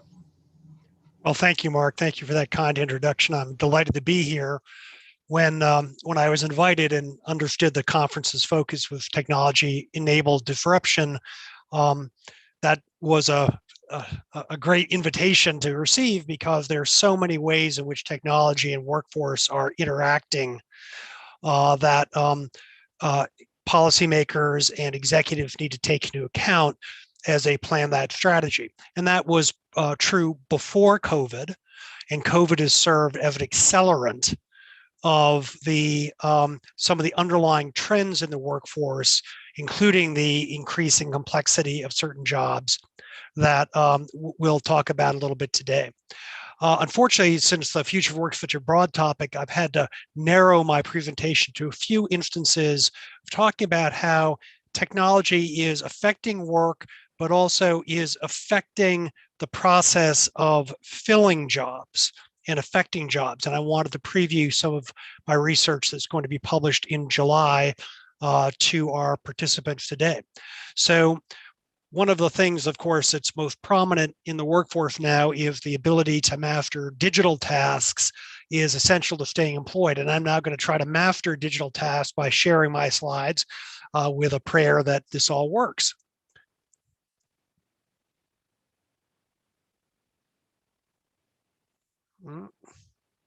Can you see them? Yes, we can. Very good. So let me go to broad presentation mode. So one of the things that I mentioned is that the COVID has really accelerated various trends in the workforce. And one of the most important is digitalization of companies. 3/4 of US CEOs said that COVID has significantly accelerated their investment in digitalizing their company. What does that mean? It's everything from moving operations to cloud-based infrastructure to creating more easy to use, more extensive online selling operations, order taking operations. One CEO of a very prominent company in technology said that that they thought that they had covered about 4 years of their planning in 10 months. So rapid increase in digitalization. And that, of course, has the effect of accelerating a shift we've seen throughout the economy of what I'm going to call the hybridization of jobs.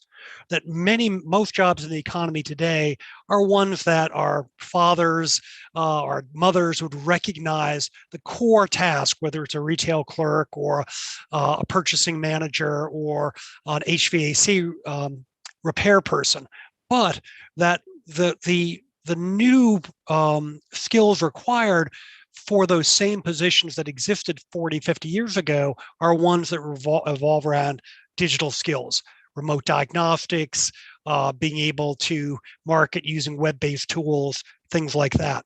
And this acceleration, of course, comes in the face of a very stark truth, which is the US workforce is not very well prepared for digital jobs. This just looks in 2020 at executives' level of confidence that their workforce had the digital skills that were needed for them to prosper. And you can see 80% of executives said they were not confident, and they're right not to be confident, because roughly 2/3 of American workers acknowledge that they struggle to use the computing technology that's in their workplace today. So if you can imagine an acceleration of digitalization, that incumbent workforce that is anxious about the ability to make technology productive in the way their employers intended, creates a still higher level of anxiety about the competitiveness of our workforce.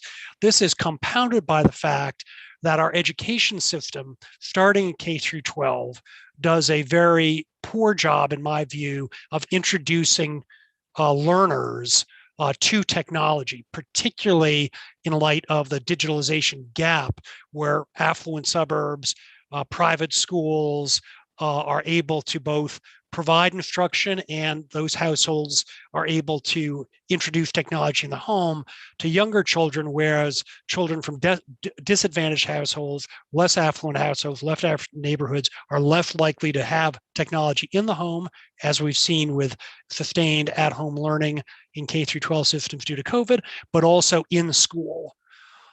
I think it's one thing that I'm occasionally challenging audiences with is just the question, where do Russian teenage hackers come from? And the correct answer is, of course, Russia.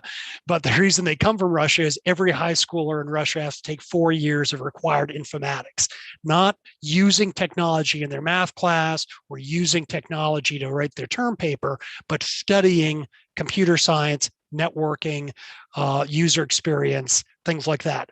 Their kids fall up and down a distribution of achievement just like ours, but by introducing that as a core curriculum, as do other countries, they have done something that we strongly need to consider. Now, if we've got this anxiety about digitalization and whatnot, how are we going to solve it? Well, American workers will tell you that they're responsible for getting ready for the future. This is from work I did a year and a half ago, which looked at 14 different countries, asking workers, who's responsible for getting you ready for this digital future? Now, this is the global data, where 46% of workers worldwide across many major markets said they were responsible. But the US data for this is 62% of Americans said they are responsible being ready for the future. That was the highest number. For those of you who are curious, the lowest number of country was France, where French workers said the government was responsible for preparing for the future. So some platitudes are actually borne out by data occasionally. Now, if workers are feeling this sense of responsibility and feel anxiety about having the types of digital skills that employers are going to require, why aren't they doing something about it? Well, this just asked employers on the one hand and workers on the others, why aren't workers getting ready for the future? Employers had a rather interesting distribution of answers. They started with the answer that workers are afraid, paralyzed, or don't care. So if you look at the first and third answers, over 50% are saying they're either afraid or believe it's unimportant. That's actually patently not true. If you look at the answers provided by workers, not many expressed anxiety, but more obviously and kind of intuitively compelling is, first of all, they don't have a lot of resources to backfill their skills on their own. In addition to that, if you go down to the fourth variable, they don't have the time and they don't know how to prepare. You consistently hear workers in this research say, I know I need to do this, but I don't have the resource to do it. I lack confidence as to what it is I should be preparing for. My employers are not providing me with insight into that.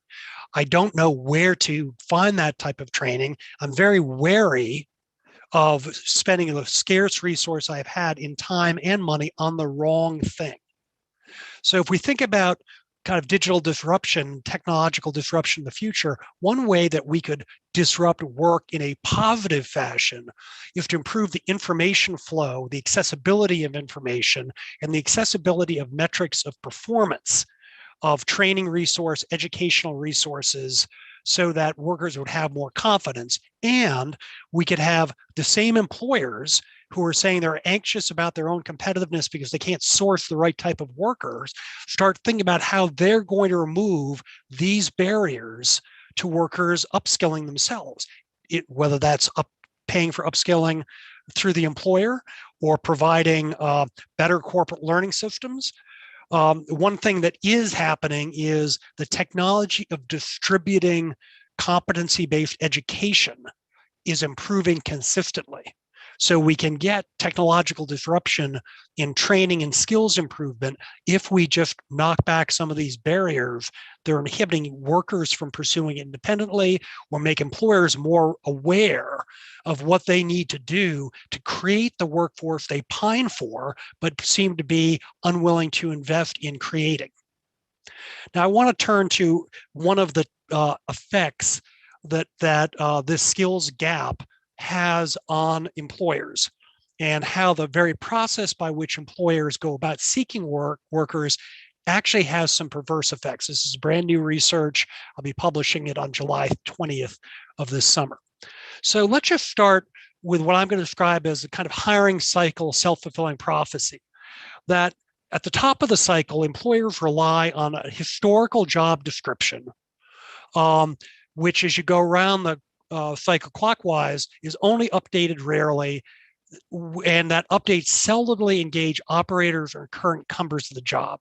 So job description becomes rather a stylized description of what's required. When they update it, they're adding new skills, let's say digital skills, and they've essentially got now a tree stump with different rings of the job description that have accreted over time. And they've described a worker who can do all sorts of different things.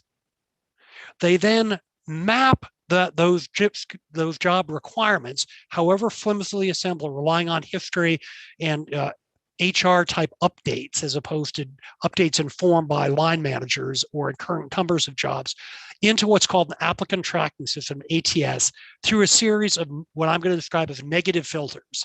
They say, if you don't have a BA degree, if you don't have this certificate, you won't be considered. Imagine there are applicants, candidates, and people who are hired.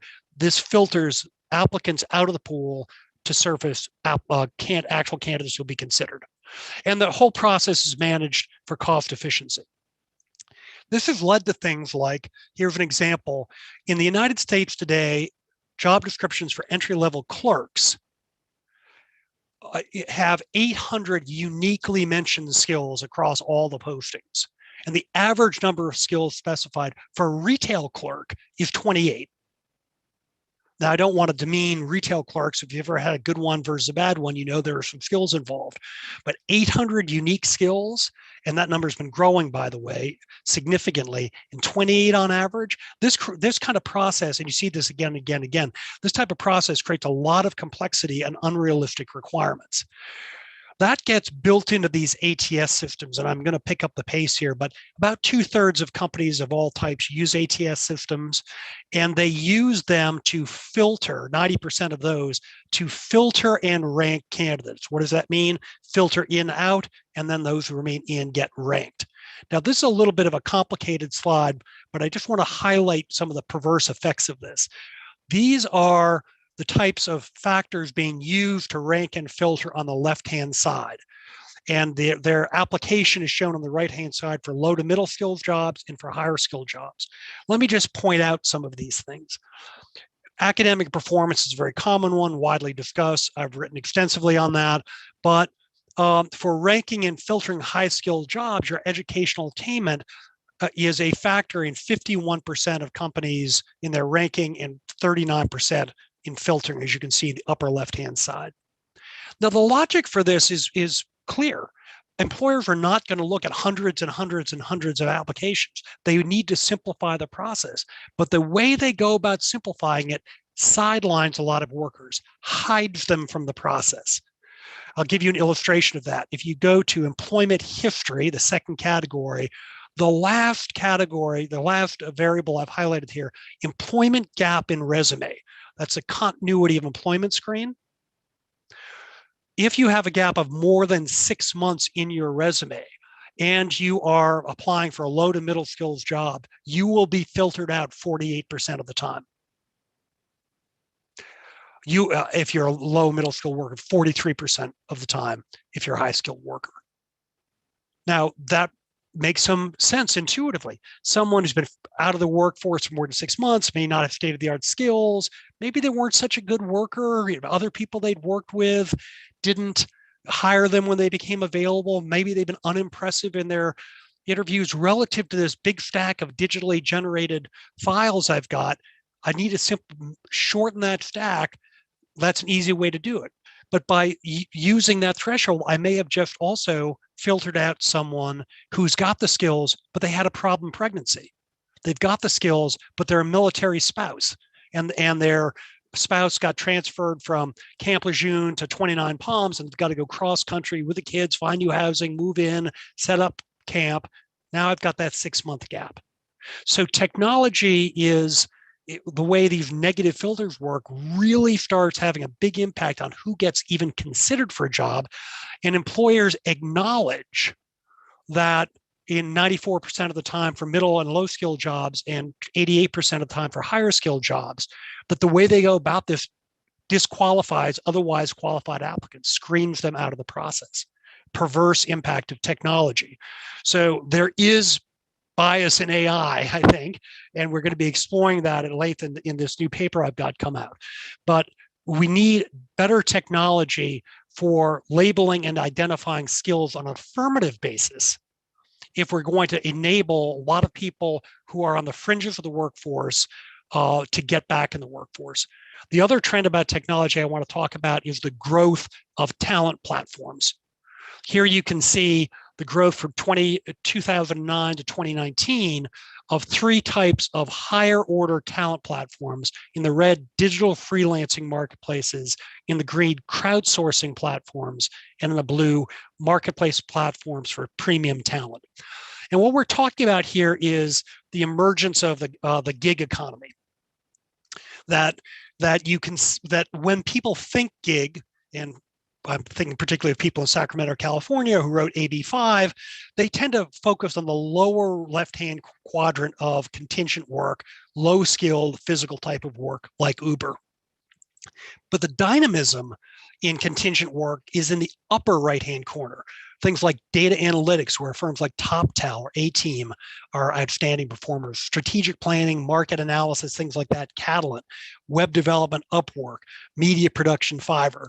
And that type of talent marketplace has been growing rapidly and getting much more penetration by sector and by function. When you ask CEOs, what do they think about this? 54% of them say their use of these types of platforms are going to grow considerably in the future. And even though the next level down organization is a little more cautious about significantly, you'll notice that the red and yellow cumulatively for both bars is over 75%. So this type of phenomena is gaining strength. And as I said, it's not just IT, it's all functions. 35% of marketing functions are using this type of talent, and it's across industries. I think this is part of a way that technology is going to enable companies to reshape their workforces.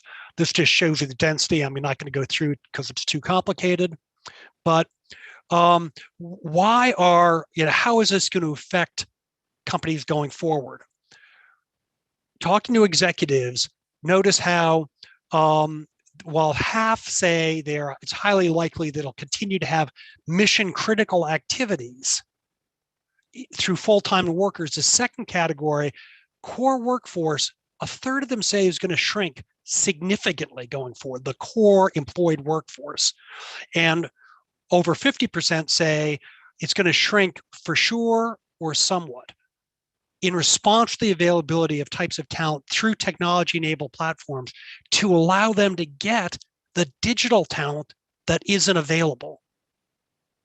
So as we think about moving forward, we have very profound questions to ask about, should we be limiting the scope of these types of contingent work arrangements, broadening it? Minimally, we need to get a classification scheme and a language kind of ontology of that distinguishes between lower skilled workers who need more protections versus higher skilled workers making $100,000, $200,000 a year through the LLC-ification of the US economy, exploiting technology to provide technology services to companies who can't get the type of help they need.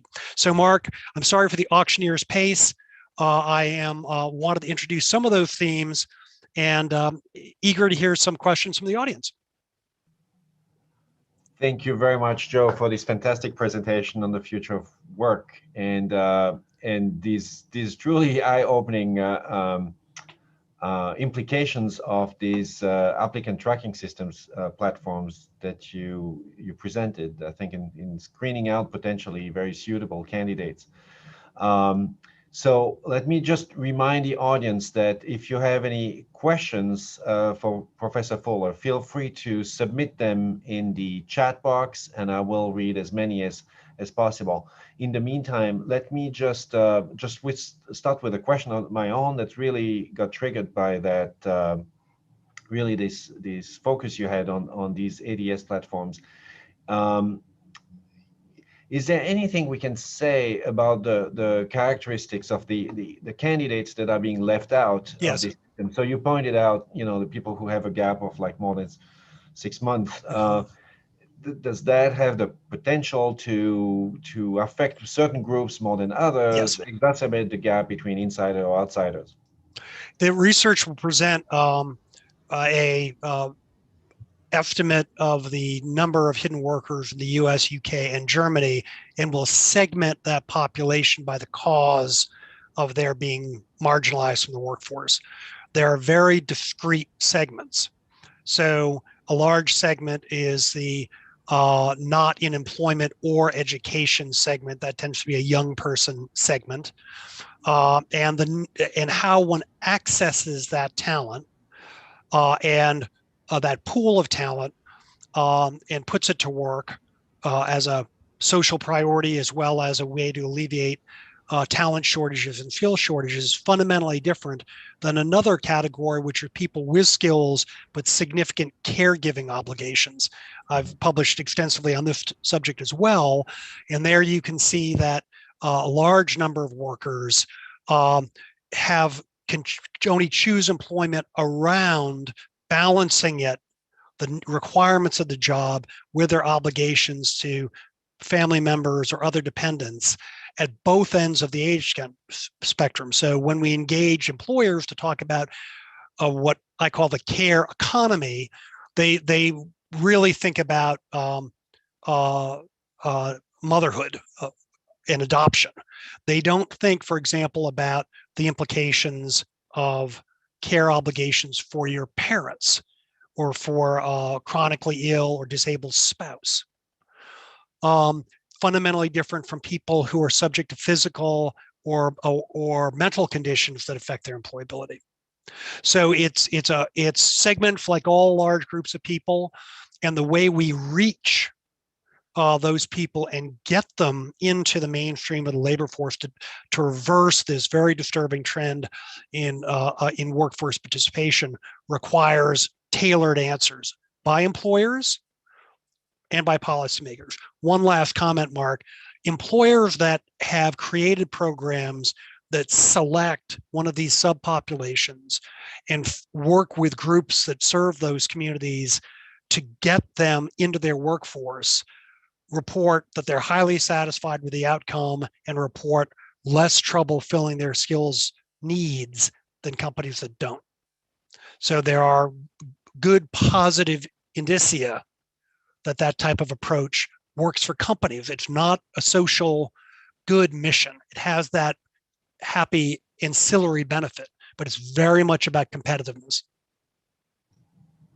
Very interesting. Thank you. So let me take some of the questions. I mean, the questions are filling up here quickly. So one of the question relates to your point that the pandemic has accelerated the company's technological transformation. The question is, we know that many businesses implemented additional technology strategies due to COVID-19 to dramatically increase remote work, online shopping, and the general ability to transact business electronically. What impact will these changes have going forward on employment, worker skill requirement, and further technology implementation? I imagine there are several dozen dissertations being written on that subject as we speak, but just briefly, I'll say it does several things. It accelerates this hybridization effect, so that when workers come back, they're going to be coming to processes that have been fundamentally changed, and the skills necessary to be effective and efficient in being part of that process will have been expanded in new directions. The second thing, and I think this is something that from a kind of societal and political point of view, we should very much keep in mind. Historically, the deployment of automation has displaced routine work, particularly good paying routine work. So it wasn't a good place to be a UAW member operating a paint booth making $60 an hour fully loaded, because that was way beyond the cost that justified substituting that worker with a Fanuc painting robot. The development of these new digital technologies, specifically the new generation of AI, cognitive AI, companies like Era Technologies, Palantir, et cetera, that starts displacing cognitive workers at the higher end of the income distribution. And when you start seeing, let's say, purchasing managers who live in our neighborhoods and who have enjoyed very enviable lifestyles, I'm not saying rich and famous lifestyles, but the types of lifestyles we've aspired for more Americans to live, they start getting displaced by these technologies, and it's coming like a freight train. It's going to have a very significant impact on the way a number of people view everything from what really constitutes economic equity to what are the types of policy decisions the US government should be making to protect their lifestyles. Excellent. So that relates to a number of questions that are coming in here. Maybe a few questions relate are specifically focused on gig workers, and you have done quite a bit of research on the role of these gig workers or contingent workers. One of the question is, how will the gigification of the economy or workforce contribute to technology-enabled disruption? And how can the public sector respond to these future challenges? Well, I think that it contributes actually very positively in terms of digital disruption, because it makes accessible world-class skills to companies that will not be able to source that type of talent into full-time positions. We sit around and say, well, you know, let's set aside the whole immigration issue. If we're talking about the incumbent workforce supported by things like H-1B visas, the issue with everybody wants the same type of talent. In 1965, if you were hiring for Procter & Gamble or hiring for ExxonMobil or hiring for the NSA or hiring for Goldman Sachs, you were looking for completely different skill sets and backgrounds. Today, what do they all want? They all want people who can code with higher order social skills. So suddenly, those companies might literally be interviewing the same candidate for a job.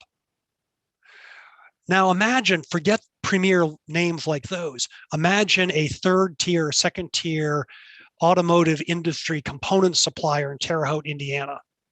How are they going to get a world-class machine learning technologist to come there? It's not an answer of never. There could be someone who has a spouse or SO or parents that need to live near there. It could be that they have some homegrown talent, but this is David versus Goliath in the recruiting market.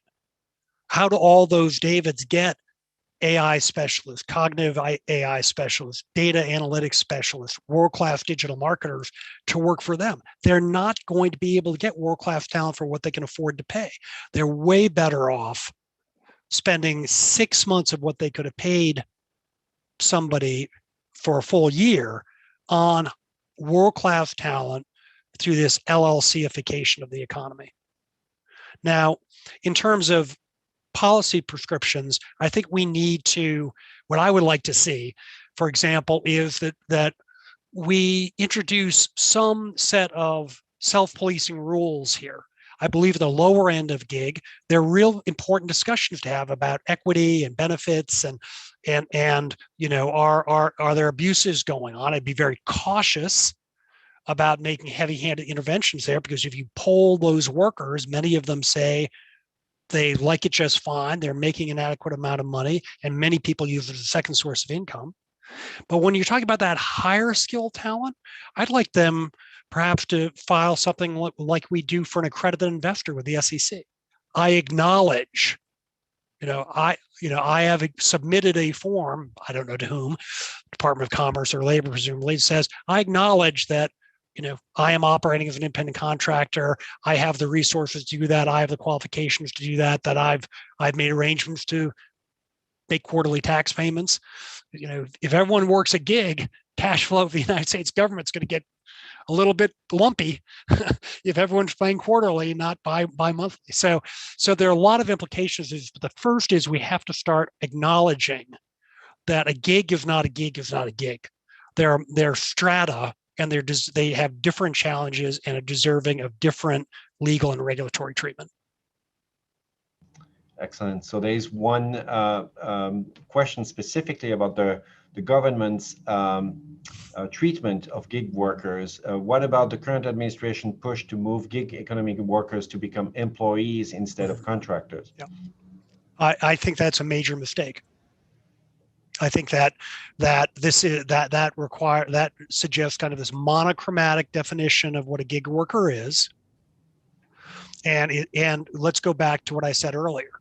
It's a very dangerous thing for this economy to start shutting off access to certain types of talent through a well-meaning but misconceived effort to protect some other type of talent.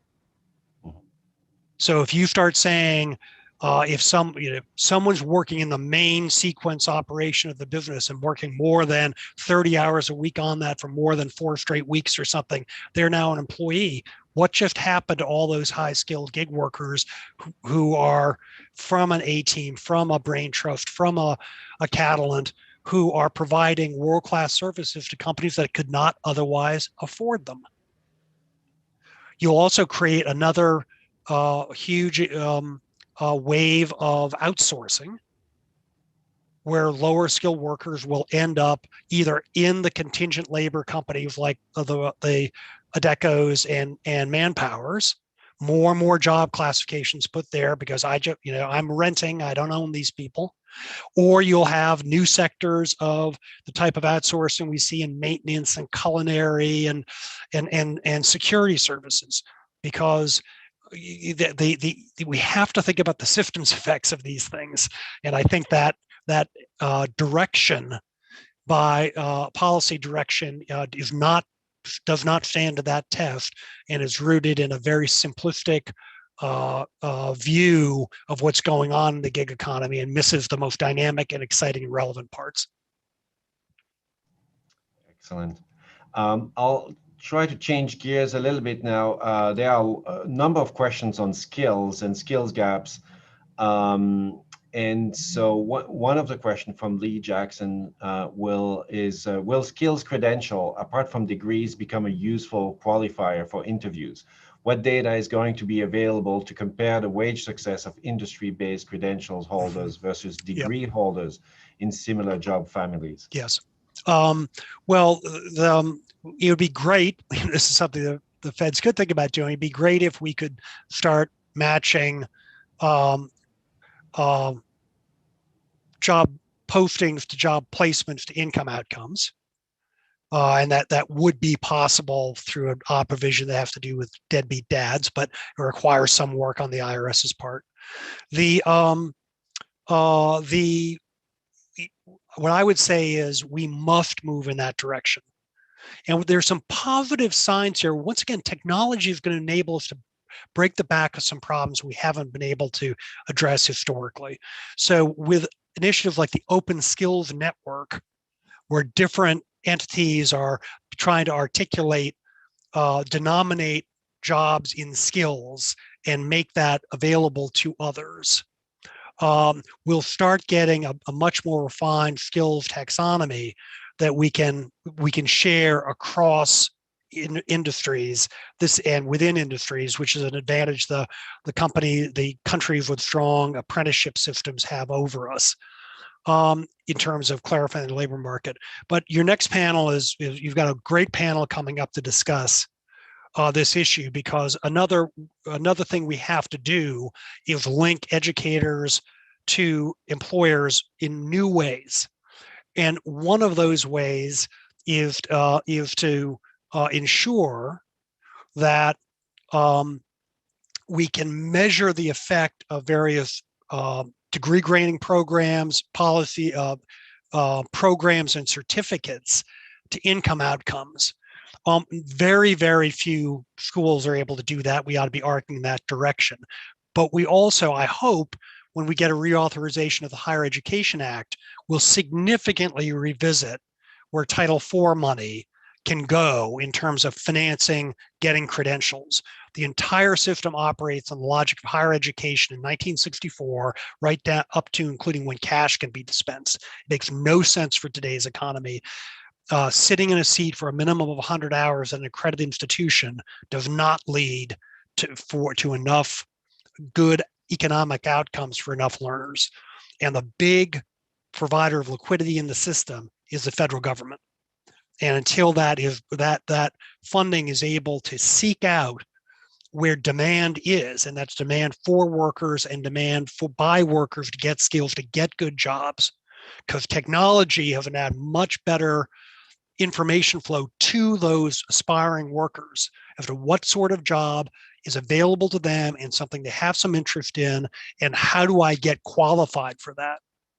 When that data is gradually, great companies like Burning Glass are have services that community colleges can use to make that data available and to workers. And we need to really start fighting this cycle of too many students studying things that they honestly believe will have good outcomes for them. Too many students studying things that their local educational institution happens to provide as opposed to ought to be providing. And too many employers standing on the sideline and wringing their hands, or worse yet, being acerbic that the system's failing because no one's showing up with the skills I need, despite the fact that I'm acting like a victim here and not doing anything about it, like creating talent management pipelines, like partnering with the local educational resources. Very well. So we have another question here from Kristin Linscott that says that it makes sense to her that workers don't know where to start in upskilling digitally. The technologies are many and changing rapidly. As soon as you learn something, it's no longer current. Yeah. Does an overview of technology skills and the areas of application exist? What are the basic digital skills that workers need to be at the level of general work competency? Well, the first thing they need, and this gets back to my not very funny allusion to Russian teenage hackers, is the first thing they need is they need to basically understand digital devices, how they work. as opposed to understand an application that works on a digital device. So if you kind of don't understand essentially what's the difference between hardware, firmware, and software, you don't understand you don't understand a virtualized database versus an actual database. You don't understand various forms of networks. You don't understand principles of networks. It's much harder to go from one application to another, because each time what you're trying to, it's as if you don't understand the principles of grammar, but you're trying to learn a new language. So we need to invest more. I would love to see states pioneering as a core curriculum, not as something that's diffused in across curriculums, an understanding of digital technologies. Quick observation, when Walmart started their very ambitious academy program, they decided to base it on an iPad because they assumed that, that was a device everyone could operate. They rapidly found that many of our associates never seen an iPad and didn't know how to operate it. That should be sobering to all of us on this conference, that there are millions of American workers who would not understand how to operate an iPad, whereas I'm sure everyone on this call would intuitively and probably owns at least one. The second thing which is happening is that, of course, technology is becoming more intuitive. So the innovation understands skills gaps, and entrepreneurs see the economic consequences of skills gaps. And this is another important thing for the economy. Big companies, who invariably are the ones that pioneer technological innovations that gradually gain scale, unit costs drop, and are more accessible to households, middle-sized incomes, middle-sized businesses, small businesses.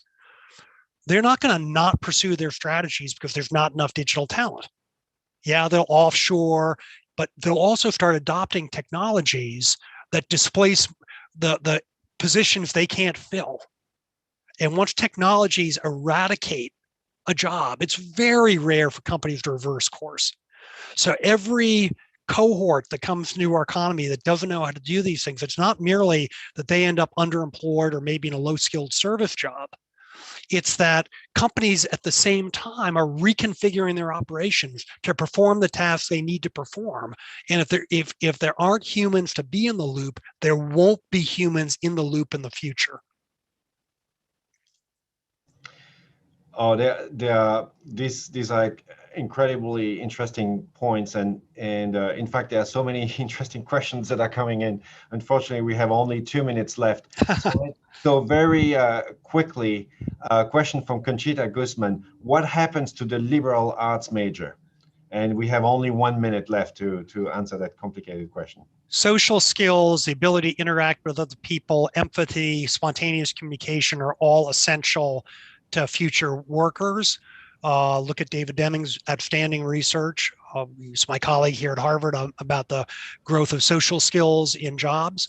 And there is a future for liberal arts majors, but we have to be very clear-eyed that a liberal arts major who doesn't come out of that program with the type of skills I just talked about, or is entering a labor market with no grounding in digital skills, no work-based learning, is going to be operating at a disadvantage. And we have to be very wary of things like continued emphasis on general ed in things like community college programs, because getting ready for work is a time-limited phenomenon. And if people in their late teens, early 20s, if they get through that period and they don't get into a job which has a decent economics behind it, think about how all those filters I just presented start working. Excellent. So we have reached our time limit, unfortunately, but I want to thank you very much, Professor Joe Fuller, for this very interesting and illuminating presentation, and also for your very clear answers to all the questions. Thank you. And people are free to contact me via email if they've got things they'd like to follow up on. Will do. Very good. So with that, back to you, Mark, for the next panel. Okay, well, thank you both very much, Joe and Mark, for a really interesting discussion, which really did a great job at setting up our next session, which is going to examine how community colleges and other similar institutions are dealing with disruption on the ground, figuring out ways to respond to emerging employer needs, how to facilitate the movement of workers from sunset to sunrise sectors. The speakers will be Dr. Joe May from Dallas College, Dr. William Serrata of El Paso Community College, and Tamar Jacoby of Opportunity America. She's the CEO there. The session will be chaired by my colleague, Pia Arrhenius, who's a vice president in our research department and also the head of our regional group. And I will turn it over to Pia. Thank you so much, Mark. Appreciate that. It's a huge pleasure to be here, especially with this distinguished panel. And so I see that we've been discussing related topics all day, really, in this conference. But now you're going to hear, what really happens. This is from the boots on the ground. This is how it's done. So in our panel, you're meeting the practitioners and the people who really know, how to do workforce training. So thank you, Mark, for the introduction. And I think what we'll start in this panel, what we'll do is we'll start with short opening remarks. And Tamar, we'll start with you because you just did a very interesting survey and you brought some slides to sort of summarize that. And so we're really excited to hear what the results are on your survey of community colleges across the nation. Thank you so much, Pia, and forgive me for bringing slides to what should be a conversation, but I was encouraged to do that because we just have, my organization has a survey that's it's just come out of data collection and we're analyzing the data now. It's about, next slide, Pia. It's about, it's my organization working with Lumina Foundation. It's about community college workforce education. Next slide is just an overview of the survey. We surveyed all the two-year public colleges in the country. It added up to just over 1,200. It was a long survey. This was not, how was your Instacart driver? This was very deep dive on data. We were in the field for what felt like forever, thanks to COVID, and we had a 38% response rate, which is quite robust in surveys of this kind. And next slide, among the things we looked at, three essential tools that community colleges can use to keep abreast of changing workplace skills. And many of them are gonna sound like Greek to you. I'm gonna dig into them. Non-credit continuing education, industry certifications, and a little more transparent employer partners. There are other tools, but let's look at these three. These are three of the most important. So before I get to the three tools, let's just look quickly at the next slide. This is kind of Community College 101, because the point is there's a wide variety of training providers in America. We need all of them, and we need all of them to keep up with the changing workplace. But community colleges are particularly important because of their scale and reach.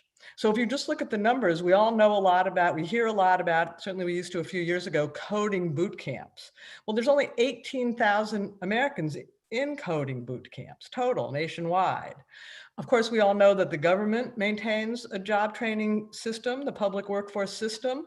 Only about 200,000 people a year get trained in the public workforce system.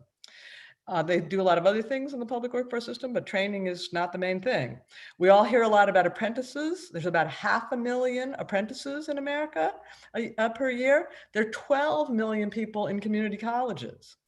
It's a very diverse sector. The quality is highly uneven. And let me repeat that. The quality is highly uneven, and they aren't all focused on training, but they are the national training infrastructure, or could be, can be, if they will step up. Next slide. So now I'm coming back to our questions: labor market alignment, how do training providers achieve labor market alignment and keep up with the workplace? This is the first of the three tools. And I think, when I used to take airplanes, this was the one that the people next to me just had no idea what I was talking about. I'm so excited about non-credit community college education. What the heck is that? Every community college has a standalone division administered and funded separately that's mostly for mid-career adults who come usually for just 1 or 2 courses. They're not interested in a degree. They don't matriculate at the college. They just want to learn a skill. Sometimes, as we'll see, it's French cooking for housewives. It's not always a workplace skill, but they come specifically to get a skill on this non-credit side of the college. It's a key tool for colleges. It's often disparaged at the college. Let's be clear. The other faculty think that's not really college. That's our continuing education division. But it's a key tool for keeping up with the changing labor market. Why? Because the non-credit division is not accredited by a regional accreditor. Programs don't usually have to get faculty approval to be launched. And that means if I'm Tomorrow's Widget company and I come to the community college and I say, could we start a machinist program, the credit side of the college will say, come back in 2 years when we've had a chance to do program approval and run it by our accreditor and get the faculty input. The non-credit division will say, do you want it yesterday? Do you want it tomorrow? What should it be like? What do you want me to teach? Non-credit division is much more flexible, much more adaptable, much more responsive to the labor market. It has challenges. Quality control issues, you can't use your Pell Grant to pay for it, but these are, and there are others, but these are things that can and should be addressed by policy. The non-credit division remains a huge and often hidden asset. This is just, next slide is another quick look at the non-credit division. This is the point I made a minute ago. It's not all workforce, but it's close to 60% workforce.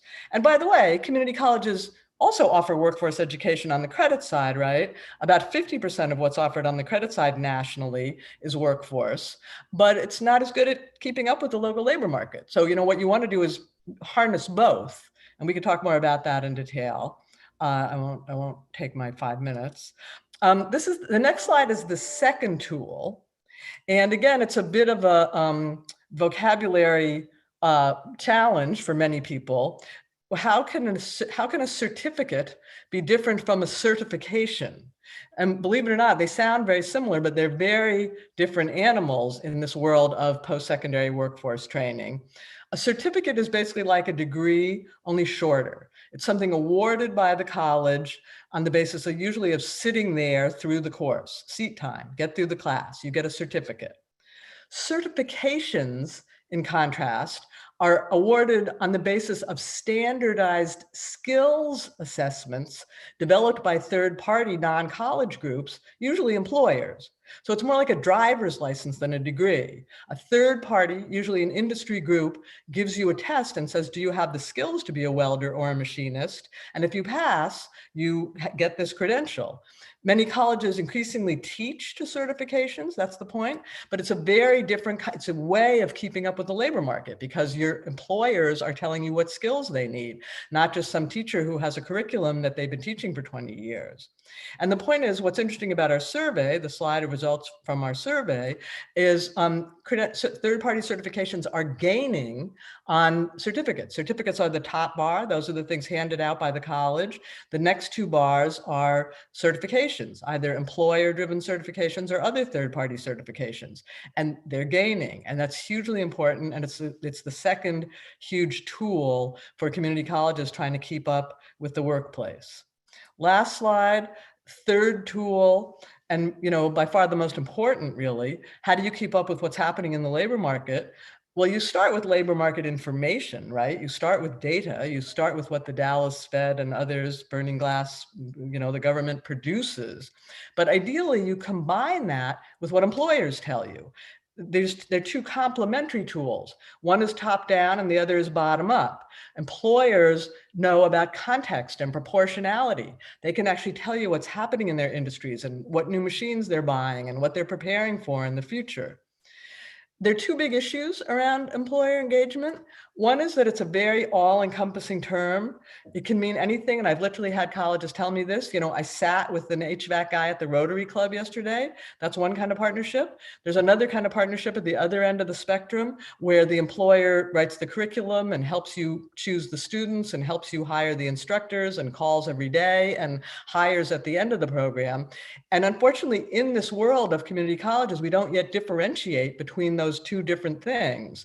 And so we don't have good ways to talk about it. We don't have good ways to measure it. We don't have good ways to improve the performance at institutions. It's not that the employer, there can be light touch partnerships that are valuable, but the more intensive, the better. And again, we don't really have much of a way to talk about it or, and this is the point of the slide, measure it. We asked on our survey, do you keep data on employer engagement? And as you can see from the slide, 17% say they keep robust data. You can probably cut that in half to get a truthful number. And 191 is the number, that's the average of employer partners that most colleges say they have.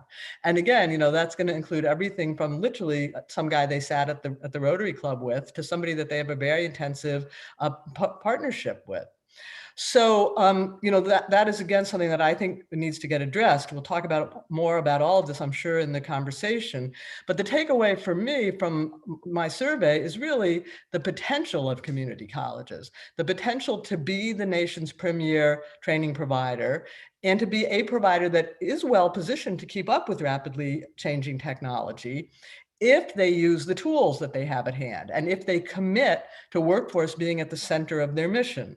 Many colleges have not made that all important first step, committing to put workforce at the center of their mission. And I think that's something that, I'd certainly like to see the nation move in that direction.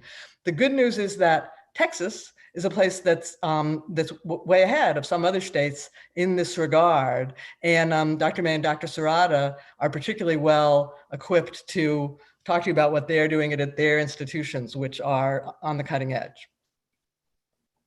Thank you so much, Tamar. Let me remind the audience that they should be thinking about interesting questions, and when they have their questions, they can type it into the Q&A window, and I can read those later. But let me first turn to Dr. Serrata, and I'll just call you William because I called Tamar, so. Please do. You're so nice to us. You let me call you William. So I know you brought also some really informative slides. So I'm going to let you show your slides and tell us all about the student population at community colleges. I did, and I think your team is going to bring those up. And so once there we go. And we can go straight to the next slide. So I can't thank Tamar enough for really queuing this up. I'm going to really focus on the credit side, if you will. And we have focused on workforce, but this is the preliminary data that the Clearinghouse has put out. They handle about 98% of all enrollments throughout the nation. And what you're seeing is public four-year as well as public two-year. And you see in the fall of 2020, we were down about 9.5%. In the spring of 2021, we're down about a little over 11%. Undergraduate enrollments overall are down about 4%. And combined post-secondary is down about 3%. Next slide, please. As you'll notice, I've broken this down for specific reasons. You start to see everyone is down across the board. What you tend to see is that men are declining at 2 times the rate of women within every single race, and the Black and Latino men are falling most steeply, while women seem to be on par with white. So we've made some progress there, but there's still much work to be done to be able to catch up. And you see some rather dramatic enrollment declines if you look at African-American Black population as well as Hispanic. Next slide, please. Again, if you look at the student demographics, and this is all institutions, so you're looking at both public four-year, public two-year, and again, you see the declines in the fall of 2020 as well as in the spring of 21. And I point to all of this.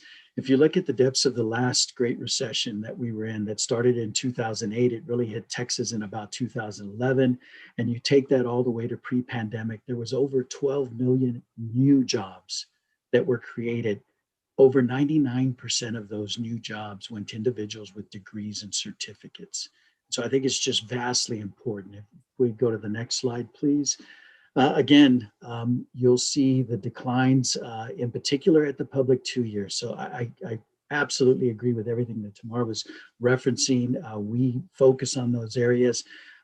This is the credit side of enrollment, but unfortunately what we're seeing right now is that the non-credit side of enrollment is following in these patterns currently. And so you see the public four-year as well as public two-year.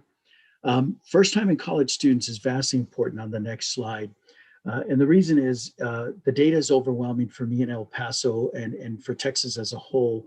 We hear a whole lot about gap years, and we've heard about gap years since the Obama administration.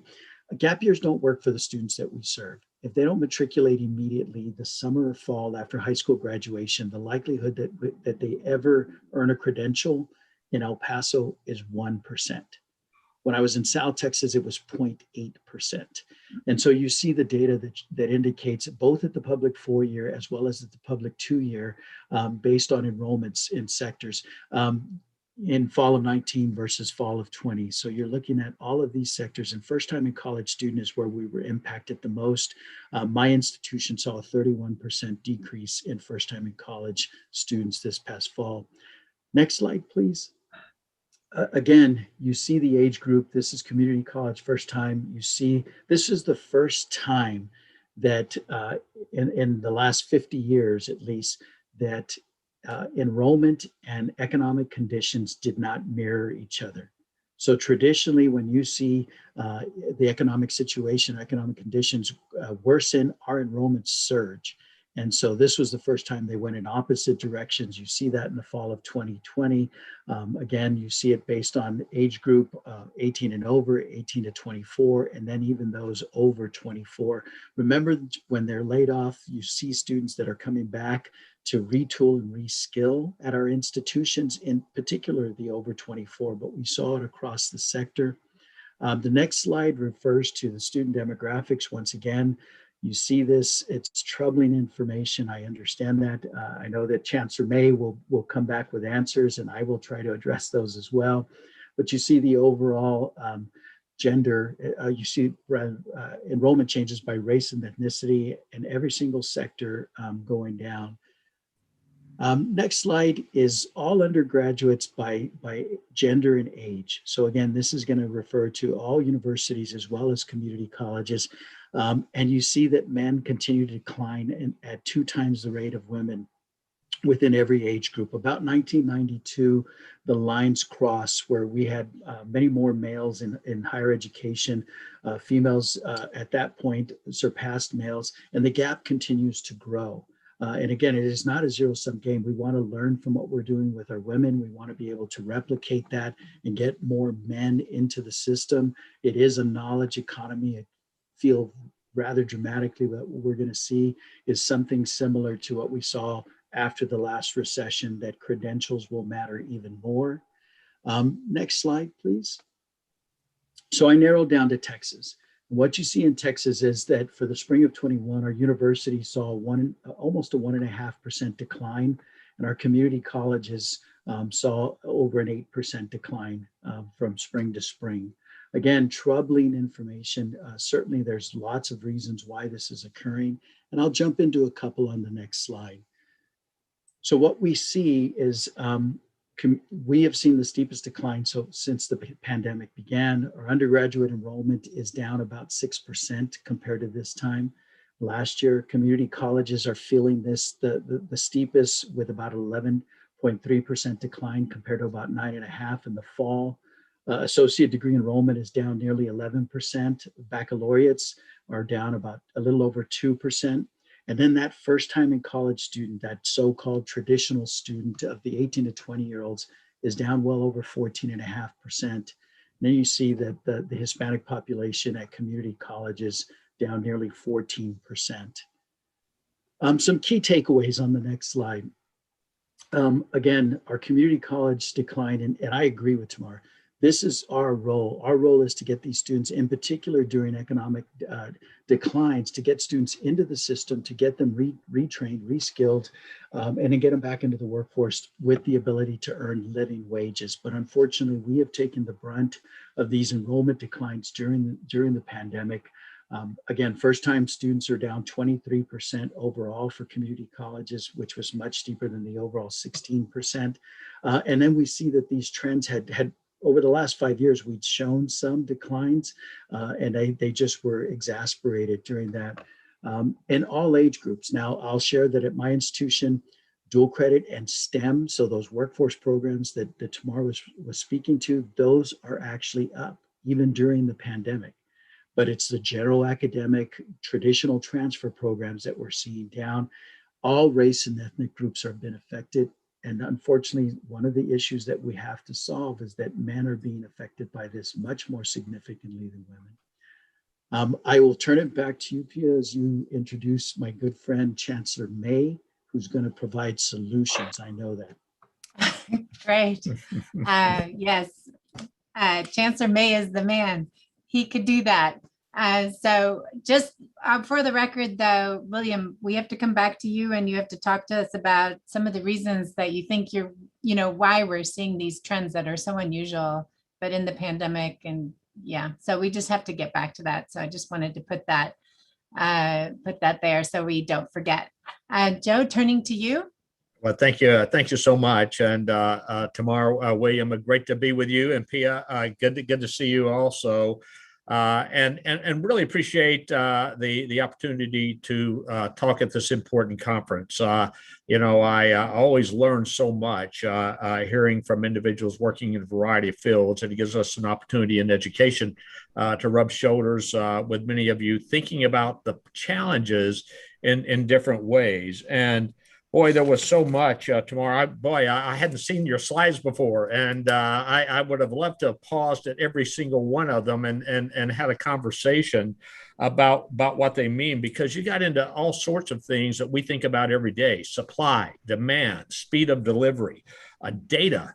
And as I was thinking about this is so critical to us. Just a little bit for background for those of you, as mentioned, I'm Joe May, Chancellor of Dallas College, which previously we had referred to ourselves as the Dallas County Community College Districts. We consolidated our 7 colleges this year. It wasn't planned because of the pandemic, but it turned out to align with the pandemic. To do something we thought was pretty important. And that is this word alignment that was also talked about a great deal, of how we align our programs and services to better meet the needs of individuals, employers, and serve our broader community as we looking at meeting the need. And we serve a little over 100,000 students each year through our various programs and services. And one of the things that we learned over the last year is that we were doing some things right in terms of how we were meeting the needs. We already knew where there were some gaps in terms of being able to solve the problems of individuals, employers, in our larger community. And the pandemic really provided a spotlight for that. And I just a couple of things. I appreciate William, you sharing data, but I also appreciate, Tamar, your commenting that there are a lot of things that we don't know because we don't collect data about. And I was acutely aware of this, and I'm also going back to the speed issue. So here's something that happened. Is that in a relatively short window of time, last April, we saw thousands, hundreds of thousands, millions of jobs eliminated. At the same time, we saw jobs created. And who paid the price for that was just about everybody in the short run, as we weren't in the position to realign programs and services to better meet those needs. So if we already had that in place, we already had those partnerships and collaborations that were Tamar talked about. It made that easier to respond and to meet the needs. So I'm just, Pia, if it's all right, I'm going to just share one quick slide, and then I'm going to jump off of this real quick here.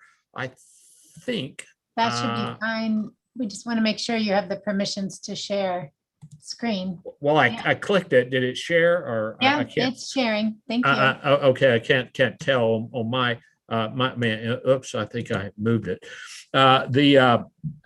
What I put up here is what we call our Career Connected Learner Network. And this really describes the Dallas College model, starting where individuals are on the left-hand side. And you'll see a lot of partnerships and collaborations with school districts this fall. We will be in 88 school districts with either P-TECH high schools, early college high schools, or career academies supporting those needs. It talks about the other collaborations and partnerships in which we engage around the student as they go through, ultimately leading on the right-hand side to jobs and careers where they're making a living wage. And if it looks complex, it's because it is. And if you understand when Tamar was talking about data and why we don't collect data that really tells the entire story, it's because it tends to end up being siloed around different components, and even things that have incredible meaning along the way, we end up not tracking as we serve our students. So let me just touch on two of those, and I want to be quick here, Pia, and we'll jump back into this. But you brought up credentials and apprenticeships and degrees in the earlier conversation. Right now, almost all states track degrees, whether it be associate's degrees, some certifications are along the way, and baccalaureate and advanced degrees. There are about 19 states that claim they track apprenticeship programs, but when we've looked into it, we find that there's really no data behind that in terms of what's there. So even what you shared, we don't really know if that's accurate or not in terms of the work going on. At Dallas College, we do a lot in that space, and yet we report that to no one because there's no reporting route for that.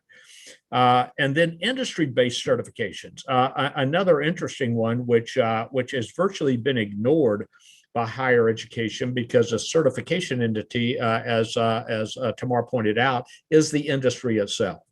And that often, even though a third-party provider may provide that content training, leading ultimately to them to receive that certification along the way, the institution may not even be notified that that's occurred. That may be a relationship between the certification entity and the individual student, and therefore that data ends up not being tracked.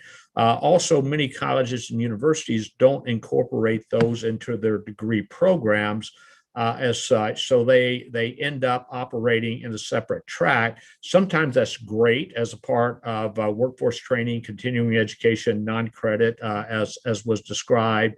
But often today, those really need to be integrated intentionally, creating career ladders and opportunities for students so that they can start at a point in time, get a credential that will provide them an immediate living wage opportunity, but then allow them to build on a degree over time. Because so many of the certifications, I think you would agree with this, Tamar, that they have a shelf life. They are good for a specific period of time, and if you don't build on top of those, then you find that your information becomes obsolete with time. So I share this to show what we consider the Career Connected Learner Network that's taking every student where they are, whether they're a high school graduate entering college, whether they're already in the workforce, looking at how we can tie them in to a future, whether they're someone needing reskilling through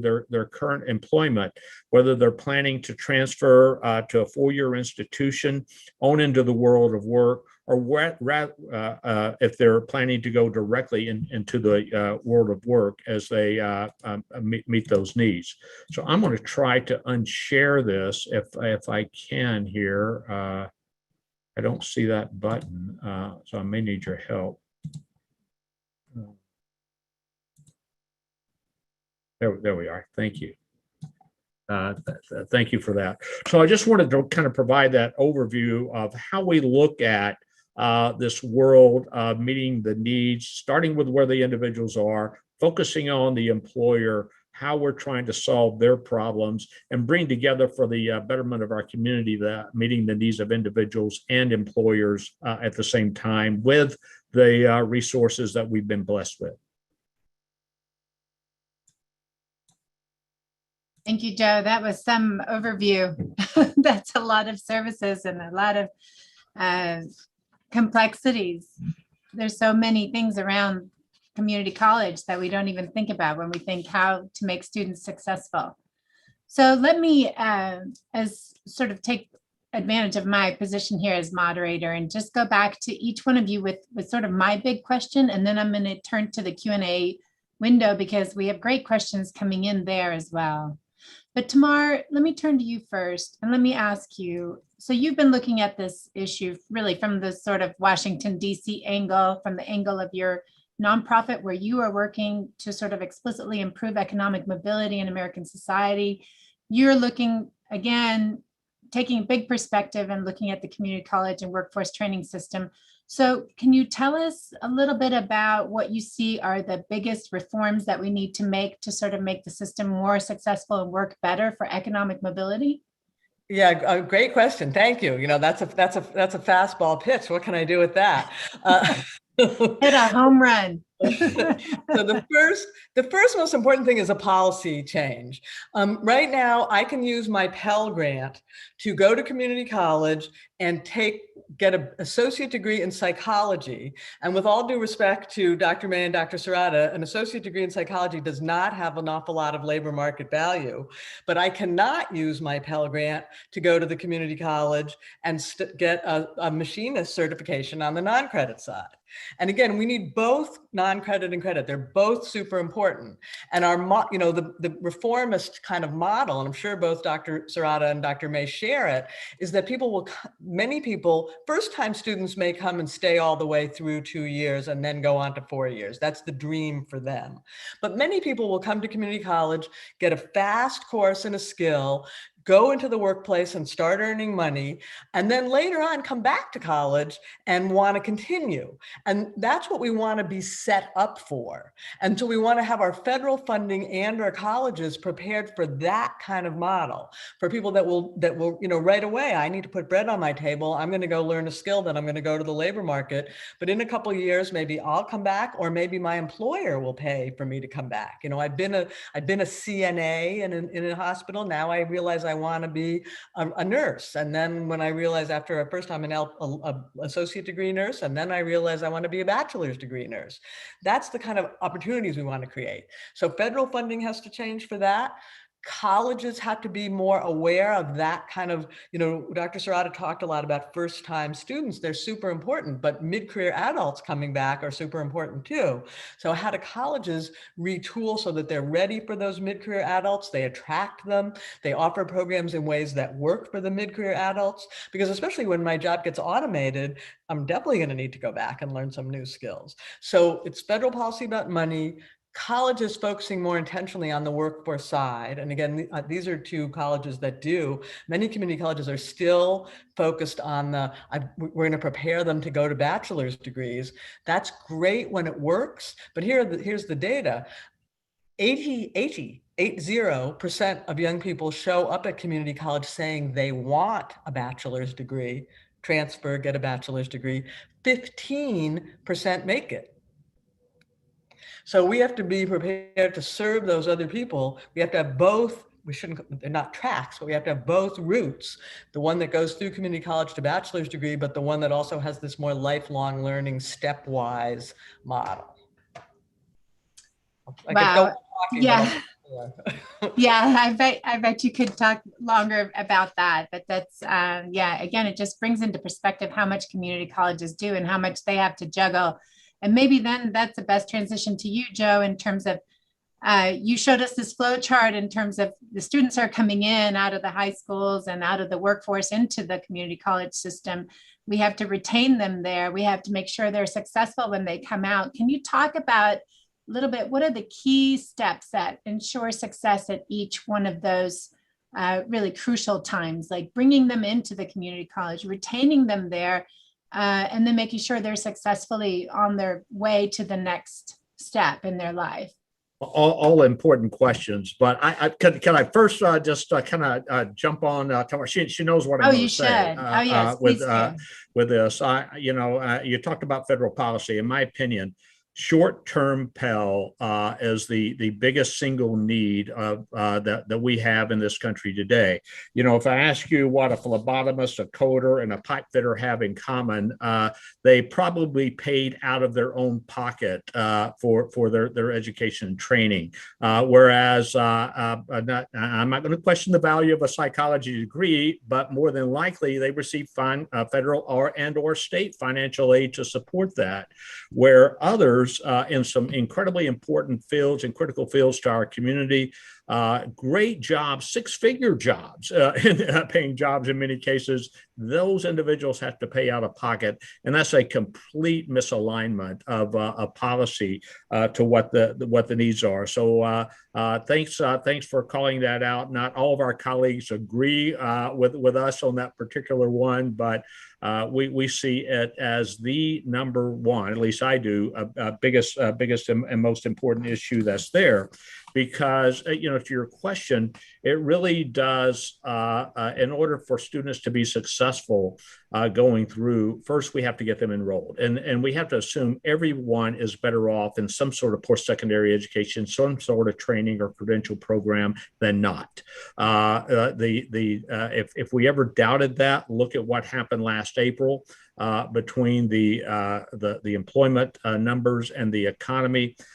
Who was impacted by that, and while William talked about the impact of minority males and also minority females, we did see particularly Latino women hit very, very hard through the pandemic. They shared a couple of things in common. Unfortunately, many of them were in jobs that did not require some type of post-secondary credential. They were unable to work remotely when the pandemic hit. They were the critical workers in some cases, but in other cases, they were part of the hospitality industry, the retail industry, others that were immediately hit hard. And those are certainly important sectors. I don't mean that in any way disrespectful, but I will say that we have to get them in there and meet those needs. Secondly, as we think about the type of support that it needs, we really can't do this alone today in community colleges. For many of our students coming out of high school, they were, I'm just going to take Dallas County, looking at the fact that we serve a majority of the population were on free and reduced lunch before they enroll with us. Many of them had transportation challenges within their own household. So they were able to be successful in a K-12 setting because they were able to get meals, sometimes 3 meals a day at school. They were able to get door-to-door transportation. And just because they graduated from high school, enrolled in a college didn't solve that problem for them. So we really look at how we bring together the wraparound services. So we began several years ago providing public transportation passes to all students at no cost. We built that into the tuition. We built out food pantries at our colleges because they were still hungry and needed those support and services to get there. We realized we needed additional support with mental health services that were there. We started the Dallas County Promise in partnership with a nonprofit here in the community, so that we can encourage everyone to get into college, but then along the way, understand and support their unique needs that are there. So when we talk about success, I want to say it's not, everybody thinks academic preparation, that's important, but it's also the ability to manage life and the challenges that they face. We've been fortunate during the past year because of the federal stimulus dollars that have come down to higher education. Half of the dollars received needed to go to students. Well, we're at Dallas giving out a little over $1 million a month to fix flat tires, to keep electricity turned on, to make sure that they have meals to eat, to solve those problems. And those dollars are going to go away, but the problems aren't going to go away in the future. And so this means we cannot do this work alone. It really does require collaboration. The other piece of collaboration that's there that was mentioned earlier is true partnerships, rolling up our sleeves with business and industry and employer partners to understand exactly how we can collaborate together around programs and work-learn models.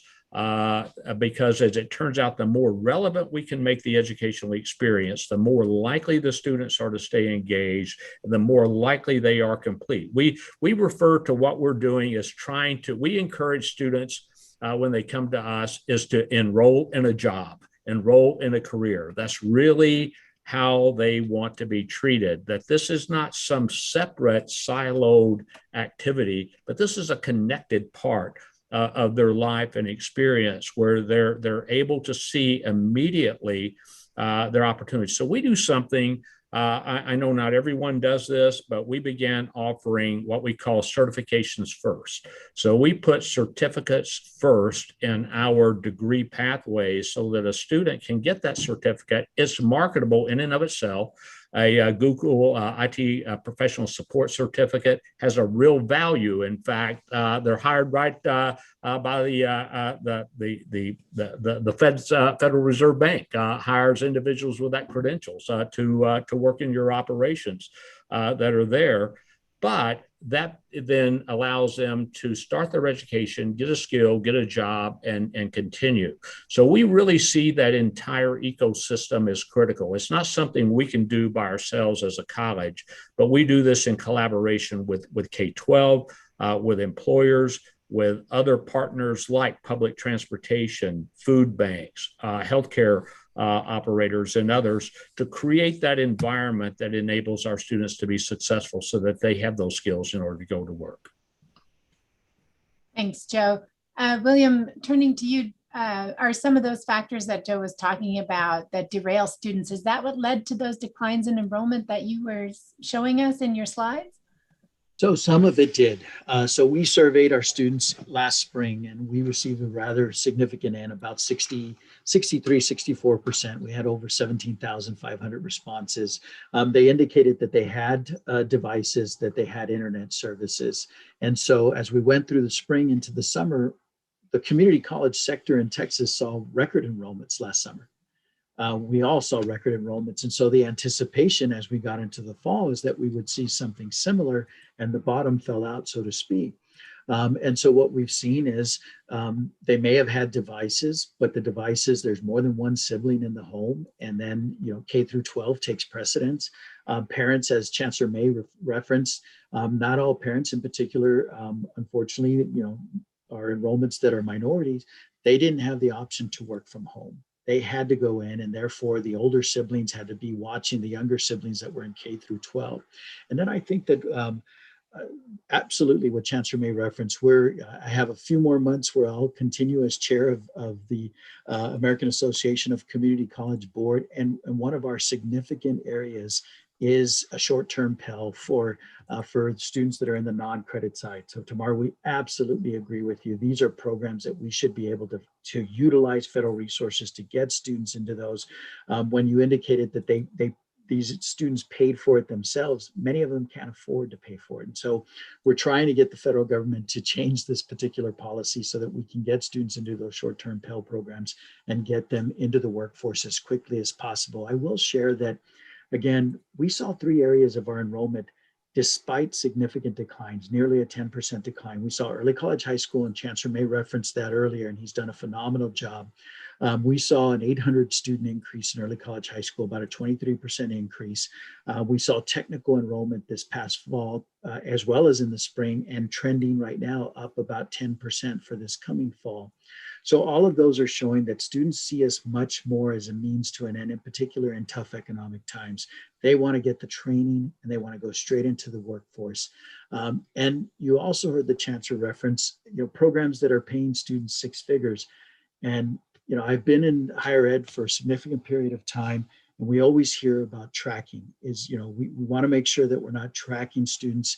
I'm not sure it's a bad thing to track a student into a $100,000 a year job in welding, regardless of their race or ethnicity, where they'll be able to save and they'll be able to choose if they want to come back and earn the credentials like mine in English. So those are some of the arguments and some of the past areas that we've had to overcome. But we do see students voting with what they're choosing. And again, throughout the pandemic, we have seen technical programs increase. And I'm fortunate to say that we, before the pandemic, had moved forward with a rather robust facilities master planning process. We are about at the tail end of that, of adding six buildings on the 5 campuses, over 450,000 square feet. And 74% of it is either STEM or career technology education focused. So we will be ready as we're bringing students back onto campus this coming fall. Thank you, William. I'm going to try to take a live question here. Dwight Sanders, I'm going to try to allow you to talk, and you can unmute yourself and ask your question. Okay. Maybe Dwight wasn't ready. That's okay. So I'll go back to my Q&A window here and actually follow up on something that you said, William, because there's a question here from Michelle Dickerson. And she said that, how can we be sure that Black and Latino students are not disproportionately steered away from four-year college educations and into certificate programs? So you were mentioning tracking. And so, you know, we're all worried about diversity and inclusion. And so we've seen sort of disproportionate impact. You know, some students are steered one direction, others are steered another. So can you comment on that? Yeah, absolutely. So I saw the question in the chat as well, and it's a great question. Again, one that we struggle with on a continuous basis. And I saw a reference, you know, universities versus community colleges. And so overall, university enrollments were down about 2.5%. And so we continue to see that they're feeling the effects of the pandemic, but not at the same level as community colleges. So first, these are students that were choosing the community college, and then we've seen a much more significant enrollment decline. And so we have to continue to, again, share the data with the general population. I always worry when we talk about, well, not everyone needs to go to college. Well, you know, whether it's a skill, as Tamara's referenced, whether it's on the non-credit side or in the credit side, we do need to have students default that they will go into higher education. It is a knowledge society. We continue to see the new jobs that are created requiring skills, and we have to be able to provide those as well. Yeah, can I come in on this? Yeah, that'd be great. No, the most interesting data point that, you know, maybe I should have used and didn't, in the early 80s, 2/3 of American jobs were open to people without high school diplomas, 2/3. Today, 2/3 of American jobs require more than a high school diploma. So it's totally flipped, but not necessarily a four-year degree. And so this isn't a binary choice. A four-year degree, if you get a four-year degree in the right major, and that's really important, and come out with the right skills, it's a great ticket to the middle class. It's the ticket to the middle class, and it's the best investment. But those other kinds of training that are more than high school, but still less than a four-year degree, we're not resigning you to the you know, the wilderness. Those can be very good options. Again, either in the short term as an immediate step before you later come back, or even as you know, I love the comment that, you know, it's if it's tracking to $100,000 a year job, I'll happily. And so the point is, you know, I think it's very hard for audiences like ours and all of us to wrap our heads around this, because we all think a four-year college degree, of course, that's the gold standard. Of course, everyone has to have a four-year college degree. In the new economy, they don't necessarily. People who can get to four-year college degrees, great, but there are other opportunities, and this, you know, we all want to encourage more of these stepwise path. That's a big challenge. Colleges have to readjust to make that work. Students and learners have to get used to doing that, but that has to be the way of the future. That's interesting. And not to reiterate on that, to add one additional part, when you look at Texas, William, 70% of university graduates went to a community college. So it's really not either or in that process. And I think our good friend, Tony Carnevale at Georgetown University, in a report a few years ago said, field of study matters more than degree earned. It really is what you're going into. That was kind of your comment, I think, earlier on psychology. And that field matters as much as what degree level that you're getting, and there's opportunity at all degree levels. No, certainly a great point, Chancellor. So we measure that too, and so for us, 75% of UTEP, University of Texas at El Paso graduates, have our credit on their transcripts. So absolutely, it is the reporting mechanisms that we utilize that are always interesting to provide some of that data. Let me just throw in my idea on this tracking stuff. I think, because we did a field trip to Germany and we were studying their tracking system, and it did hurt some students, but and helped others. But I thought that the key there was if you were tracked and you changed your mind, you had to have if you have the flexibility in the college system to change tracks, to change from a technical track to an academic track, then I think it's fine. Can you comment a little bit on that? The transferability of those credits, the flexibility of the system to accommodate somebody might start in one area and move to another? Sure, I'll begin, and then I'm sure that Chancellor May will jump in as well. So Pathways was an AA, American Association of Community College initiative that started with 30 colleges. It has now spread to a significant number, larger number than that. And so what we do is we have pathways for these students. Every student that is starting in a certain degree program will take the same courses along the pathway, and really they're general courses that should be able to allow for that transfer. It's not till later in the program that they get into the specific courses that will be a program specific areas. So if they make that change early in the program, it won't affect them. The later that they make that change, that's when you'll see a different set of courses that need to be taken.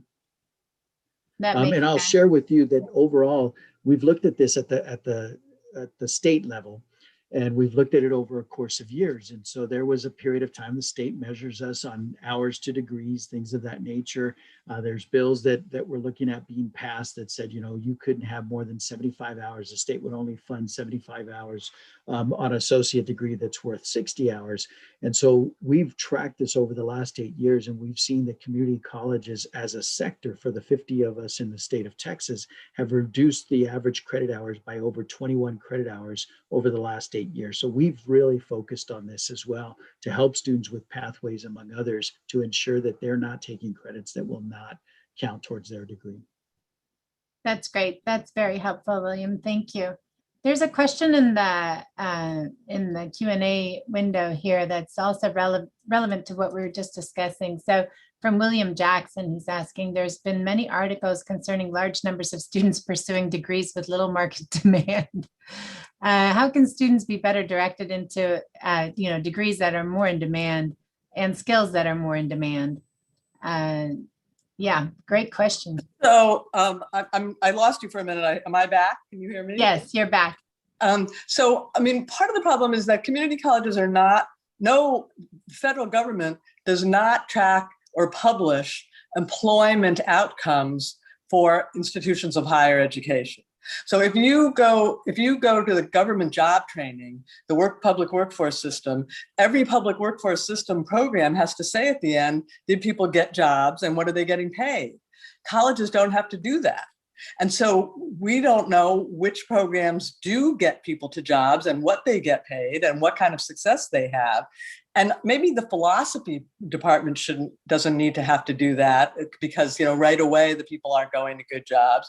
But certainly, in my view, the workforce programs should have to do that. And then if we give that information to students, then they can make better choices. Students don't always make choices based on information. Often make choices based on other things. But if we were making that information available, we'd have much better chances of they would be making the right choices. So Joe and William, what type of information do you make available to help students make these decisions? Yeah, and all these comments are exactly right. And let me kind of frame it to where I see part of the challenge that's there is that unfortunately, institutions are often rewarded or recognized, as Tamar just pointed out, not by what happens next, but within that system. For example, across the nation a few years ago, there was a big push, laudable push, to increase high school graduation rates. Well, I can show you schools that dramatically increase the high school graduation rates without changing college attendance rates at all. In that process. So the assumption was, of course, you address this problem and you tackle the next problem, but the two actually don't work that way. You really have to look at it across the entire system. And it gets back to really right at the beginning, we were talking about data. And what's the most important data for us is the earnings of a graduate when they leave Dallas College. We care about that more than anything else. If we're tracking that, then we can provide that information. I also want to mention something else that Tamara mentioned early on. Labor market information is critical, that we understand that, but labor market intelligence is even better, where we take the data. You can look at the data and get some idea about what might be going on, say in North Texas or Atlanta or Chicago. But until you have individuals that are on the ground engaging with employers and talking to them about what they're looking for. I won't call his name, but a good friend of mine who is nationally known in this space will tell you that job descriptions are virtually worthless in most organizations. They don't adequately reflect the knowledge, skills, and ability needed for a job. They probably look at who's in the job now and describe that individual, not necessarily what needs to be considered in order to be successful in that. So the system in itself creates confusion, a lack of clarity, a lack of real information and data that's there. So we're going to provide information about jobs, but without being able to tie that in real time to what's happening in the economy and the job market, that remains problematic that's out there. Now, many of us do our best with that. But as until the day we have either IRS data or Social Security data where we can link back to actual salary and wages and what's happening to people, connect those digitally, which we think is really important. Again, some people call that tracking, or even part of the concept of student unit record is, and many people, a bad concept because it believe it can violate privacy, but it's essential to understand the needs of the economy and how to give people the important information they need to make good decisions. Let's face it, it's confusing out there, and it's confusing for students, parents, and employers, all trying to solve the same problem and all working with inadequate data and information to make that happen. And another federal reform, right? Short-term Pell is a federal reform. Data transparency is a federal reform. These are things, I dare say free community college, no one's asked. We could debate that for a long time, but they're not focusing on these other things that are, arguably even more important for community colleges being successful in keeping up with the workplace. One small data point from Texas, there is a Texas system that its funding is almost entirely dependent on its student outcomes, employment outcomes. That's the Texas State Technical College. That's 10 campuses around the state. Their legislated funding formula is all about, do the students get jobs and what wages do they make? How much are the wages above the minimum wage? And guess what? Since they switched to that system, their appropriation has increased 40%. Because once they started measuring that and focusing on it and making that be the outcome they wanted, they got real results. It gets improved, and Texas has the great example to prove it. Oh, that's fascinating. Did you do that with? Oh yeah. Very Go ahead, briefly, William. Pia. So I certainly agree, and TSTC has done a great job. We're a big state. We need to produce a whole lot of graduates, and so the TST system in those campuses comprise 15,000 students. You have 750,000 students amongst the 50 community colleges. We produce 92% of all career and technical education degrees in the state of Texas. We don't talk about it as much as we should. And so it's something that we absolutely have to get to. And by the way, all those CTE programs, we do report jobs, data, et cetera. So all of those go through the Texas Higher Education Coordinating Board. We've reported on those regularly. Since I've been in higher ed, now 28 years, we've done that. And we have to do a better job of showing students that this is a pathway that makes sense for them. What I was going to ask was, what about using student loans for that? I mean, that's super controversial, but I mean, it's related to the idea of the Pell Grant, right? I mean, you could tie student loan availability, accessibility, cost of student loans to your choice of major. Yeah, I mean, the community colleges, and the two president chancellors will correct me if I'm wrong, but community college community college students do take out loans, but it's not the same kind of loan volume as at four-year colleges. I mean, a community college education costs $3,000 a year or something, $4,000 a year. That's expensive for the people we're talking about. It's expensive when they have to pay it out of pocket. But loans are not the main means of financing community college education, at least nationwide. Maybe it's different with these campuses. But so loans are an instrument, but not I'm not sure how effective an instrument. So that might work at a 4-year institution, not a 2-year institution. Yeah, we really work to try to keep our costs low, services high, and provide the type of financial support. I mean, that's why we did the Dallas County Promise. That's why we provide some of the other support that we've done, is to, we can't tell a student not to take a loan. That's certainly their right under federal policy and rule.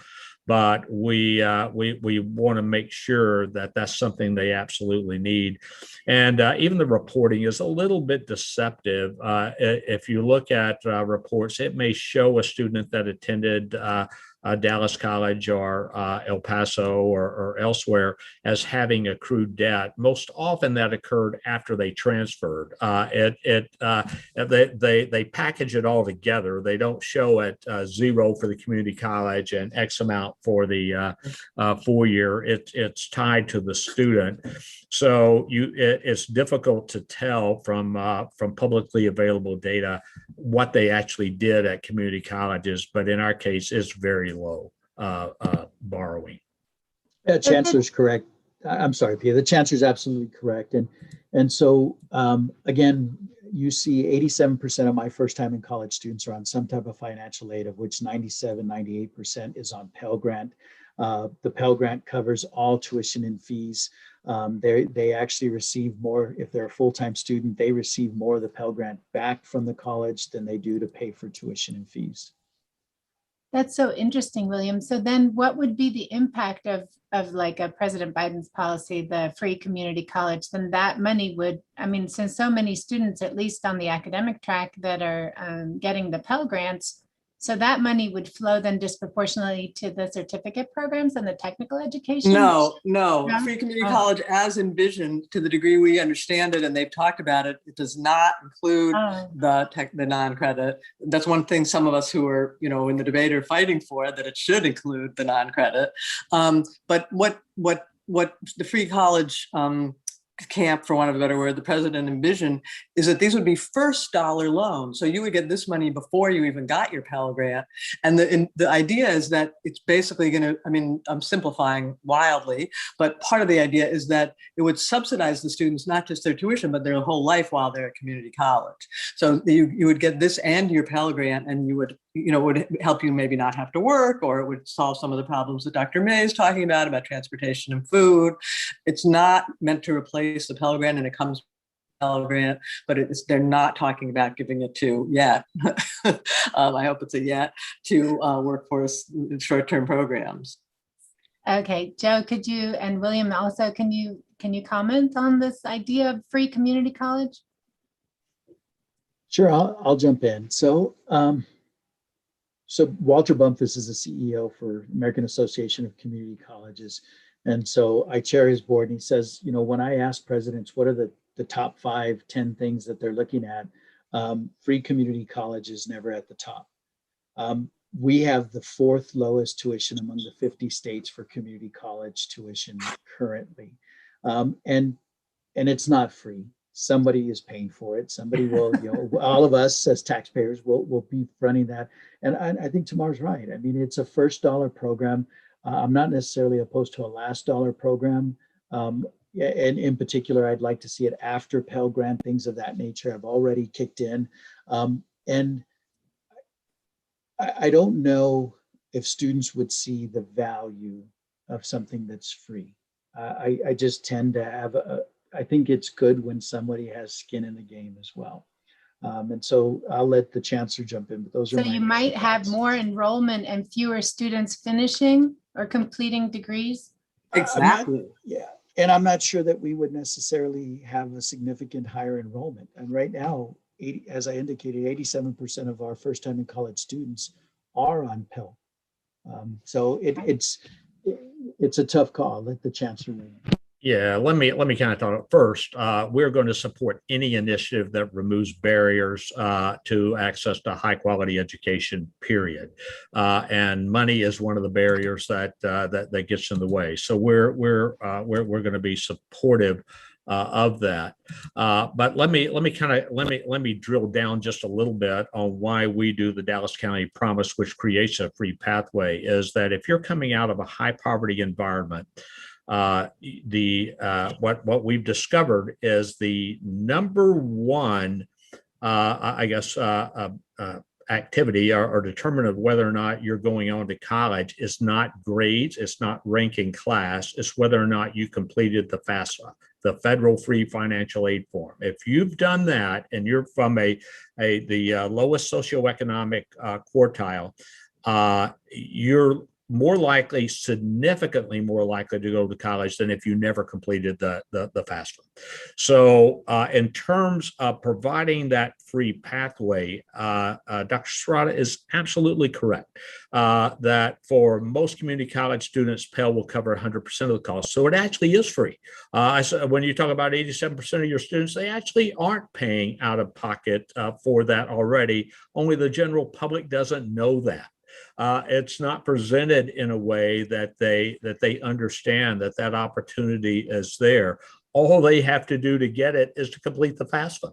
And so that one little step gets missed and people fall through the cracks, and not just for a short while, forever, as we see that. So a lot of our efforts around really increasing and making people aware, because we've met with economists, we tried all sorts of things, debt free, the opportunity available. The only word people understand is free at the end of the day, as removing that ultimate financial barrier, and anything else is considered a game or a gimmick.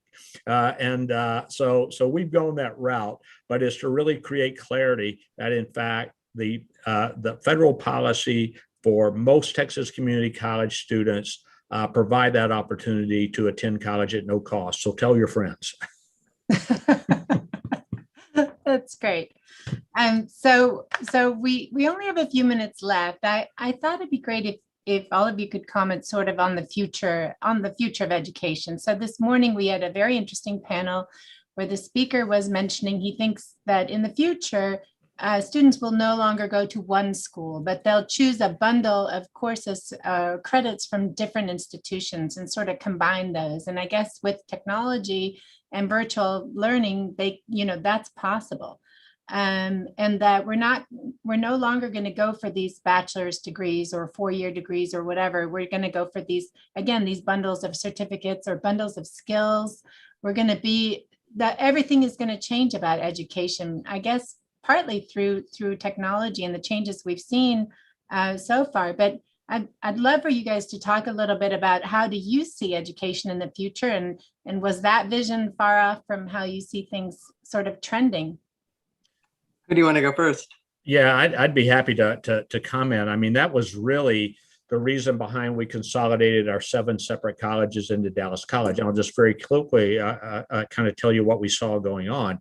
A couple of years ago, looking at data and realized that about 2,000 students applied for reverse transfer degree. For those of you not familiar, if you go to a community college but don't get all the credits to graduate, but transfer to a university and get the courses, you can reverse transfer those back and pick up the degree that you would have owned. So we had about 2,000 apply, and they made all the coursework, but only 128 earned it, because there is an accreditation rule that says that you have to earn 25% of your credit from the institution that awards your degree. Well, it turns out our students are taking an a la carte approach to their education. They're looking at their end goals. And what we discovered with this, these are not slackers. These are aggressive, smart, talented people that are charting their own course, and they're actually going through the fastest with the highest GPA. And ironically, the system as designed was keeping them from getting the degree. So we consolidated our 7 colleges into a single institution because they were already treating us that way. They were already picking up courses along the way from universities, from others that are there. And I think that trend is going to continue. And I think we really do have to look at that as individuals. We've talked about this concept of lifelong learning ever since I've been alive and can remember.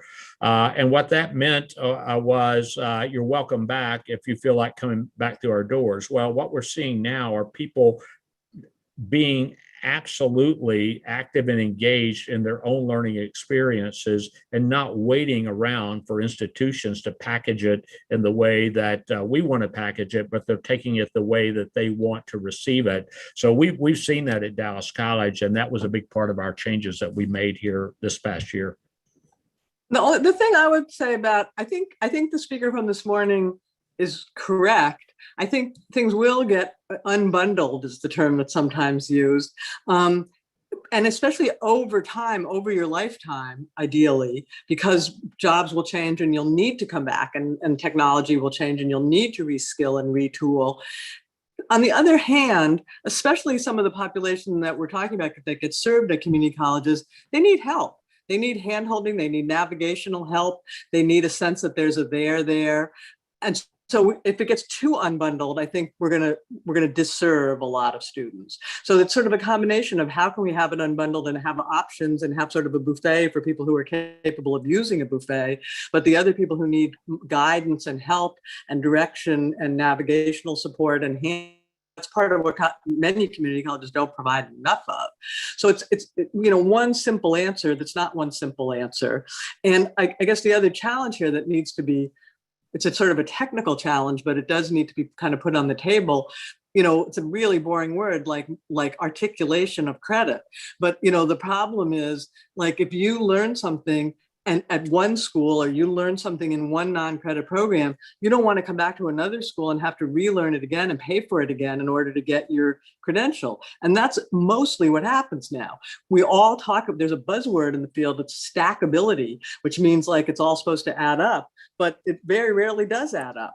And so there's a lot of work to be done in the sector to reform so that lifelong learning unbundled pathway really works for learners. That makes sense. Yeah, go ahead, William. I'll be please. very brief. So I that's certainly cool. agree with what each of my colleagues said. I think that those are accurate. I do think that, again, what's past this prologue, if you look at the recession from 2008 until pre-pandemic, 99.3% of those new jobs went to individuals with degrees and certificates. So I don't think that I think degrees and certificates really, really matter. And in addition, I think that what you'll see is that the future of higher ed will shift. So, we went last March from 92% of our courses being offered face-to-face to 92% of our courses being offered online in a 2-week time period. None of our faculty would have ever thought we'd have been able to do that, and we did it. But I don't think we ever get back to 92% face-to-face. I think we end up with 80% that'll be face-to-face and a good 20 to 25% that will be online. Students that have done well in this format will continue to do well. Thank you, William. I think our time is almost up, so I'll just take the last minute and just thank the three of you for just this all-star panel. I wish we were in person and you could hear our applause, but virtual applause for all of you, Dr. Serrata, Chancellor May, Tamar Jacoby. You guys have been amazing, so interesting. I feel like we could go on for many hours more. But certainly the materials that the audience has seen here, we're going to share those. And so everyone will be able to review the slides and the information, and just thank you again. Thank you from the Dallas Fed. Thank you so much. Thank you. Good to see you. Thank you. See ya. Thank you, Pia, William, Joe, Tamara, for a really great discussion. We started this conference this morning with a review and statement, but we do this series because we're trying to figure out and promote more research on these issues. So our concluding session will try to tie some of the themes together that we've been talking about today and discuss potential avenues for future research. And we will start that session at 3:05 Central in 5 minutes. See you then.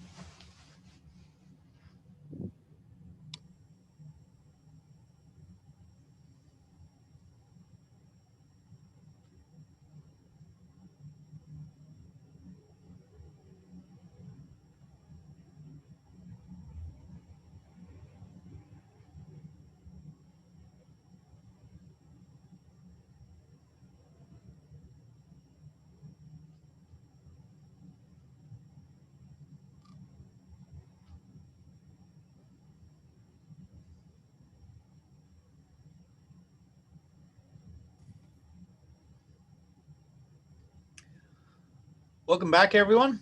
It's been a long day, but before we wrap up, we thought it would be useful to hear from some leaders of research groups in the Federal Reserve System to get their take on what they see as some of the key learnings from today's events and how they would use those insights to prioritize research programs going forward. The speakers will be Kartik Athreya, Executive Vice President and Director of Research at the Federal Reserve Bank of Richmond, Mark Giannone, Senior Vice President and Director of Research at the Federal Reserve Bank of Dallas, and Paula Takak, Senior Vice President and Associate Director of Research at the Federal Reserve Bank of Atlanta. The discussion will be moderated by my colleague Carl Mertens, who is a Senior Economic Policy Advisor here at the Dallas Fed. And as a reminder, you're welcome to submit questions or comments or suggestions during this session using either the raise hand icon or the Q&A icon on your Zoom control bar. And with that, I'll turn it over to Carl. Carl? Thank you, Mark.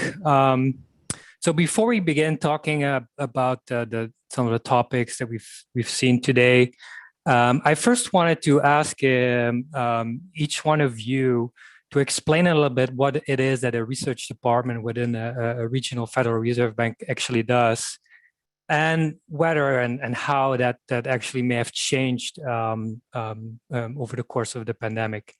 So Paula, do you want to start off? Sure. In terms of basically what we do, I'm probably giving an answer that is very similar across the three departments. So we view our main job as to supporting our principal. So in this case, Raphael Bostic, as he goes to the FOMC, and more broadly, the Federal Reserve System with respect to both monetary policy, financial stability issues, and kind of being, at least from our place in Atlanta, having some folks with subject matter expertise in the payment space or in supervision and regulation policy space to work with our colleagues in those other functions in order to, bring, again, our expertise sort of into the policy sphere. So with respect to the last year, wow, it's been challenging in order to support Raphael. And I think probably one of the biggest pivots that we've made is for our economists really to be bringing their research expertise into the space of a lot more current analysis in a very fast-paced changing environment. So, without data on what was going on in labor markets and the rapidity with which the pandemic came on and shut down activity, and then the uncertainty about how it was evolving, we had folks using their expertise in modeling to now be looking at epidemiological models and how they would influence economic activity. We had folks who would normally be doing labor work and bringing that into the policy room to dig into current labor trends, but now thinking about rethinking indicators and where were the data gaps and pulling in new sources of data from Google Analytics and mobility to try to understand what was going on in the world. So I think we found personally that on the data side, we didn't have the things that that we might have liked to have had to help Raphael understand what was going on. So we worked very hard to do that. On our outreach side, which also sits in our division, our RAIN function, we leaned on them very hard, and they were fantastic in talking to businesses, nonprofits, community organizations to understand the heterogeneity of the pandemic experience. So one of the things that you've heard Raphael probably talk about a lot over the last year, and others on the FOMC, is the disparate impact of the pandemic across communities, across workers of different skill levels. And a lot of that in Atlanta was enriched by our outreach function, and then marrying that with our survey work and our economic expertise. So Kartik, what has the experience been like in Richmond? So Paula answered it fantastically. I would only add to that, like for us, it was Tom Barkin, our president, actually has always found it very important to talk to the business community and the community more generally all the time. And so in this, one of the things about the pandemic, at least to my way of thinking, is that it put something much more explosive onto the map of economic activity. You would have, ramp ups in cases, sudden declines in cases. Just thinking about the evolution of the real economy became a very big job. And we relied, just like Paula said, on teams of executives that spent a lot of time talking to the business community and the community at large, our community development team, which did the same thing, and then bringing that back to the research economist community, which was trying furiously to marry those insights with models that actually allowed you to think about everything as a system, which inevitably it all is. So at the end of the day, you have to go back into a room and do some work on the computer. Otherwise, you can't figure out very easily how these things might even fit together. So I'll stop there for now and let Mark add or subtract from what I just said.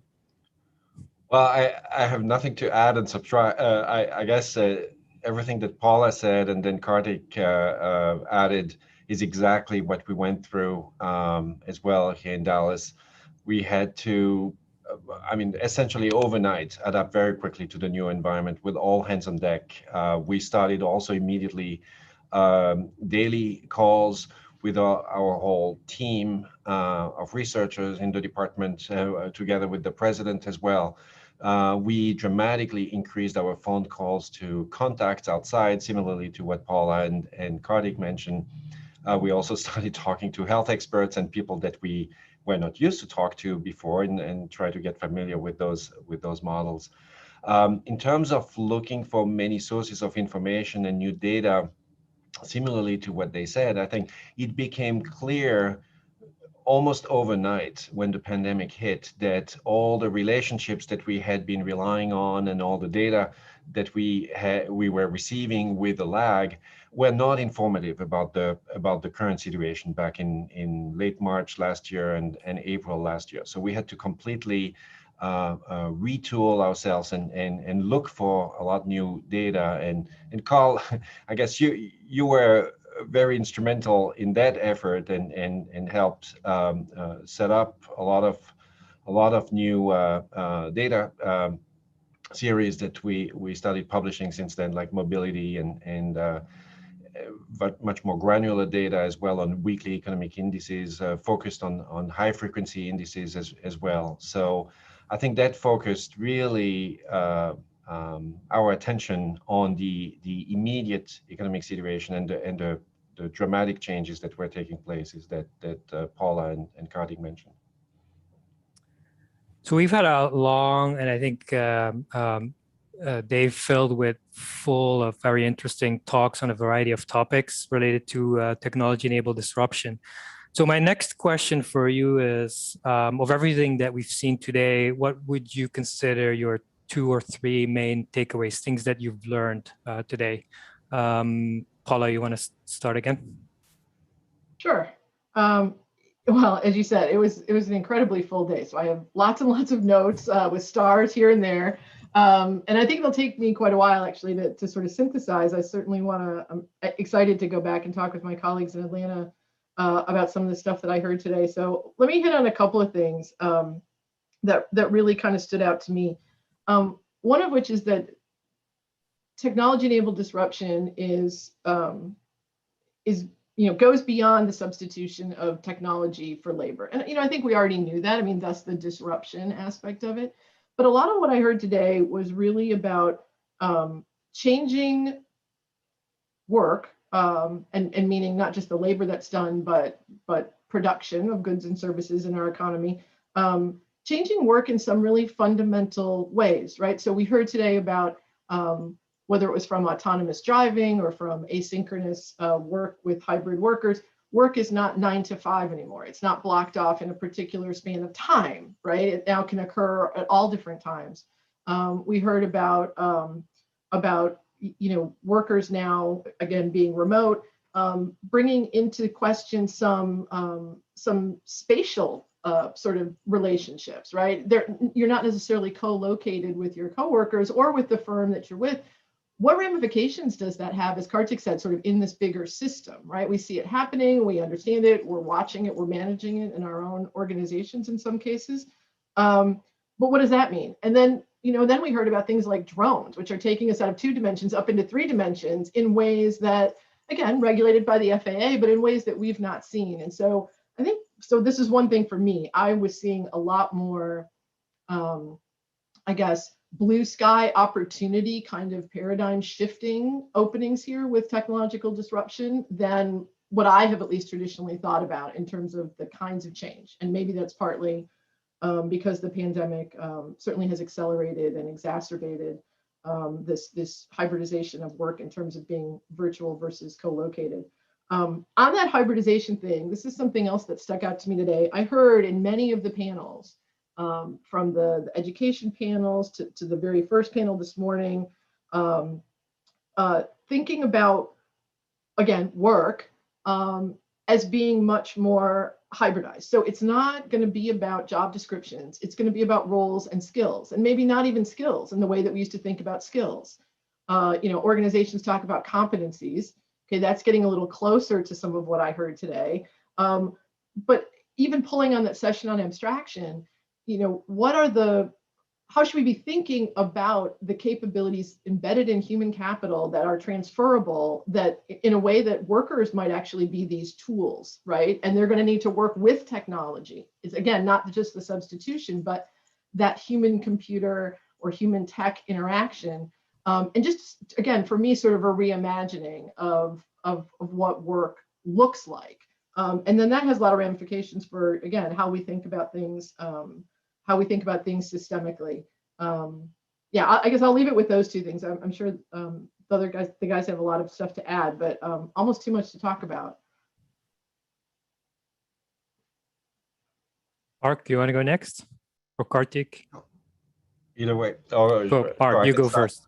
All right. So, I mean, I think as Paula said, I mean, each of the panels brought really something, and I have like also a number of stars and check marks next to various points that were made for each of the sessions. And that started, I guess, this morning with the panel with Nitin Noria, Ross Perot, and Stephen Williams with what's a good job, and this issue of gaps in expectations about the training required for a job, the cost, and then the actual future revenues that come with that. I thought that was very important and insightful as well. Obviously, we got great insights from the policymakers roundtable, and that went all the way through to the future of work, I think, that we just attended. But from a pure research standpoint, economic research standpoint, one set of issues I thought that really attracted my attention is in the panel that Kartik led, actually, on the economics of technical change, where I think they raise a number of points that I find very intriguing. In Jim Bessen's presentation, for instance, he showed that the risk for an industry-leading firm of being displaced, that risk had been increasing from the 70s to 2000, and then it declined sharply, I think, since around 2000. And in other words, as I interpret that, the firms that are now dominant and that have disrupted many of the other companies on their way up seem now less likely to get disrupted by others than was the case for their predecessors. So then the question is like really what happened, and I thought Jim Bessen and others in that panel touched on really important points. And one point is, the strong rise of investment in intangible or in proprietary software by leading firms. That this increase in the share of investment in proprietary software seems to put the leading firms now in a stronger position than was the case for the other firms that were leading before them. And they can actually increase their market share. They can better differentiate the product. I think Diane Coyle mentioned that there's like a positive feedback loop between more data, better services, better customized products. So it makes it harder for the smaller firms to be able to catch up to these leaders in the industries. And I think to the extent that this is widespread, it raises all sorts of concerns about productivity going forward, about the structure of costs, about pricing, about monetary policy ultimately, as far as I'm concerned. So I found the story and the evidence that they presented really compelling. I think it relates to research that I had seen done by Martin de Ridder from the LSE, who I think similarly argues that this rise of intangible inputs or proprietary software, if you want, by leading companies provide essentially potentially a unified explanation for the slowdown in productivity that we've observed, the decline in business dynamism that there's been a lot of talk about, as well as the increased concentration of leading firms and the rise of markup. So I think there are really important research economic questions here that can be addressed by the points that were raised in that session. So so that's one thing that among the many points that were mentioned that I thought really attracted my attention. So, yeah, if I might add, I mean, I think I don't disagree with anything that's been said. In fact, for me, a summary word might be coordination. And what I mean by that is that I have tended not in my career to spend that much time worrying about coordination problems at the level of the whole economy. And one of the things that I think today, when you're listening to Jim Besson and others talk about the rewards to scale, to the extent that those are something that one can agree on in the literature, I think that actually puts the landscape in a different place, in the sense that can you get locked in particular ways where there are dominant firms that just hang on and stay dominant. And then, you know, even though in economics, I think the innovative forces can go in both directions. Monopolists have incentives to innovate, in part coming from the fact that they can hang on to the goodies that they create in some way. But if the net effect is ultimately one that is going to deliver more, you know, sclerotic kinds of innovation and defensive patents, Jim didn't talk about that too much today, but his other work has talked about that. I think in some sense, coordination writ large is likely to be a bigger phenomenon than maybe it has been in a long time, simply because the nature of production in some important places has changed, and sort of returns to scale, the way economists would talk about it. Maybe they look a little different than now. And we've known forever that at least from a theoretical point of view, economies that are characterized by a lot of kind of lock-in or you know, decreasing costs with scale can behave differently. They can be more sensitive to shocks. They can be more sensitive to self-fulfilling points of view. And then the one thing, you know, I was struck by coming into this was even what we have learned in some sense may have been serendipitous. I don't want to make any light of the fact that COVID was just horrible for the world and continues to be horrible. But the bottom line is that the learning that happened in the last 15 months on what alternative working arrangements could do relied very heavily on a guerrilla shock hitting everybody. Guerrilla with an O, not with a, you know, UE. A giant shock hit everybody, and we all had to think simultaneously of a different way. That's kind of convenient when you're trying something brand new, as opposed to when you have to try it on your own and then see if it doesn't work. So I think that'll be a feature of the environment going forward. The second thing I would say is, if you look at the private sector panel this morning, I couldn't help but be struck by the forward-looking nature of the problem solving that was going on. I think it was Ross Perot that talked about, you know, you need a corridor for drones. You cannot have them in all directions. Paula mentioned this in terms of if you're opening up space as the third dimension. Well, you need property rights. You need some notion of that. And that takes interjurisdictional cooperation of various kinds. These things are not trivial to establish. So I think there's going to be joint work that has to be done by various parts of society. Government, no doubt, has a critical role to kind of allow this to really go on.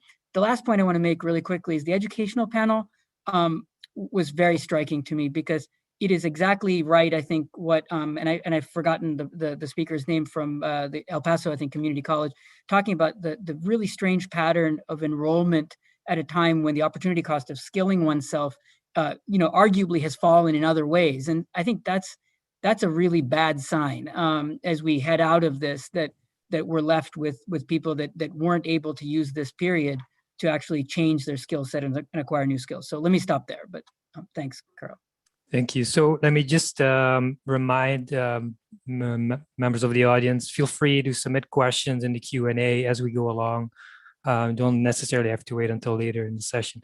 So let's go to the directions part. So based on everything you've seen today, as well as, again, the last 14 months or so, where do you think research, both within the Federal Reserve System as more widely within the economics profession, is going, should be going in the near term? Paula, you want to start off again? I don't always want to pick on you as the first one, but okay. No, it's okay. I want to pick up on what Mark and Kartik talked about.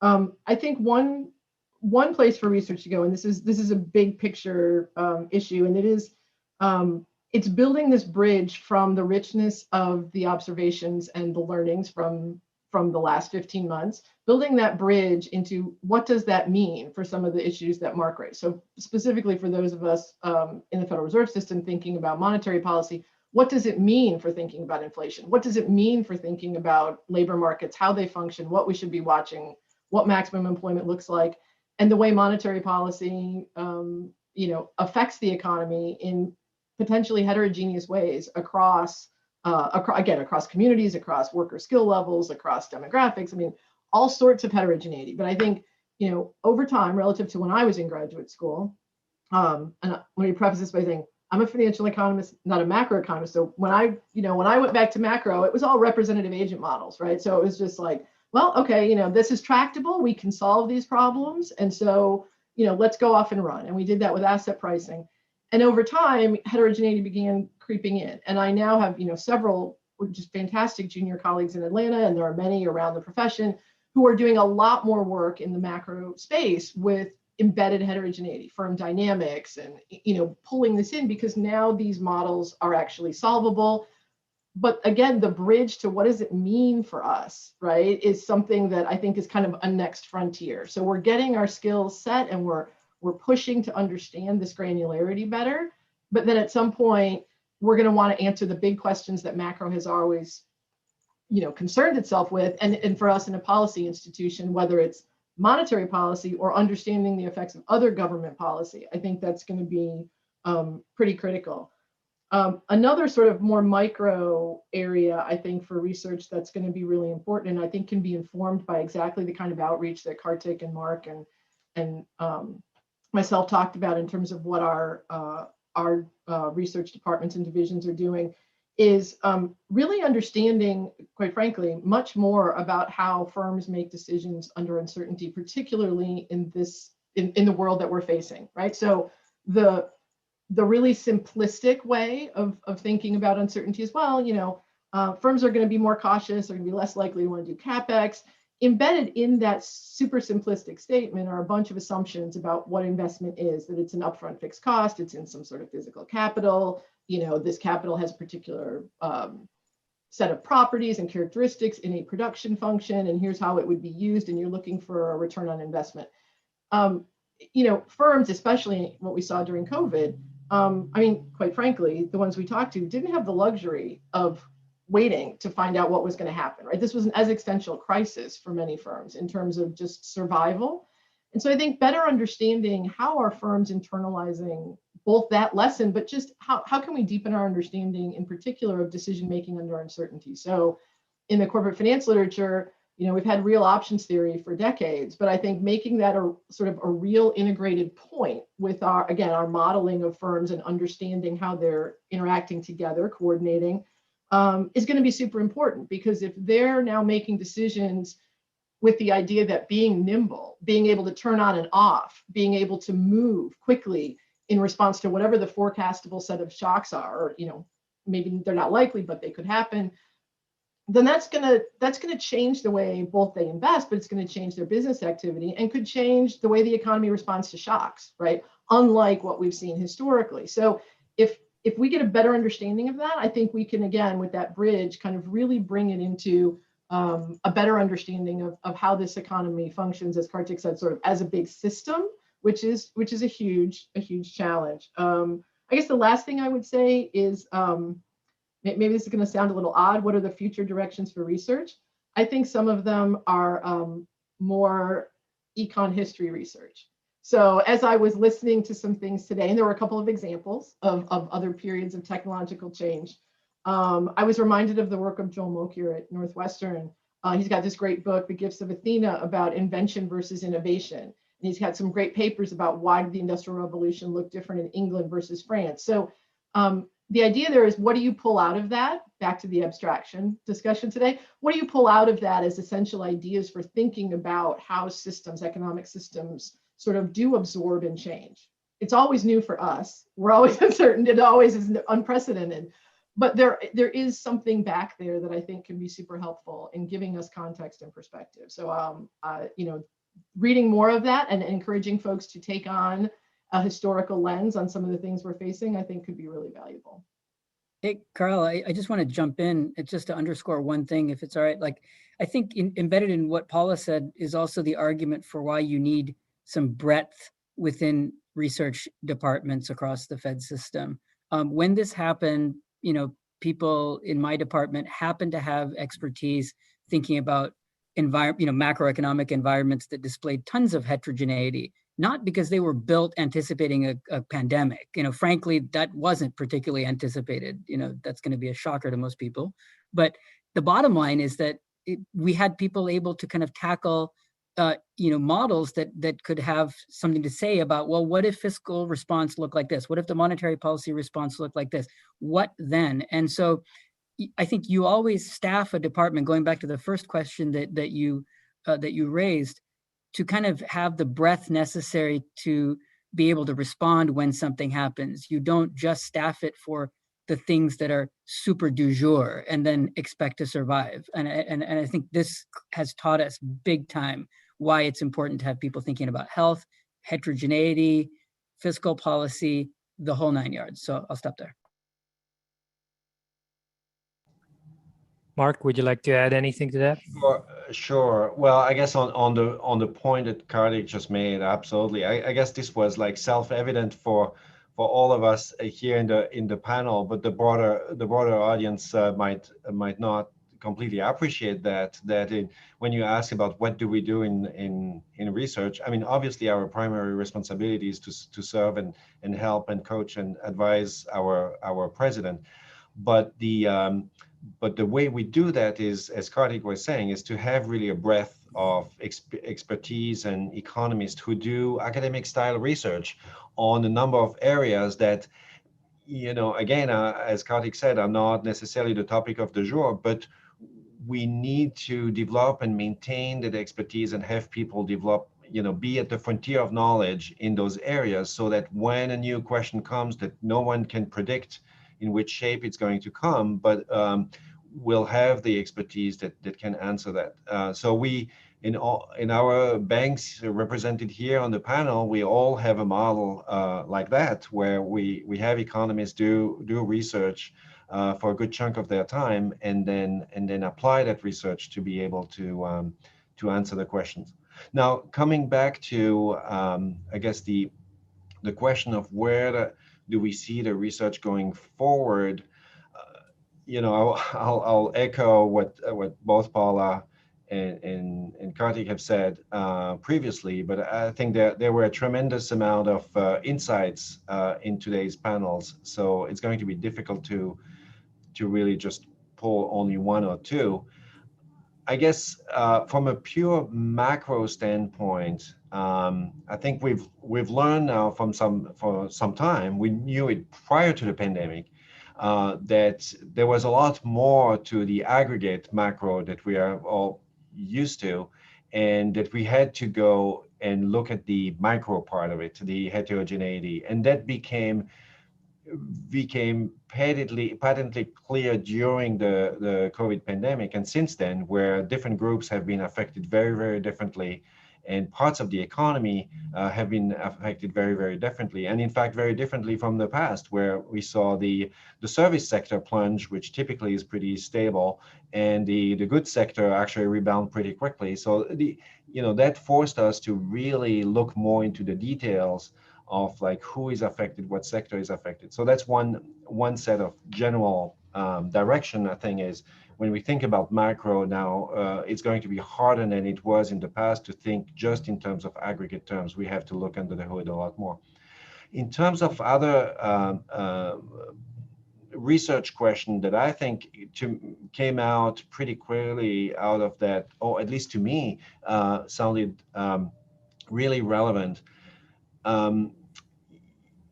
is really understanding what productivity does to, to economic activity. We know the standard of livings increase over time due to the improvement in productivity and technology. So that's the main source that drives the improvement in standards of living over time. So that the big question for research that we've had for some time is, why has measured productivity growth slowed over the past decade or so compared to the prior decades?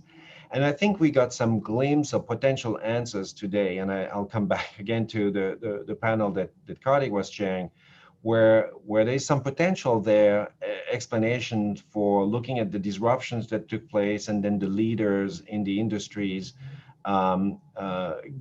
becoming more dominant, being able to scale up tremendously at very, very low cost, low marginal cost, because they've made all these big investment in software and proprietary software and in other non-tangible capital, and they are able to scale up and absorb a large or meet a large fraction of the demand on the market.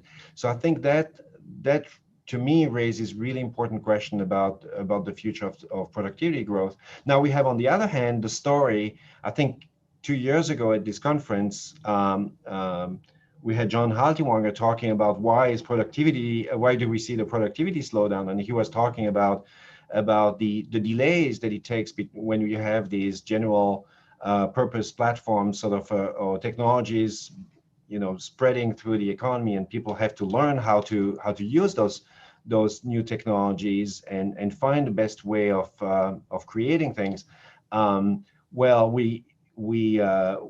There is probably a gap between the investment in technology and then the absorption and the efficient use of it. Well, I guess that's where the pandemic might have helped us actually accelerate that. Apparently, we all know how to use Zoom here today on this call. So we've all learned something over the past year, and so there's some reason for optimism looking forward. So to me, this is not a big question for research. What's the what can we tell about which of these two hypotheses is most in line with what's going on?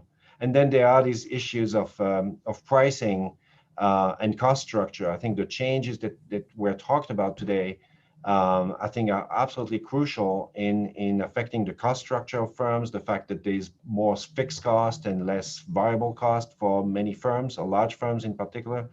And therefore, that affects the way marginal costs are being what we think of marginal cost, and how firms set their prices, typically as a markup on top of these marginal costs. So that affects the determination of inflation. I think these, for policies, is absolutely crucial.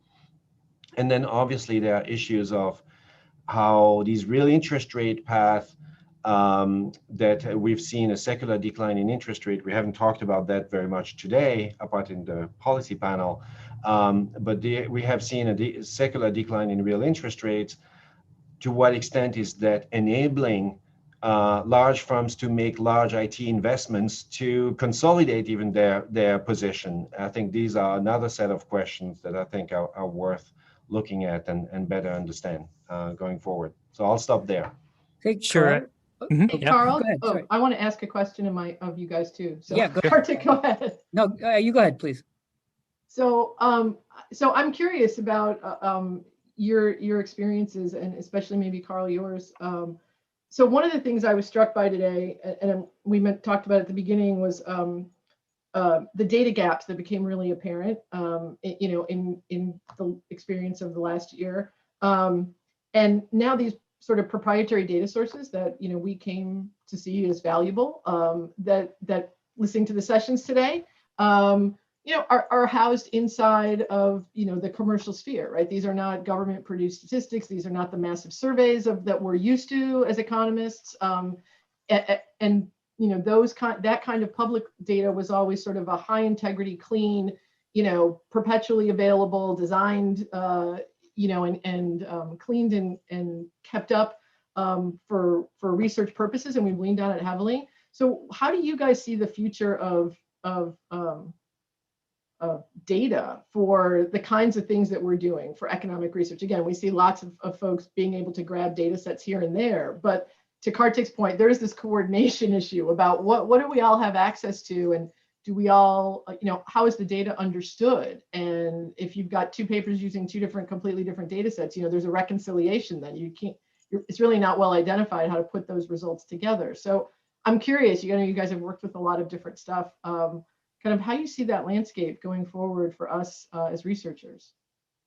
I can just blurt a couple of things out very quickly. I mean, I don't think I'll have a deep answer, but I do think like one of the things that I've seen in the profession is an increasing reliance on more bespoke kinds of data that are not easily available to everybody else in the profession. And so I think that's in some sense a diffusion problem within the profession that maybe we have to think about a little bit. Going back to the beginning of this, we talked about kind of the reliance on high frequency data. Well, I think some of the most interesting things that have been done have come from partnerships between, for example, financial sector firms that have unbelievably rich and real-time data on consumer behavior. Think about the stuff coming out of the JP Morgan Chase Institute and their collaboration with Chicago GSB. That to me looks like a very positive development in the sense that computing power and real-time data are harnessed in the service of making inferences that really get into how different groups are being affected by anything that's going on in the macroeconomy.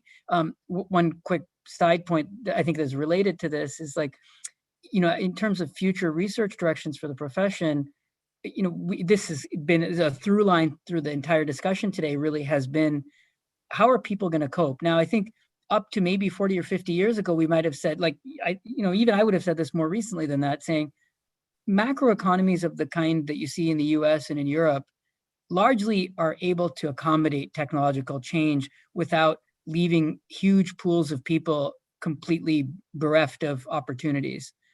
That's been a pretty decent description of about 100 plus years of data in which things have been changing dramatically. So it's not a terrible place from which to conjecture about the future. But at the same time, while people may have found their level in terms of the unemployment rate having no trend, it's not the case. Much of the discussion is about the quality of jobs. That's like a fundamental shift in the discussion, saying, I don't think it's going to cut it to talk about a society in which you say, look, the unemployment rate has no trend. So there's a set of things that are going to be asked of economists, I suspect, and the profession is responding already. What does managing that transition actually look like if we want to have all the fruits of the supremely awesome things that people are coming up in terms of technology-enabled disruption? Even if we could solve the antitrust related implications to our satisfaction as a society, you're still stuck with the idea that maybe this is quite a bit different in terms of leaving the ability of a group to never be able to compete successfully. So yes, they may have jobs in some conventionally counted measure, but then it may be far short of what society ultimately finds satisfactory. And then that puts on the table questions of monetary policy conduct, but also obviously questions of public finance. And I think understanding the public finance of meaningful heterogeneity is going to have to be on the radar going forward. So I'll stop. So maybe I was thinking of reading a couple of the audience questions that were submitted. Changing direction a little bit though, but so one question was, what is your view of the climate change effects on business and the economy over the next 10 years? And maybe it's a good opportunity to talk a little bit about some of the initiatives that are going on within the system surrounding climate change. Anyone want to take that question? I can start. Sure. Well, I guess in our district, so we, our district covers Texas and part of New Mexico and Louisiana, right? So we are regularly affected by severe weather events like hurricane droughts, floodings, and recently, I guess, freezes as well.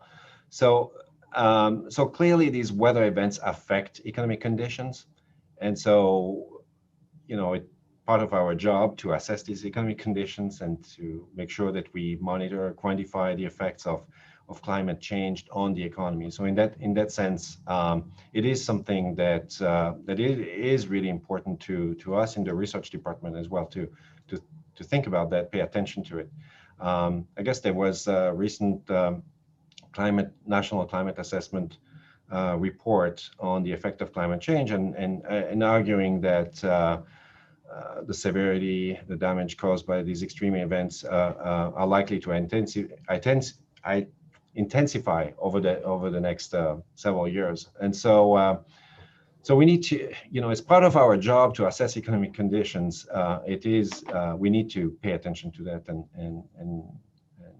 and follow that. Now, at the Dallas Fed, we do have an energy group, which is a little bit different from many other Federal Reserve Bank. And the reason we have an energy group is because we do have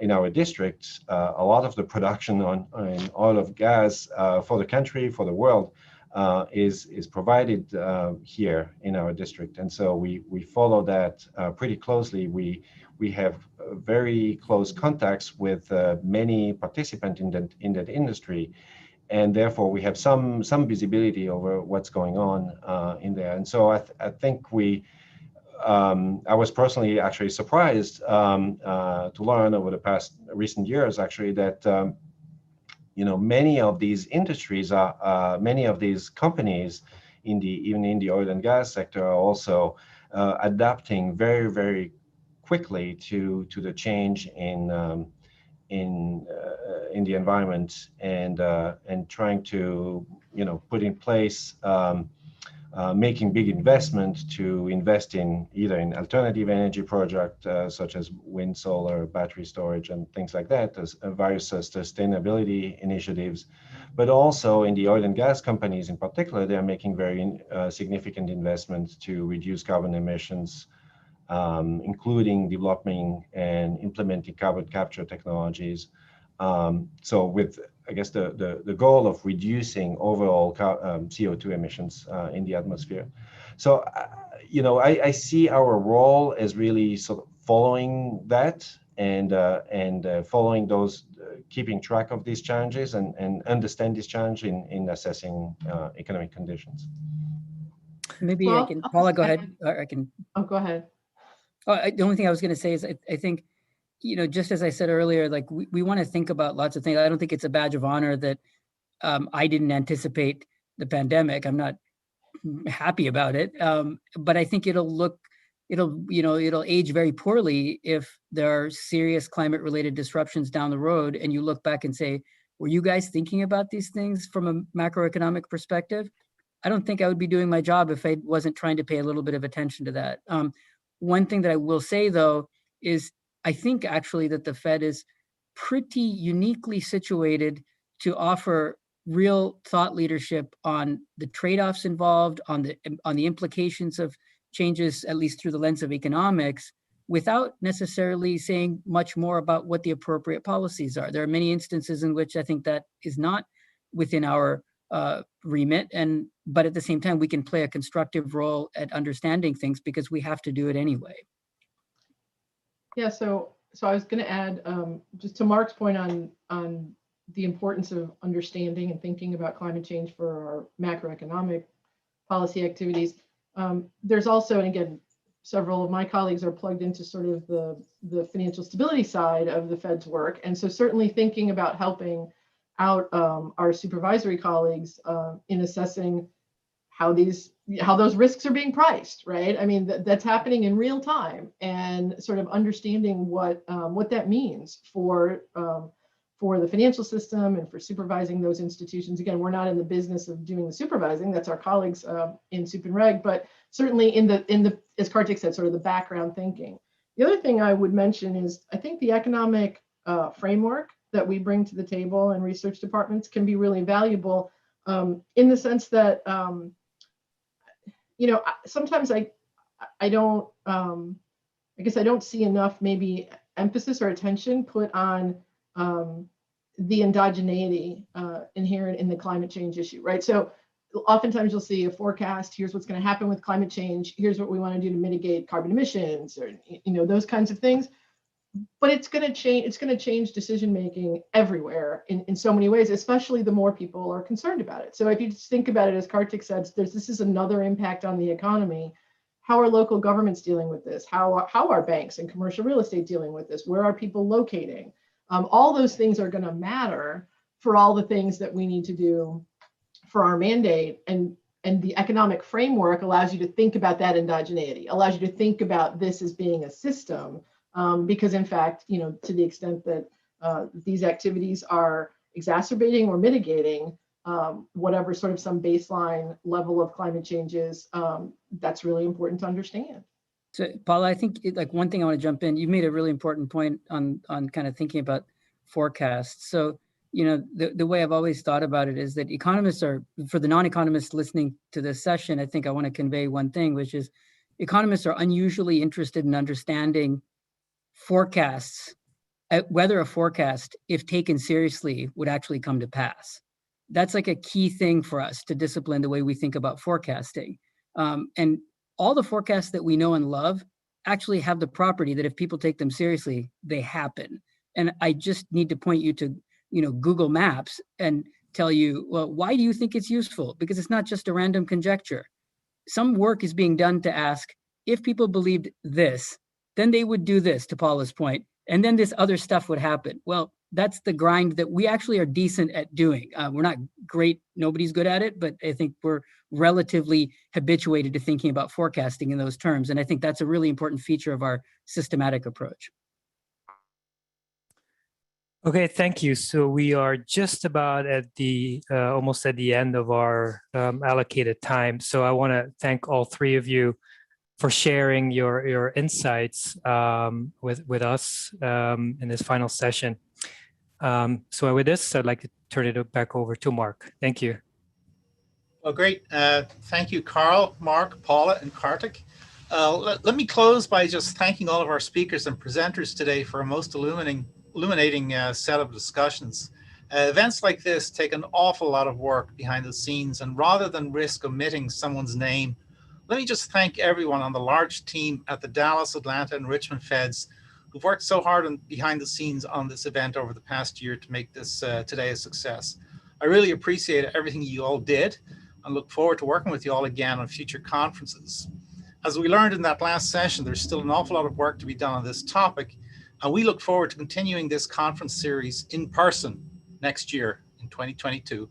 That is all I have, but I will turn it back to Rob Kaplan for any final comments he may have. Yes. So first of all, thank you, Mark Wynn, for leading this session today and spending months intensively getting ready for this for the third time.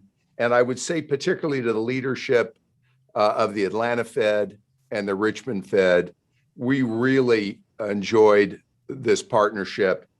There's a whole range of people, and I think we may have a slide we'll put up here in a moment, with a whole range of folks through all three banks that have been working on this. And these are the people that work directly on the conference. If we listed all the people that worked indirectly on the conference, it would be multiples of this.